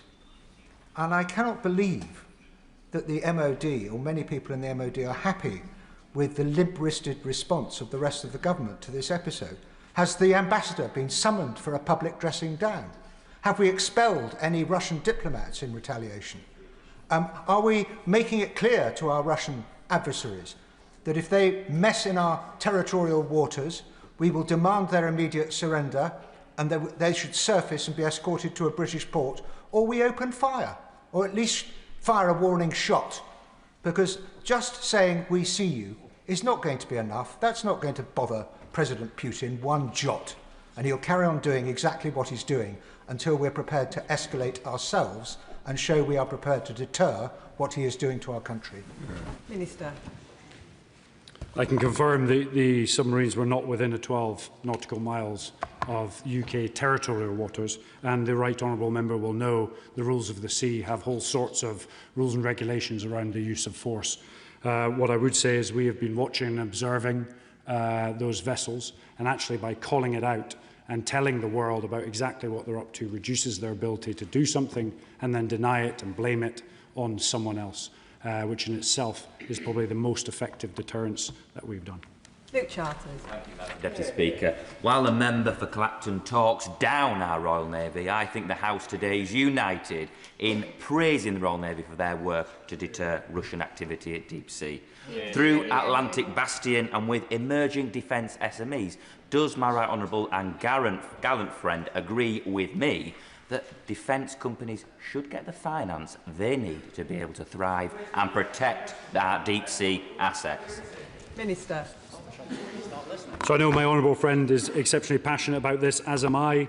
I fully support our Royal Navy activity in the High North, but I also expect, as we move forward with big capability procurements, that SMEs get a fair showing to ensure that we can capitalise on some of the entrepreneurial spirit that is driving what is a technological revolution in Ukraine. We've done thousands of contracts, there will be thousands more, but we also have a really difficult challenge on our hands. New technology in Ukraine is driving change faster than ever before. Capabilities that were ordered perhaps previously may have to have their roles changed or adapted, and indeed some of the capability we have now is outdated and needs replaced. That complexity is why the Defence Investment Plan is taking time, but it will come, and when it does, it will be fantastic. Mike Martin. Madam Deputy Speaker, I hope to give the Minister a focused question. He's rightly laid out the importance of the data cables to the UK as an island, and also highlighting Russia's continued activity over many decades. The frigates that we have in the Royal Navy are really the centrepiece of the anti-submarine war. So my short, focused question is, how many frigates could we put to sea tomorrow? Minister. Depending on the situation, we could put frigates to sea at any point in time. That comes down to the balance of risk around health and safety and operational readiness, depending on the threat. Peter Swallow. Thank you, Madam Speaker. Russia is in our seas, undermining our North Sea cables. They are on social media, spreading myths and disinformation, and Russia is even in our politics, as we remember that the former Reform leader in Wales is currently serving time in prison for accepting Russian bribes. Members across this House recognise the ever-present threat that Russia poses to this country. I'm not sure that the public are always quite as aware of just the scale and presence of Russia affecting our society at every level. So can I thank the Minister for coming to the House today and updating us on what's been going on. It's really important we do expose Russia and what they're up to. And can I urge him to work with colleagues across government to ensure that we continue to expose Russia wherever they are attacking us. Minister. I'd like to thank the honourable friend for raising this issue. Yes, there is a physical threat from Russian submarines, Russian surface ships, bombers, the war in Ukraine, but there's actually a more subversive threat, one that is based on influence, on the hearts and minds of our nation, on the political divide of our nation, and that's why we've seen some members of some parties actually do over 10 years in prison because of their connections to the Russian regime. And I think actually in some of those areas myself and my other ministerial colleagues are working exceptionally hard now to quantify what that threat looks like from a cyber and influence perspective, and then put in measures in place to neutralise it so democracy can thrive. James Wilde. Thank you, Madam Deputy Speaker. I join the Honourable and gallant Minister in paying tribute to our armed forces. After the Defence Secretary gave a press conference calling out this operation, Russia said it poses no threat to undersea infrastructure. And I asked this question when the Minister responded to an urgent question back in November after lasers were fired at RAF pilots by Russia. Why has the Russian ambassador not been summoned by the Foreign Office, given this clear threat to our national security? Minister. We regularly make clear to our Russian counterparts what they're up to, what's happening, and ensure that the severity of their activity is explained to them. This question about whether Russia poses no threat to CNI, I think, is fundamentally wrong. The reason they are mapping it, the reason they're trying to understand it, is to find a gap, develop capabilities, and at a time of their choosing, perhaps use it. We acknowledge that. We are watching. We have very clear indicators and warnings, and I have complete assurance in our armed forces' ability to deter it. Charlie Dewhurst. Thank you, Madam Deputy Speaker. Now, the Minister may be aware that the RAF's investment into the P-8 submarine hunting programme was taken back in 2015, a time when Russian activity in the North Atlantic was much less, the threat to the UK much lower. Now, I welcome the £100 million announced just now, but that is less than 1/3 of the cost of one of those aircraft. So, can I ask him what assessment he's made of the P-8 submarine hunting capability in light of the increased Russian activity, and will he assure the House that he will go further if the RAF needs him to? Minister. So I'd like to, it's a fantastic question and point. The Nimrod capability was taken out of service many years ago. The P-8 programme is a huge success.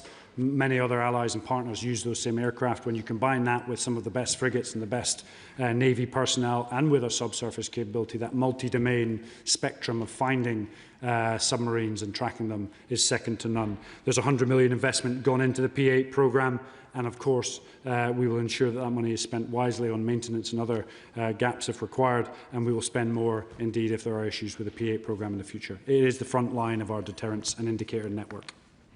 Luke Meyer.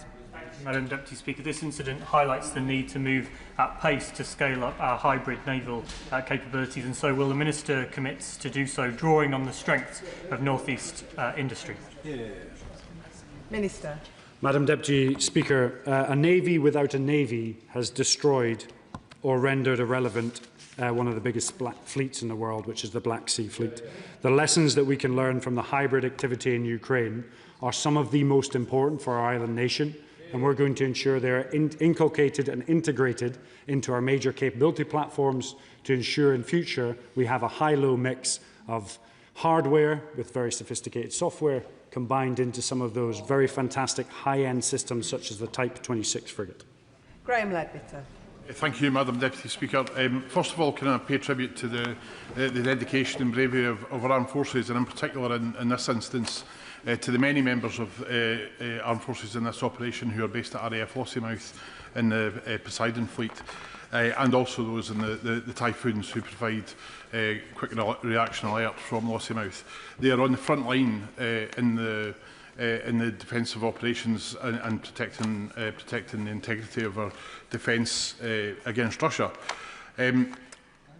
The point that was made by the Honourable Member for Caithness and Sutherland about the threat of Russian vessels in the North Atlantic growing is really important. And there is an advantage to basing more vessels in the north of these isles, and there are plenty of ports around Scotland that could accommodate that. Will the Minister give that serious consideration? We have a multitude of indicators and warnings that highlight when threats come into our areas of interest. When they do, we make sure we mobilise capability to meet and deter that threat.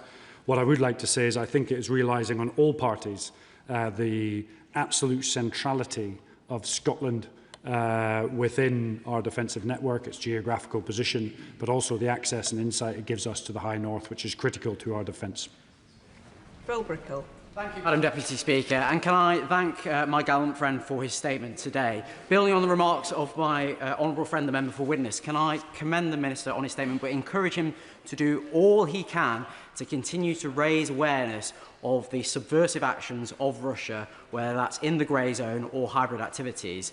And does he agree with me that the success of our armed forces in the North Atlantic recently rebuffs recent remarks that the Leader of the Opposition has continued to fail to apologise for, when she said that our armed forces were simply hanging around? In fact, what we have seen is, whether it's at sea, in the air or at land, that our armed forces are working day in, day out to keep the homeland safe, and we should be proud of all that they do.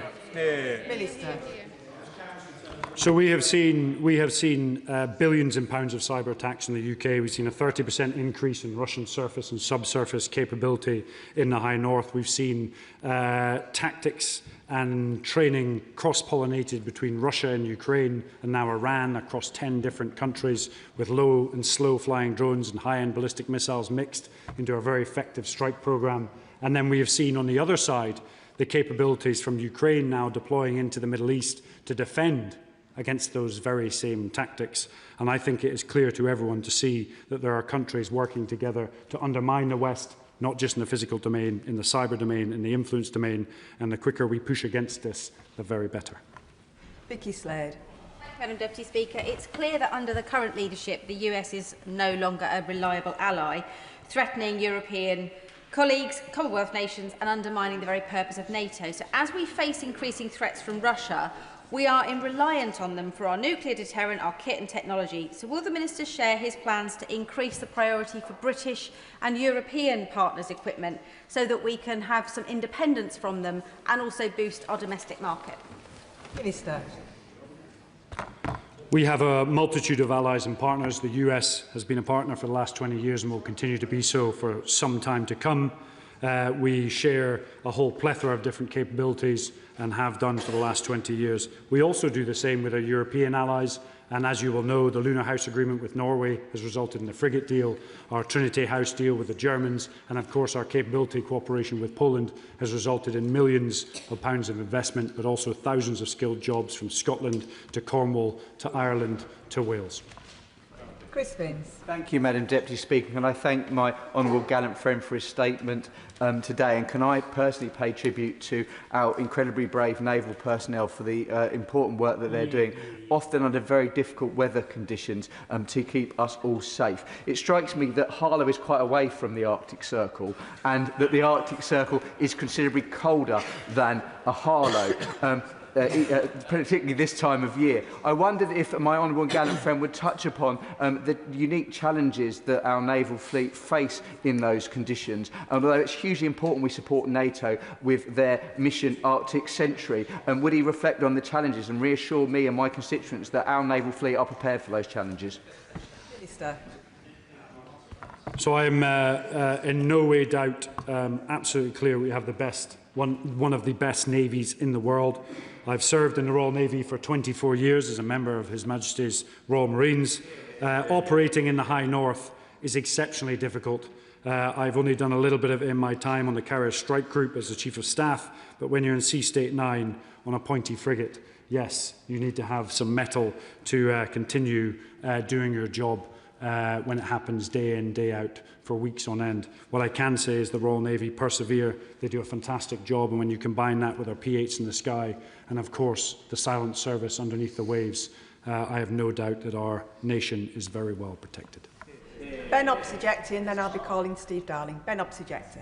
Madam Deputy Speaker, the Minister may recall that back in November, when we discussed the Yantar, I asked him about the circumstances under which the Fleet Contingency Group would be given the green light to conduct a maritime interdiction operation, and he responded and said that it would need to meet the international law.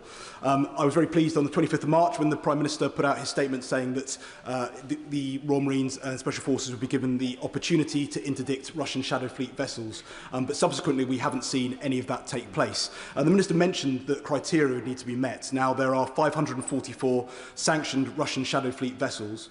Can he confirm whether all of by virtue of just being sanctioned, meets the criteria for being interdicted, or are there vessels within that list of 544 that are in scope and simply they haven't transited yet through our waters? Minister. As you will be absolutely clear, the maritime interdiction of a Russian-flagged vessel, such as the Yantar, is very different to one that either doesn't have a flag or changes its flag regularly. The criteria must be met to enable those boardings. The MOD is absolutely ready to go, but unfortunately I'm not going to go through the detail here because it may allow some of those vessels to put in place the mitigations that would reduce our ability to board them. Steve Darling. Thank you, Madam Deputy Speaker.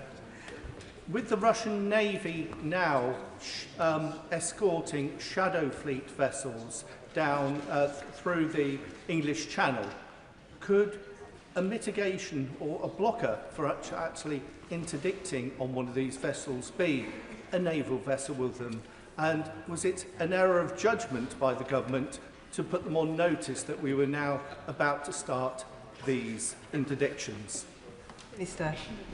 So we'd already supported a US boarding of a sanctioned vessel and, of course, multiple other allies as well.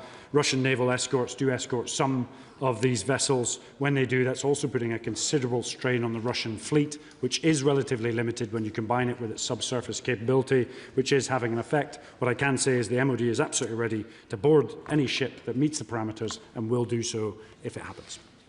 Danny Kruger. Madam Deputy Speaker, can I join the Minister in paying tribute to our... Are you Sammy Wilson? It was Danny Kruger, I believe. Thank you, Madam Deputy Speaker. I wanted to pay tribute to the Royal Navy and echo the point made by the Minister in respect of our brave personnel. And I agree with him that we have the best Navy in the world. I just wish it were larger. Can I question the Minister? I'm unclear from what he's been saying whether we've had more than a narrative of what happened over the last month and of our capabilities in respect of these events. What has actually changed in terms of the government's planning with respect to defending our undersea infrastructure from Russia, in terms of either disposition of our forces or procurement, perhaps? And secondly, can I ask him, he mentions the resilience of our undersea infrastructure. Can he tell the House a little about what plans we have to cope with an attack on undersea cables and how quickly we could recover from them? Minister. First of all, it's a delight to see your party sat here in a defence subject, which is a first. And I'd also just like to remind him of the capability that we've seen as this Russian operations take place. The UK has deployed assets to map and track it and then expose it, which in fact is one of the best deterrents, because no longer could Russia or indeed Putin claim that an operation or a sabotage that took place was not them, which was the whole purpose of that operation, which has been fantastically conducted by the best Royal Navy in the world. And remember, it's not just the ship or indeed the aircraft. There's a whole plethora of individuals. In fact, 500 people sat behind this operation conducting it, and it was successfully prosecuted. Claire Young. Madam Deputy Speaker, I'd like to return to the issue of UK maritime services facilitating the export of Russian energy, which I raised in this chamber 3 months ago. Does the Minister not see the irony that at a time when we're all grappling with how we fund our own defence, that the government is still letting UK PLC bankroll Putin's war machine, a war machine that is mapping our infrastructure, and what action does the government plan to take to stop it? So we have taken some of the most extensive action on sanctions in any other country, sanctioning thousands of individuals and indeed enterprises, and we will continue to do so as long as that money is fuelled into an illegal war and a barbaric war in Ukraine. Sammy Wilson. Mr. Speaker, a recent policy exchange document entitled Closing the Back Door highlighted that as a result of the Irish government freeloading on UK and NATO, that it was increasingly reliant on UK for security, particularly regarding to air defence and maritime security, resulting in an ability to inability to protect its own airspace and territorial waters, including crucial transatlantic cables, which created a backdoor vulnerability for the UK and NATO. What discussions has he had with the Irish government to up its game and to provide for some security measures? And does he have any concerns that a future Irish government, which included Sinn Féin, could lead to any cooperation breaking down? Minister. We need to accept that Ireland in itself is exceptionally close to the mainland, and therefore we have shared security interests. The PM has had very constructive conversations with his Irish counterparts to ensure, where applicable, we share those resources and ensure that we protect both Ireland and, of course, Great Britain and Northern Ireland. Richard Ford. Madam Deputy Speaker, the Minister talked about ways in which the government is investing in deterring adversaries in the North Atlantic. He talked about the Atlantic Bastion programme. He talked about extra money for P-8 aircraft. He talked about additional surface vessels that are on order. But I don't, unless I missed it, think I heard anything said about plans for the AUKUS-class submarines that are planned for in development with the United States. Can the Minister comment on the future of the AUKUS programme? Minister. The AUKUS programme is not in question. It continues at full strength and is a fantastic trilateral partnership between us, Australians and Americans. Jim Allister. Thank you. Given Northern Ireland's geographical position, it increasingly occupies a geosecurity location of some significance, particularly in regard to the transatlantic undersea cables. I'm therefore disappointed that there are still only 5 Royal Navy personnel based in Northern Ireland. Could I ask the Minister, last month there was a memorandum of understanding between the United Kingdom and the Republic of Ireland to provide sea and naval cover for the entire British Isles, particularly important to the Republic given their cyber economy reliant upon those cables. It is reported in some press that that has been provided free of charge to the Republic of Ireland. Is that correct? Surely not. Minister. It's not lost on me the essential role of Northern Ireland in both our transatlantic relationship but also in the security of our great isle, and the essential role it played indeed in World War II. I wrote back to you with the detail of numbers within Northern Ireland, if I can, if it's within the operational parameter. But what I would say is that any discussions taking place with another country on a diplomatic space usually have bilateral benefits. Jim Shannon.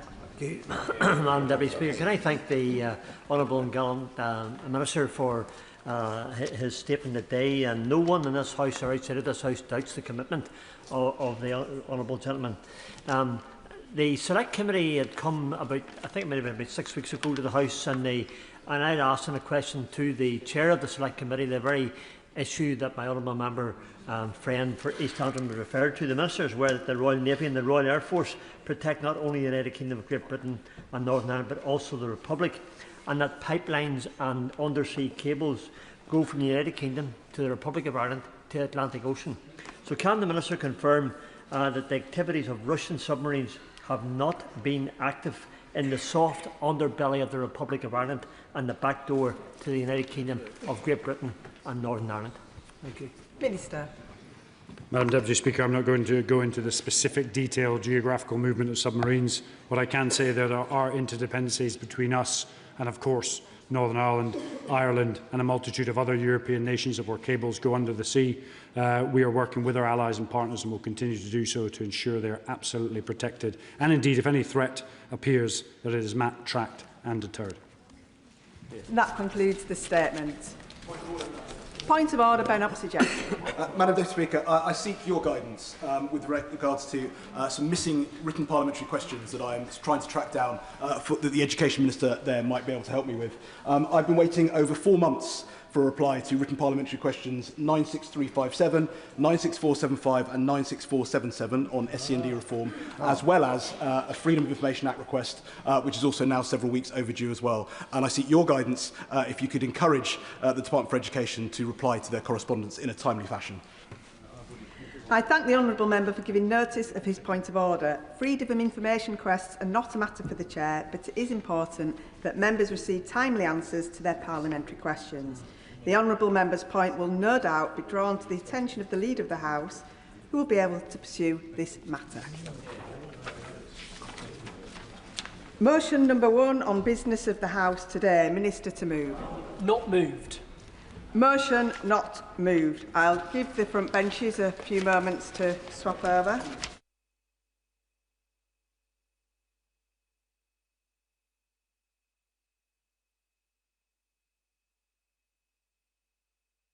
Now come to the backbench motion on SEND provision and reform. I call Gregory Stafford, who will speak for up to 15 minutes. Thank you very much, Madam Deputy Speaker. I beg to move that this House calls for a review of SEND provision and reform, and I thank the Backbench Business Committee for allowing this debate. Every debate on special educational needs and disabilities is dominated by statistics: funding, school places, workforce numbers. These are, of course, important, but at the heart of this is the issue of the children the families and their carers who rely on the system. So therefore I want to thank the hundreds of families who've contacted me since this debate was scheduled, both in my own constituency and across the country. Now, this debate was applied for before the White Paper came out, so colleagues will forgive me if I decide to focus pretty much my whole comments on the White Paper, but I'm sure other colleagues across this House may speak more widely on the issues. In my opinion, any credible reform of SEND, including the government's White Paper, must meet three tests. It must strengthen legal protections, it must improve delivery on the ground, and it must address the underlying pressures in the system. And if it does all of these three, it can and it will save money in the long run. But I'm afraid that on all three, the government's proposals fall short.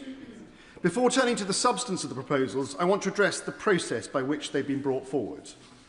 The consultation itself has raised serious concerns. Parents and representative organisations have expressed overwhelming opposition to key elements of the reforms, particularly around the potential weakening of legal protections. National charities have warned that proposals risk eroding rights, while others have questioned whether the most consequential changes have been fully and transparently put to the consultation at all. At the same time, many parents and forums report feeling that engagement has been superficial. The workshops and consultation exercises have not meaningfully reflected their views. And this matters because reform of this scale depends on trust. Yes, I will. Right to underline the issues, and that's why everyone here in the House is quite full. But one of the things that has never been done, and I think it should be done, is the issue of, I'm 71 years old. I remember when I was young as a child, there wasn't many children that had autism and had learning difficulties. But today the numbers are exceptional. Does the Honourable Gentleman agree it's time to source out the reason why there are so many children with special needs, necessities and qualities that they don't have and they didn't have back in the 60s and the 70s when I was a boy? Well, I think the honourable gentleman raises a very good point, a very interesting point, and I think if you're going to try to solve, if that's the right word, the issue around special education needs, and more importantly, put in place the systems to support children with special education needs, you do need to have an understanding of the reasons for it. But instead, I have to say to the honourable gentleman, I think in the government's proposals, there is a feeling from families who are already exhausted by the system becoming disengaged from the very process that it's supposed to improve it. Now, across Farnham, Borden, Hazelmere, Liphook and the surrounding villages, SEND is the single most important and most prominent issue in my casework inbox. Parents, schools and carers feel consistently let down by a system that is too slow, too complex and too often unresponsive. Now, as Vice Chairman of the APPG on SEND and through my work on the Health and Social Care Select Committee, I see these challenges not just locally but reflected across the country. I will give way, yes. I thank the honourable member giving way. He's obviously making very persuasive arguments and points. In my constituency of Birmingham Perivale, like many other constituencies, the issue of SEND and support for SEND is an ever-increasing problem. It's not just the support, but the quality of support. And what we are now seeing is parents having to lose their jobs because travel for SEND children to and from school is being prevented. Does the honourable member agree that this consultation should focus on the need as opposed to the financial aspect? As I said in my opening remarks, my view is that if you get this system right, and I don't assuage any unfair or untoward motive from the government. I do think they come from a point of trying to improve the system. But if you improve it properly, then I think it will save money. And I think the danger with the way the government has approached this is they're looking to save money and they're thinking about how they can solve the system. And I think that is the danger. I think that is the danger. So moving on to those three tests that I talked about at the start. The first test is whether the government's proposals strengthen legal protections. Now, education, health and care plans introduced in 2014, I accept, are not perfect. But they provide something essential: clarity, structure and, crucially, legal enforceability. Can I make a little bit more progress? The central question is whether individual support plans will carry those same enforceable rights. At present, the government has not provided that assurance, and I look to the Minister to do so. In fact, external assessments suggest that these changes will significantly weaken legal protections. Now, that creates a clear risk, replacing a system that is legally enforceable, albeit slow, with one that may be simpler in theory, but weaker in law. And we know that enforceability matters. Across the country, over 9 in 10 tribunal appeals are upheld in a minute against the local authority. And while, let's be frank, that covers no local authority in any kind of glory, it is evidence that the legal framework works when families are able to challenge decisions. Remove that safeguard and families lose their ultimate protection. I give way to number 9. For giving way, and I thank him for bringing this really important debate to the Chamber, and I recognise his passion for supporting young people of SEND. I do disagree with him on his views when it comes to the government white paper. I'm not saying it because I'm sitting on this side of the bench, I'm saying it as a former teacher who worked with the system that did work, that was very similar to the system that's being put forward. I've just put to him the point about legal enforcement and EHCPs. I would question that, because actually what you found is that even when children did get their EHCPs, the schools just weren't able to provide what the EHCP demanded. So whether it was a legal requirement or not, those schools just weren't able to provide it. I'll just ask him to reflect on that. Deputy Speaker, given the amount of time, I'm probably not going to take too many more interventions. On the honourable gentleman's point, I think it's a strange argument to have that because a child has been legally given an EHCP which requires the school to provide a certain level of support, that because, for whatever reason, whether that through the school, through the local authority, or whatever reason, that cannot be supported, we should therefore water down its legal rights. So when the current system works, and it does work in places, it is transformational. One parent in my constituency wrote, and I quote, "We are incredibly relieved. I have received the final copy of my EHCP and the school is now implementing it. It has been a long road," end quote. That relief exists, exists because there is a system that ultimately guarantees support. Replacing that certainty with ambiguity is not reform, it's regression. Now, the second test is whether the proposals improve delivery on the ground. The model set out in the White Paper relies heavily on early intervention through the NHS and through local schools, but that depends on capacity that currently simply does not exist. For example, in Hampshire and Isle of Wight ICB, CAM's waiting time stands at around about 28.5 weeks for an assessment, rising to 52 weeks for treatment, far beyond the NHS standard of 18 weeks. Without clinical capacity, the central delivery mechanism of these reforms cannot function as intended. Schools are already being asked to fill that gap. In discussions with head teachers and SENCOs across my constituency, including at South Farnham School, Highfield South Farnham, St Polycarp, St Mary's, Bagshotley Infants, and others, a consistent picture emerges. Rising demand, limited special support, and growing pressure on the staff to manage needs that should sit elsewhere in the system. One school put it plainly, and I quote, "CAMs sometimes ask us to manage pupils ourselves because they do not have the capacity," end quote. So that is not joined-up delivery, it's displacement of responsibility. And the consequences of this gap between the policy and the reality are severe. In my constituency, a 12-year-old whose needs were identified in Year 2 is still waiting an assessment. Without diagnosis, her school has been unable to put the right support in place. And her mother wrote, and I quote, "We are at the end of our wits. The delays are not just administrative, they are shaping the course of our daughter's life," end quote. And that's not an isolated quote. I've also worked with a family who, despite clear professional evidence, were initially refused an EHCP and forced into a lengthy tribunal process only for the decision to be overturned. There is further consequence of these proposals that need to be addressed. By moving away from a clearly defined, legally enforceable EHCP framework towards individual support plans, much of the responsibility for decision-making and inevitably dispute resolution risks being pushed onto schools in one moment. That would place teachers and school leaders in an increasingly difficult position, expected to determine provision, manage expectations, and resolve disagreements with families without the protection of a clear statutory framework or the capacity to meet those needs. At a time when schools are under significant pressure, this risks shifting both legal and emotional burden onto institutions that are simply not equipped to carry it. I'm grateful The member of the Health Select Committee for giving way. Is he not making two contradictory points, though? Because he says on the one hand that it should be legally enforceable, a point on which I entirely agree, particularly as when one looks at partially and wholly upheld, near 99% of tribunals are supported.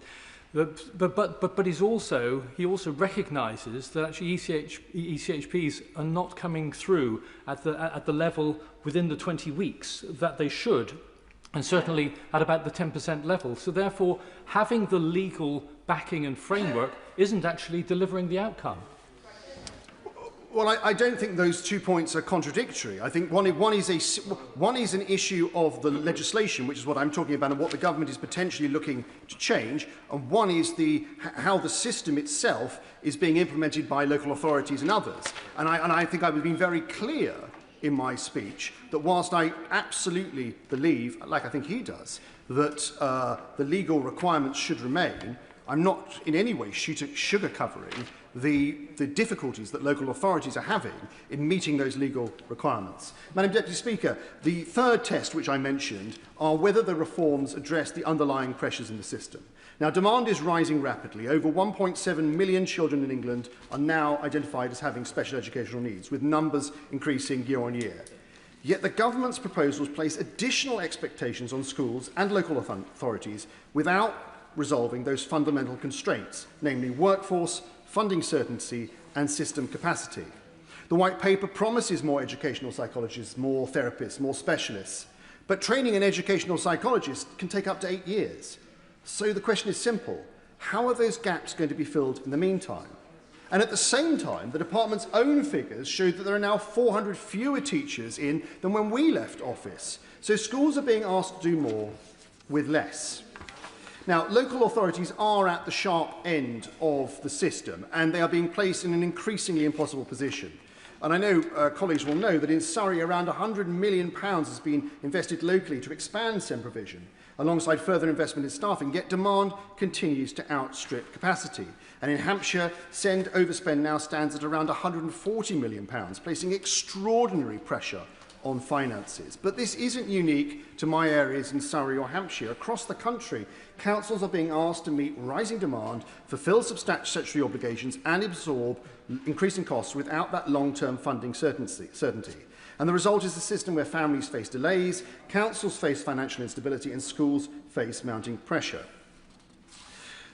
Madam Deputy Speaker, I think taken together, this is not simply a failure of local authorities. It is a failure of the system to meet demand.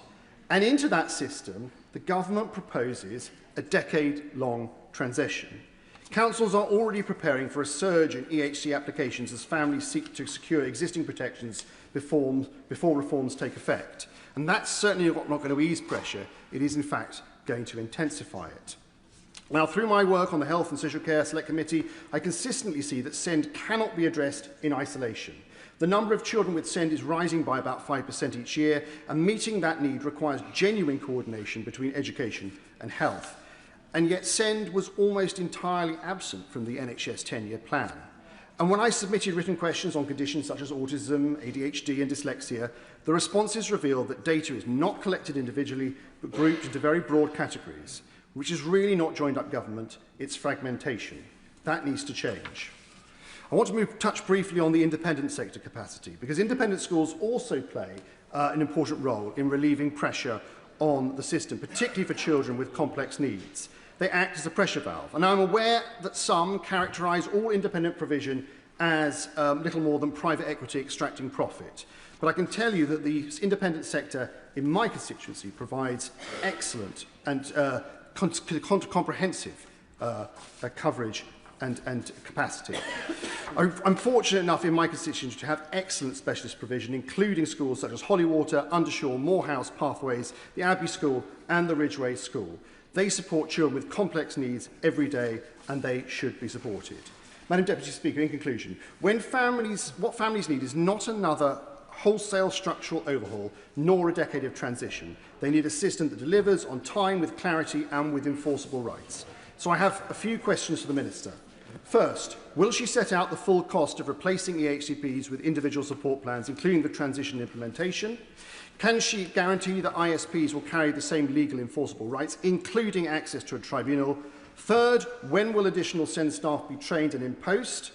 Fourth, what action will be taken against local authorities that consistently fail to meet statutory timelines? And finally, will the government publish detailed data on specific conditions and systems performance so that outcomes can be properly measured? I would say this to honourable and right honourable members across the House. This is not about defending a white paper. It is about defending the families that we represent. Families are not asking for perfection. They are just simply asking for a system that works. The question of the government is simple. Will it strengthen what exists, or would it replace it with something weaker, slower and less certain? Because on the current trajectory, that is the risk, and it is one, I believe, that this House should not accept. The question is as on the order paper, and I will start with an immediate 5-minute time limit.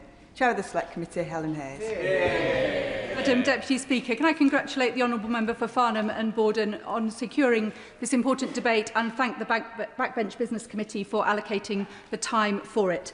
The support for children with special educational needs and disabilities is an area in which my committee has taken an intense interest. It is the single biggest challenge in our education system with far-reaching consequences. The current system is failing children, families and the professionals who work with them right across our country. It is causing deep distress, sometimes even trauma, for children and their families. The implications of the failing system for local authority finances are profound, and many professionals are put in the invidious position of being unable to deliver the education and support that children and young people require because of impossible constraints on resources and ever-increasing need. The outcomes for children with SEND are unacceptably poor, and I'm afraid, Madam Deputy Speaker, I simply don't recognise the description of the honourable gentleman for Farnham and Borden that this is a system that is broadly working, a system that relies on parents having to battle every step of the way and having to go to tribunal to seek redress is an exclusionary and inequitable system, and we need to be absolutely clear that it is failing and that the reform that is necessary to get it to work is comprehensive and far-reaching. It is vital that the failures in the current system are addressed. Vital on its own terms because no child should feel that there is no place for them in our education system, that their needs are not understood, or even worse, as we heard from some of our witnesses, that they are the problem. No parent should have to battle at every single stage of their child's education to get the support they need. But this is also vital if we want to improve outcomes in our education system and if we want to unleash the talent and creativity of every single young person for the benefit of our society and our economy. I thank my honourable friend for giving way. What I hear about is a real concern from parents about exclusions, as she's mentioned, and they're really concerned to understand how accountability will work in a future system, particularly around that risk that exclusions can have for a future where children are concerned about trauma as a result of their exclusions. I'd be grateful for her thoughts on that. I thank my honourable friend for her intervention, and accountability is one of the areas that we highlighted in our committee report last year, which I'll come on to speak about in a moment. We published our inquiry report last year, Solving the SEND Crisis. Our report was based on 900 pieces of written evidence, 7 oral evidence sessions and visits to Ontario in Canada and to schools and colleges implementing innovative good practice in England. In 95 detailed recommendations, our report called for comprehensive change to the SEND system, with a focus on early identification of need, making mainstream schools inclusive for the children with SEND who are already in them, increasing the accountability of the SEND system, as my honourable friend rightly suggests, for schools, local authorities and, importantly, for the NHS, and involving parents and carers in every decision about the support their children receive. We have, to date, received only an interim response from the government to our recommendations, and we look forward to receiving the full response in due course. But we are encouraged that the government's SEND reform proposals reflect several of my committee's recommendations. It is very welcome that the Government has committed additional resources to send support and will effectively be running 2 parallel systems for a number of years to avoid sharp cliff edges between the old system and the new one. That is the right way to deliver significant reform. The decision to write off 90% of local authorities' send debts, I know, also comes as a huge relief. It is the right approach to prioritise early identification of need, to be seeking to make mainstream schools fully inclusive for the children who are already in them, and to be expanding the availability of provision in the state sector for children who need a place at a specialist school. Would you give way? Give way. Thank you for giving way. One of my constituents, Olivia, is battling for her son to stay in mainstream education alongside her son's twin, who is an anchor to them. And so would my honourable friend agree with me that we must ensure that ISP is there quickly to avoid some of that distress in the process when parents battle to keep their children in mainstream settings? I thank my honourable friend for that intervention. He speaks very well on behalf of his constituent, whose situation is replicated right across the country, and it gives urgency to the need to reform our SEND system. It is the right approach to be increasing the expertise of teaching staff and to be making specialist expertise available to schools whenever they need it. The long waiting times for diagnosis and specialist support, such as speech and language therapy, is one of the most appalling aspects of the current system. Childhood is so short, and children shouldn't be seeing years of their education pass them by without the support they need to get the most out of it. My committee is undertaking our own scrutiny of the Government's proposals tomorrow, when we will hear directly in an oral evidence session from witnesses with a wide range of different perspectives and expertise, and we will write formally to the Government in due course without reflections following this evidence session. But as I speak with parents and the organisations that represent them, there are some areas of anxiety about the Government proposals that I hope the Minister will speak to today. The proposals involve over time a scaling back of EHCP assessments and EHCPs, replacing some EHCPs with individual support plans. Parents and carers who I've spoken to are understandably concerned about replacing a statutory plan with an ISP which won't be on a statutory footing.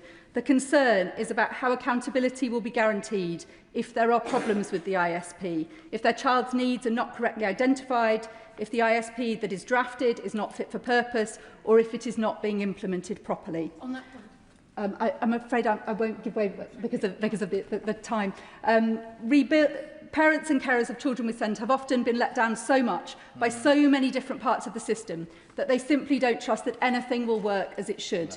Their children have rights on paper which are so often not upheld in practice. In such a context, accountability matters. Rebuilding the broken trust and confidence of parents and carers in the SEND system will be absolutely critical to the success of the Government's reforms, and it's why my committee recommended no changes to current rights and entitlements, so that a new system can be built while parents still have the same access to redress to fall back on. So I hope the Minister can speak to the ways in which her reforms are designed to ensure that trust and confidence is rebuilt, and especially that parents and carers know exactly what will happen if things go wrong. There are also concerns about the proposed reassessment of EHCPs in Year 6. The transition from primary to secondary is one of the most high-risk times in a child's education, and we hear time and again from parents who say that starting at secondary school was when their child's education started to unravel. If only they'd been able to transport what they had at primary into secondary, things might have gone better. Madam Deputy Speaker, I am grateful to the Minister for the considered and thoughtful approach that she has taken to SEND reform and for the extensive listening she's undertaken with parents, carers and professionals. The current consultation on draft proposals is also an important part of the process, and I hope that if it is necessary to make adjustments to proposals in light of the feedback from the consultation, the Government will be willing to do so. It is so important that these reforms are absolutely right. Greg Smith. Thank you, Madam Deputy Speaker. I've been contacted by a huge number of constituents raising concerns about delays to EHCPs, a lack of specialist placements and the struggle to secure the support their children need. Like so many in this House, SEND issues dominate my surgeries and casework, and it is heartbreaking to see the delays and the pain and anguish brought to those children and families as they wait for what they deserve. An education that works for them and their specific needs. And what troubles me even more is not just those cases that have been brought to me, but how many more there must be who have not come forward. One of the most troubling aspects of this SEND crisis is that too many children simply do not have a suitable place at all. Children left in settings that cannot meet their needs, or in some cases out of education altogether. But this issue does not begin with placements, it begins much earlier in the system. In Buckinghamshire Council have advised that there is a shortage of occupational therapists to carry out assessments and delays of up to 56 weeks just to issue an EHCP. That is over a year where a child may be stuck in the wrong setting, a year of lost progress, and a year of growing pressure on families. I thank my honourable friend for giving way. Would he agree with me that as well as the harm to the children who do not receive timely support for their special needs, if they're in the wrong setting, there's also harm to the teachers who are not qualified to support those children in their setting, their normal mainstream setting. So the quicker we can do the assessments and get the right support will not only help the children but also the educationalists that are providing the education. Well, gentleman, for that intervention, I do agree with him. And of course, it is the whole system that suffers in the circumstance that he describes, the teaching staff who do their absolute very best, and also every other child that is in those classes. He makes a very fair point. So before we even get to the question of school places, the system is already falling behind. But in Buckinghamshire, nearby SEND schools are already oversubscribed, and mainstream schools, despite the best efforts of those heroic teaching staff, cannot always meet complex needs. And this is where we in Buckinghamshire have been most let down by this government. Back in 2024, May 24, the Department for Education wrote to Buckinghamshire Council committing to a brand new 152-place SEND school for Buckinghamshire. That wasn't a political pledge or a general election campaign promise. It was officially announced by the Department for Education. This Labour government have formally scrapped it.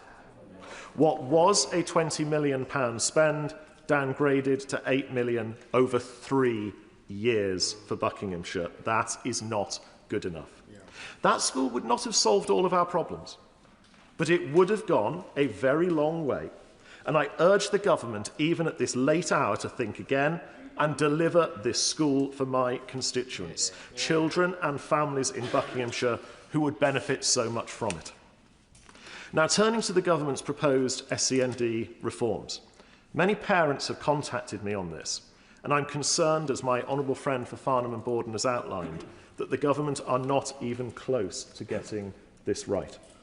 One constituent wrote to me, and I quote, "I am concerned that the direction of SEND reform risks children and young people having to fit into whatever provision is available or else missing out on education entirely. I am really worried that these new proposals will leave parents having to battle directly with schools to get help for their child." And that is an important point. We need a system that works for the needs of each and every child, not a system that works for a faceless bureaucracy. My constituent continues, and again I quote, "My 2 children both have an autism diagnosis, but are significantly different in their support needs. A one-size-fits-all type provision will not be suitable for even these 2 siblings. I would love them to be able to manage at a mainstream school, but the solution is not for schools to become more SEN friendly. The solution is a complete overhaul and reform of the schooling system. It is antiquated and not fit for purpose." And I would urge the Minister, I was lucky enough to go to an event in Portcullis House with parents and teachers of SEND families this afternoon, chaired by Rory Bremner. The evidence given by those parents and those teachers was quite frightening. Many who fear that under this white paper brought to be, their children will be excluded altogether. I urge her to get a readout from that meeting. Now, this leads on to wider concerns about the loss of individualised, and as my honourable friend put it in his own excellent speech, legally enforceable support. Not just the risk of children being forced into inappropriate provision, but the potential loss of legal protections and tribunal rights and the potential loss of EOTAS packages, education other than at school, for children who cannot attend any school setting. That cannot be right.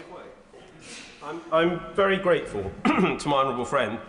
And previously, when I spoke in the Select Committee debate on this in this chamber, I highlighted that too many parents feel the system is done to them rather than working with them.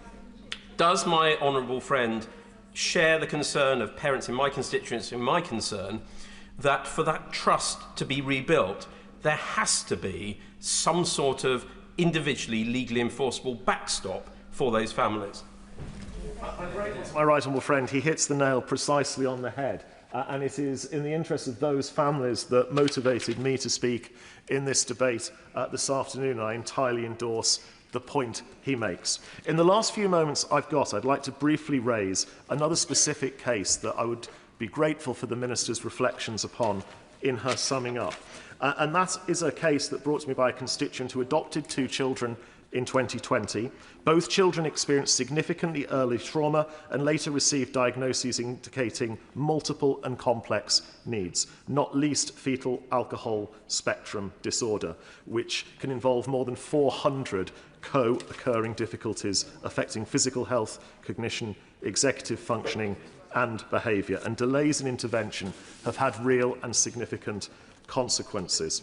As adoptive parents, my constituents are aware of research estimating that adoption generates significant long-term and social economic value. I doubt anyone would disagree with that.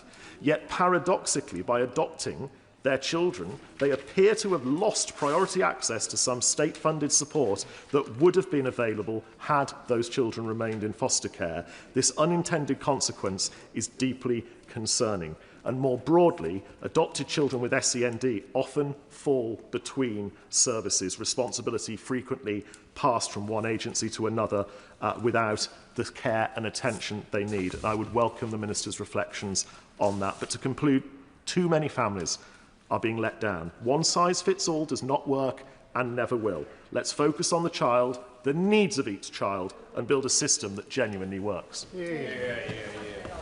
Thank you, Madam Deputy Speaker, and I congratulate the member for Farnham and Borden on securing this really important debate. Children in West Lancashire have felt previously let down by the SEND system. People lost faith in the very system that is meant to be supporting the children in our communities who need it most. And that's the inheritance that this government took over from the last. I know how important getting this right is to the Secretary of State. And the work this government has done in the past few years has not gone unnoticed by my constituents. But it is so important that we get these changes right, Madam Deputy Speaker. Because the people who write to my inbox or visit my surgeries are simply desperate for a system which treats SEND pupils with dignity and truly recognises them as individuals filled with all sorts of potential. There's much good in the government's plans. The vast increase in specialist places and the training and upskilling that will give our teachers more tools to help SEND students will make a real difference to the lives of children, but also to their families. SEND parents are no different to any other parents, Madam Deputy Speaker. Every day they fight to give their children the best start in life they possibly can. And it's so important that this government supports them to do this, without them having to endlessly fight layers of bureaucracy and constantly pushing back against a computer says no culture, which requires individuals to fit cookie-cutter templates to get bespoke assistance. We must ensure that with these changes, we are giving parents respite and not just inadvertently moving the fight from one place to another. I will briefly. The honourable member for giving way and must congratulate her having been a great health minister. I'm sorry that she stood aside. But in relation to the point that she's making, she is aware that, of course, there is a party which isn't, of course, present this evening, where the policy is, and a lot of in the media are suggesting that they will make the next government, but their policy in this area is that this is a crisis of over-diagnosis. I mean, does she not share my concern that there is an issue where this debate is simply not being properly held by the people who actually want to damage the system most? the Honourable Member for his intervention and his kind words. And I would agree that we can't simply say there's an over-diagnosis. It's been referred to previously that there weren't as many people with SEND before. The reality is we don't know that, because for many, many, many years, diagnoses of SEND simply went unnoticed. People weren't diagnosed and they were simply written off as naughty or backward. And it is so important that we recognise how important these children are and how much support that they need. But parents, dozens of parents in West Lancashire have contacted me to request that I come here today to protect the rights that they have under current legislation, to enforceable provision based on a child's particular needs. We all know the deficiencies that exist with the current EHCP system, but we must make sure that we listen to SEND parents. And I know that this government is committed to ensuring that these changes make life easier for SEND children and their families, not harder. I've met twice with a constituent of mine who has a son with severe and complex special needs. He's non-verbal and has sensory challenges. Even when her son was offered a place at a special school, the local authority did not accept the place, despite it being cheaper than the local authority provision. They ignored recommendations and assessments, and my constituent's son was out of education for 7 months. My constituent had to use the rights that exist in current legislation to fight for the most basic right for her son to have an education. And the issue was only resolved because of his legal right to legal enforceability and the tribunal power to name a school. Had this not been the case, her son may still not be in education. My constituent agrees with the government that the system we inherited isn't working, and she's not asking us here today to scrap these reforms. But we must make sure that the changes we are making to an unfair system are supporting SEND children and their families as much as we possibly can. Last year, Reform took control of Lancashire County Council, the authority that makes decisions about SEND provision for my constituency. And despite claiming they would tackle the issue, it's plainly obvious that they demonstrated no interest in it.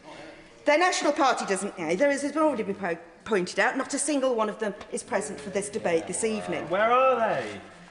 Reform-led Lancashire County Council has failed to provide tailored support for children in my constituency, failed to support families in my constituency who are fighting tooth and nail for the same opportunities for their children that the rest of us rightly expect as standard.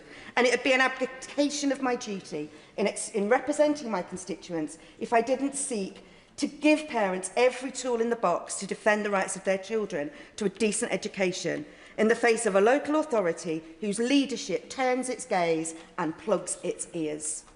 I'm proud that this government is tackling this issue in a constructive way. Parents have waited for these changes for far too long. And as part of my right honourable friend's commitment to giving every child the best start in life possible, I would be grateful if the Minister could give a clear reassurance today that the legal right to an EHCP or similar for those who need it will remain, and that the ability of families to enforce provision will not be weakened under reforms.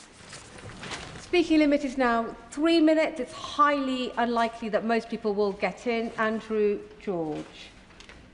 Thank you, Madam Deputy Speaker. In fact, I had made a number of interventions in place of my speech, but I wanted to respond to the honourable member for West Lancashire, because she was making a very strong case in relation to the need to make sure that these reforms are forced through. The issues which were raised by the honourable member bringing this debate today, the three tests which he introduced to this debate, I think sort of set the template on which I really hope that the Minister responds in due course. The issues which I know that in my constituency and across Cornwall, and it's good to see members from Cornwall here this evening, are causing the greatest concern are in relation to the large number of tribunals which are raised in order for parents to ensure that their children get the decent education that they desperately deserve. I mean, the fact that yes, I will give way to the honourable member. I'm for giving way. Let me tell him that in London too there is the same concern as my colleague from West Lancashire put out, that we have to change the system, but too often it has been parents having to go to tribunal in order to be able to be heard. So any reform must support parents to continue to be heard as part of the educational system of supporting these children. Does he agree? I absolutely agree. And indeed, what worries, I think, all of us most is the fact that parents have to be sharp-elbowed enough to actually take on the tribunal system, which is no mean feat in itself. And what worries me, indeed, is how many other parents don't have the confidence to go forward to use the tribunal system and to challenge the system and to actually make a complaint, even to the Ombudsman or using even local authority facilities to actually pursue those issues. So there are major issues which I think need to be reflected upon, and certainly it shouldn't just be those down to those parents who have the self-confidence to be able to navigate their way through the system, that their children benefit, and so many others are actually falling by the wayside, and that does cause a great deal of concern to me, indeed. And indeed, the other issue which the honourable member in his opening remarks identified is that of the very low numbers that are actually meeting the 20-week ECHP basis, which obviously does result in many pupils just simply not getting on and getting the services which they need within the education service which they do desperately need. So on that basis, and the fact that I have in any case made a couple of interventions already, that I feel that I should in fact actually conclude my remarks now and let others go on. Juliet Campbell. Speaker, and I congratulate the member from Farnham and Bardon for bringing forward this debate. This government has set forward an ambitious plan to reform the SEND system in this SEND white paper. I am proud of the commitment this government has made to ensure children with SEND are supported to thrive and achieve, bringing about the changes parents and educators deserve and need. If you ask any parent about their experience of navigating the current SEND system, they will tell you stories of being pushed from pillow to post and not being listened to, because the SEND system that we inherited from the previous government has completely undermined the trust and confidence of parents and carers in our SEND system. Last Friday, in my constituency of Broxtowe, I met with parents and educators who spoke of their own heartbreaking experiences. They told me of their families being traumatised and their children often excluded from education altogether. They welcome the white paper and express their support for all that it seeks to do. However, they do have concerns, and those concerns are around the accountability of the legal status of parents who seek to get support for their families. They are in particular happy and want to support the government in the fact that the government wants to do early interventions, they provide support closer to home, and they are particularly happy that there is going to be additional occupational therapists, speech and language therapists, and educational psychologists, and that there will be upskilling for staff in every school. All parents and educators are also seeking further detail in how we can also reform the current teacher training curriculum, so that newly qualified teachers and educators are trained with the skills and expertise that they need in every classroom, which includes dyslexic pupils and the neurodiverse. As we know, dyslexia is one of the most common forms of learning difficulties and learning differences, yet under the current system, support is inconsistent or non-existent, or simply depends on an overstretched classroom teacher that may not have received specialist training. It is my hope that this white paper will be a vehicle for the development of a national dyslexia strategy, and I have confidence that this government will take this into consideration alongside all their other excellent work that they are doing to improve the education outcomes and the life chances of those with SEND. Charlie Dewhurst. Thank you, Madam Deputy Speaker. Now, I'm sure the Minister is probably sick of me banging on about the local picture up in the East Riding of Yorkshire and the fact that we are the lowest funded local authority for SEND, roughly around £1,000 per pupil per year versus Camden at the other end of the league table, the Prime Minister's constituency, £3,800 per pupil. That discrepancy, that inequality is simply, I mean, it's insane, frankly. It's a historic problem. It's a funding formula that doesn't work for local rural authorities, for larger rural authorities.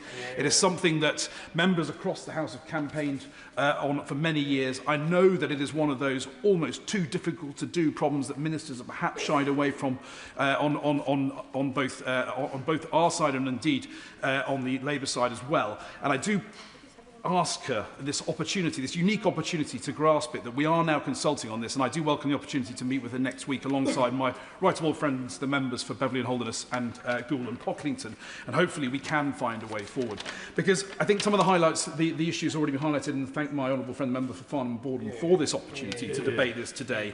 I just want to take in the limited time I've got just to highlight a few of these particular problems that the system is throwing up. Firstly, with EHCP drafting, if you can, of course, get an EHCP in a timely manner in the first place. Often what we're seeing is vague recognition of need, which means that actually delivery on that need and the action plan is therefore very unenforceable in a legal perspective. It's something that needs to be addressed going forward. The routine breaches of timelines are simply outrageous. I mean, people waiting 4 years for an autism diagnosis. As a parent of a child with SEND, I was extremely lucky the nursery that my son was at recognised his developmental issues age 2 and were very supportive in the process that we then went on.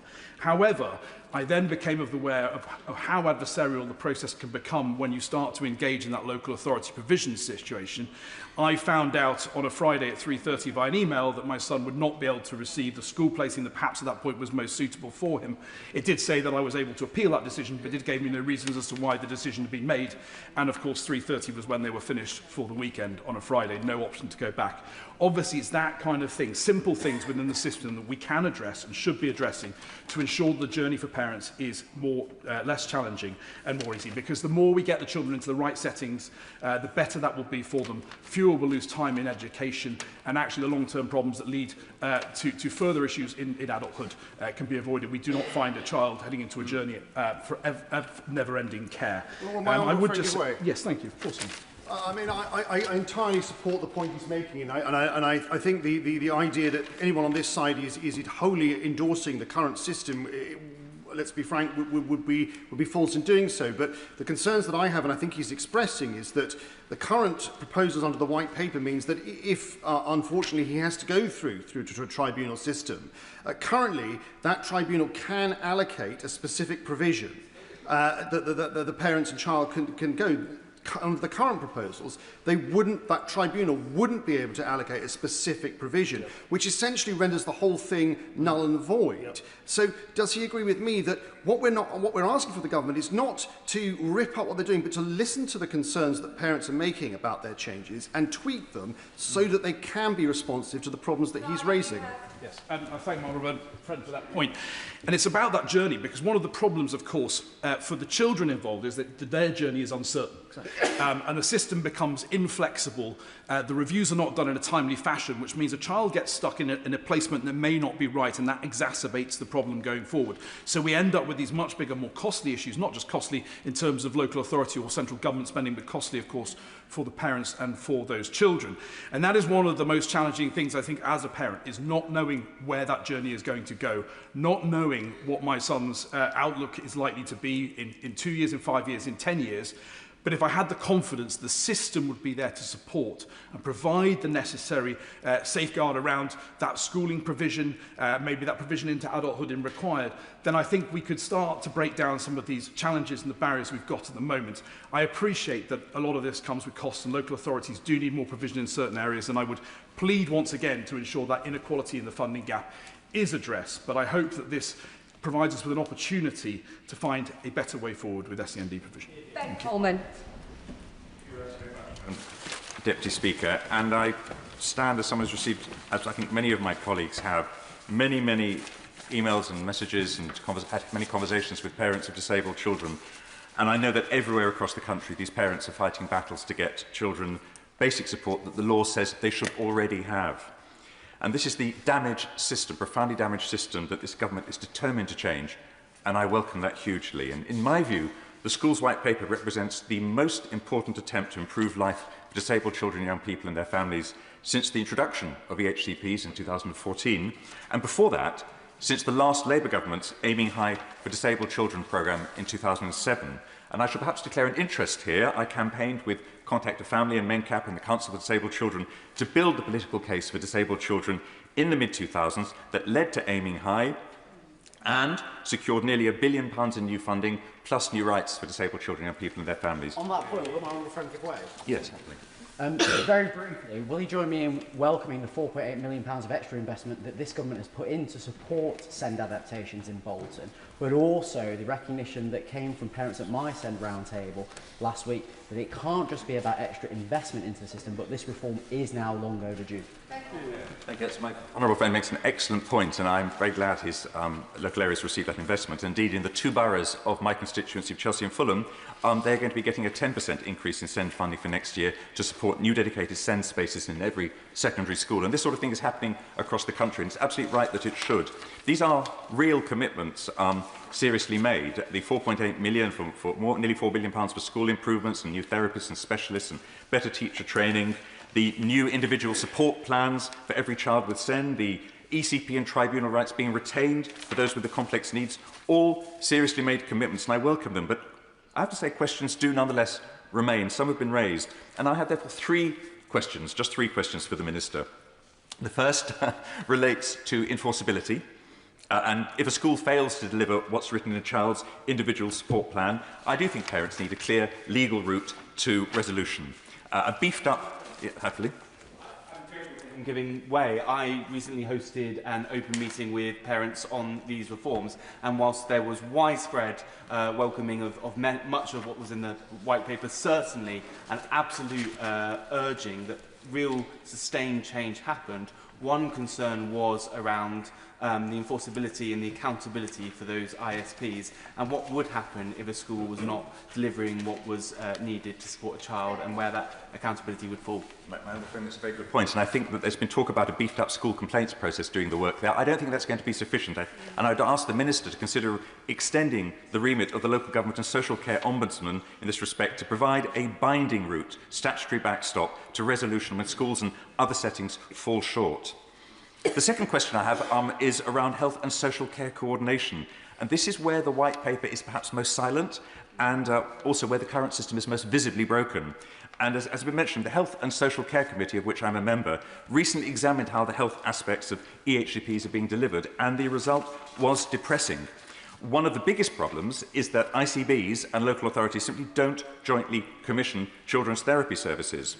Of course, back in 2014, a truly joined-up education and healthcare plan was exactly the ambition that was being strived towards, but health never fully showed up, and the then government allowed them for years to get away with that.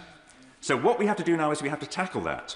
And witnesses to our committee urged that local authorities be mandated to have the government mandate local authorities to have representation on ICB decision-making boards. Will the Minister be prepared to give this serious consideration? Finally, Madam Deputy Speaker, children with SEND spend most of their lives outside the classroom, of course, cared for by parents who in turn receive remarkably little support. So will the Minister commit to a clear, published expectation that health and social care will provide these families with the information, guidance and practical support that they need? Madam Deputy Speaker, this white paper shows a government that understands the system is broken and is prepared to invest. And success is going to depend on many things. Including, as I've raised today, whether health finally shows up, whether ISPs are properly enforced, and whether families get the support, the own support that they need. I have every confidence this government is going to carry on doing the right thing, and I look forward to improving the lives of disabled children, young people, and their families. To Al Pinkerton. Thank you, Madam Deputy Speaker, and can I thank the Honourable Member for Parliament Borden for calling this important debate. Like him, my inbox has overflowed since being elected last year, with concerned parents writing to me about the state of special educational needs provision.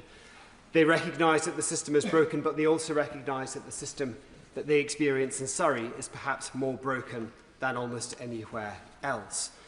To start off with one bit of good news and some acknowledgement of the Department, I would like to thank the Department for confirming funding for the new Frimley Oak Academy that's going to be opening in my constituency in the near future, that will cater to 170 pupils. It represents a really important step forward in addressing some vital local need in education for children with special educational needs. But the sad reality is that for too long, so many parents and children in my constituency have been failed. And I'm sorry to say, by Surrey County Council. Surrey has the highest recorded number of SEND tribunal appeals anywhere in the country for the last 3 consecutive years. That is a statistic that's a symptom of systemic dysfunction and failure. And behind every one of those appeals, there are human stories. One constituent of mine recently wrote to me, and her opening words were simply, "Our life is crumbling right now." Others described their children being stripped of their childhood, families being physically and mentally broken, and their finances being pushed to the brink. At one recent constituency surgery that I held, a parent came to me and described the process of navigating the SEND system like walking the yellow brick road, with every trial and tribulation thrown in your way, and then finally getting to the emerald city of something that might represent something a little bit better, only to pull back the curtain and find that there's nothing there. And the HCP with the wrong name, describing the wrong child, offering an inappropriate package of support. And sitting at the top of all of this in Surrey, senior leaders who say there's no problem with special educational needs in Surrey at all. There's just parents who are too articulate. Outrageous. Claiming outrageously that there's not a problem, there are just parents who have too inflated an idea of their children's wants.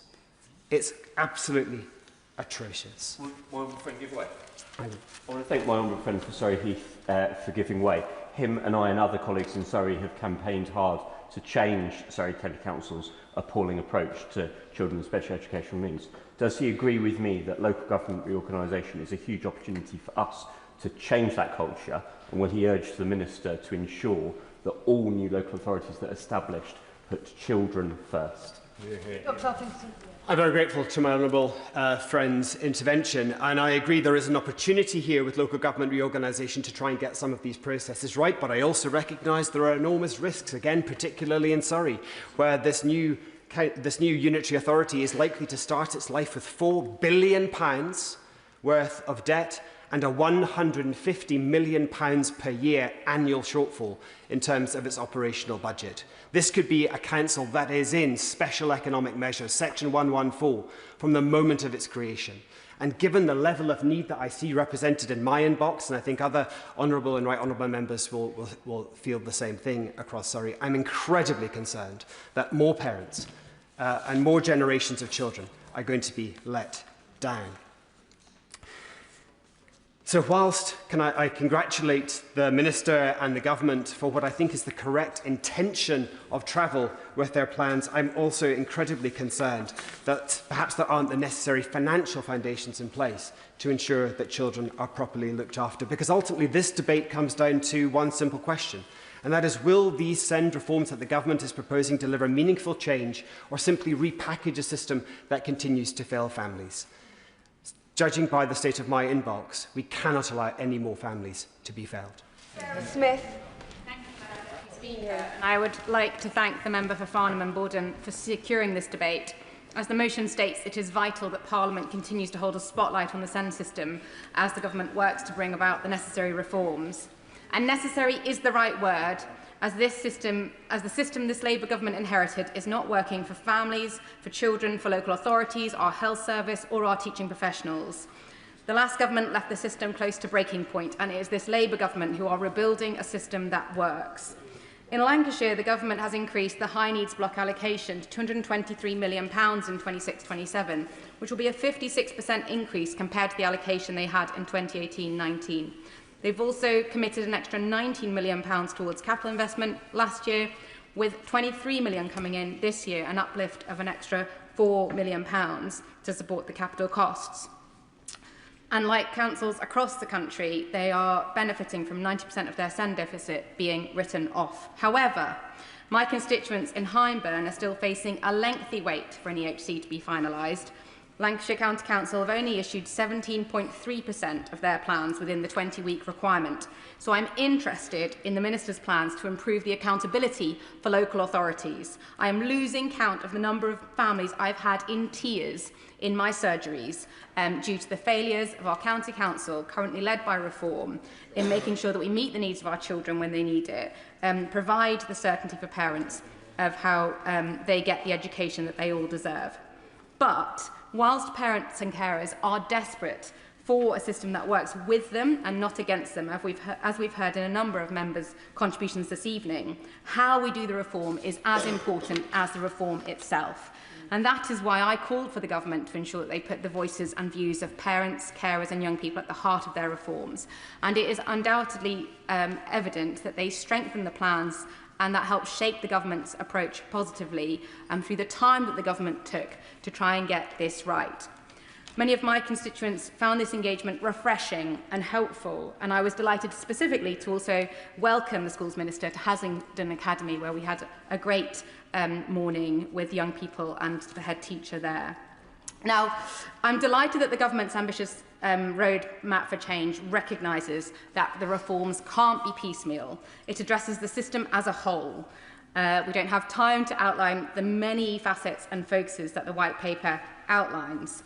But I believe that this White Paper starts to provide a roadmap for how we can deliver the change for every child, wherever they live, in order to end the postcode lottery that they currently exist in. A more consistent, earlier, clearer and fairer system is within reach. We need to be ambitious for our children, delivering expert SEND provision in every mainstream school, where no child is left behind. Thank you, Madam Deputy Speaker. When addressing this subject, I think of the 16 years of surgeries I've had, where parents have come in to explain their profound dissatisfaction with the way that the evaluation of their child's needs has been conducted. And one of the most powerful examples was a constituent who came to me and said that their son has complex SEND needs, including autism, ADHD, sensory processing disorder, demand avoidance, SEMH, and severe anxiety and school trauma. They went on to tell me that for the last 8 years, there had been a series of failings in terms of dealing with their situation: inadequate and inaccurate EHCPs, school placements and support failures, and then went on to tell me the enormous impact it had on their family. Now, I honestly believe that everyone in this place wants to get to the right improvements to this broken system. The system, very happy to give way. Thank you very much for giving way. Two of my constituents, Tom and Emily, their brother and sister, they got their EHCPs after tribunal fairly early because their parents were so robust. They then only got the suitable schools after tribunal because their parents were so robust, against the will of the local authority. Does he agree with me that any reforms to this process must be enforceable? Hear, hear. I do, but I want to address the key point that I think we've all got to acknowledge. Between 2014 and 2023, there was a 140% expansion in the number of EHCPs to well over 500,000. And in generating that volume of demand, we have to be honest on all sides of this House about whether, given the budgets we have, or whoever's in government, can actually provide solutions that meet the needs of every individual child. And we're all trying to make the case that whether it's EHCPs give us the legal backstop, or whether we move to an ISP and a school-based solution, that it will achieve that. What I want us to recognise is that in defining needs so much more broadly, we have created such a demand and expectation of the state. We have got to be real about what we can and what we can't provide. And this is very delicate territory because we're always concerned that we're going to be accused of denying the needs exist. But what concerns me is that we're going to set expectations that the school is going to set up an individual definition of provision. And it will not be met in exactly the same way that we've seen the challenges of the last decade.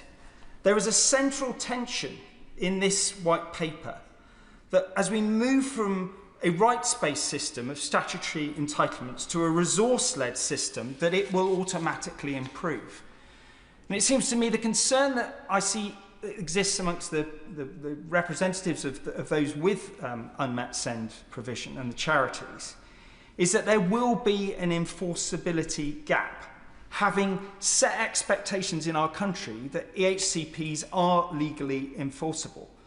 So with these new proposals of ISPs, while parents might have the right to a plan, they will not have the legal right to the provision it contains. And if we standardise things over individual needs, and we move to a situation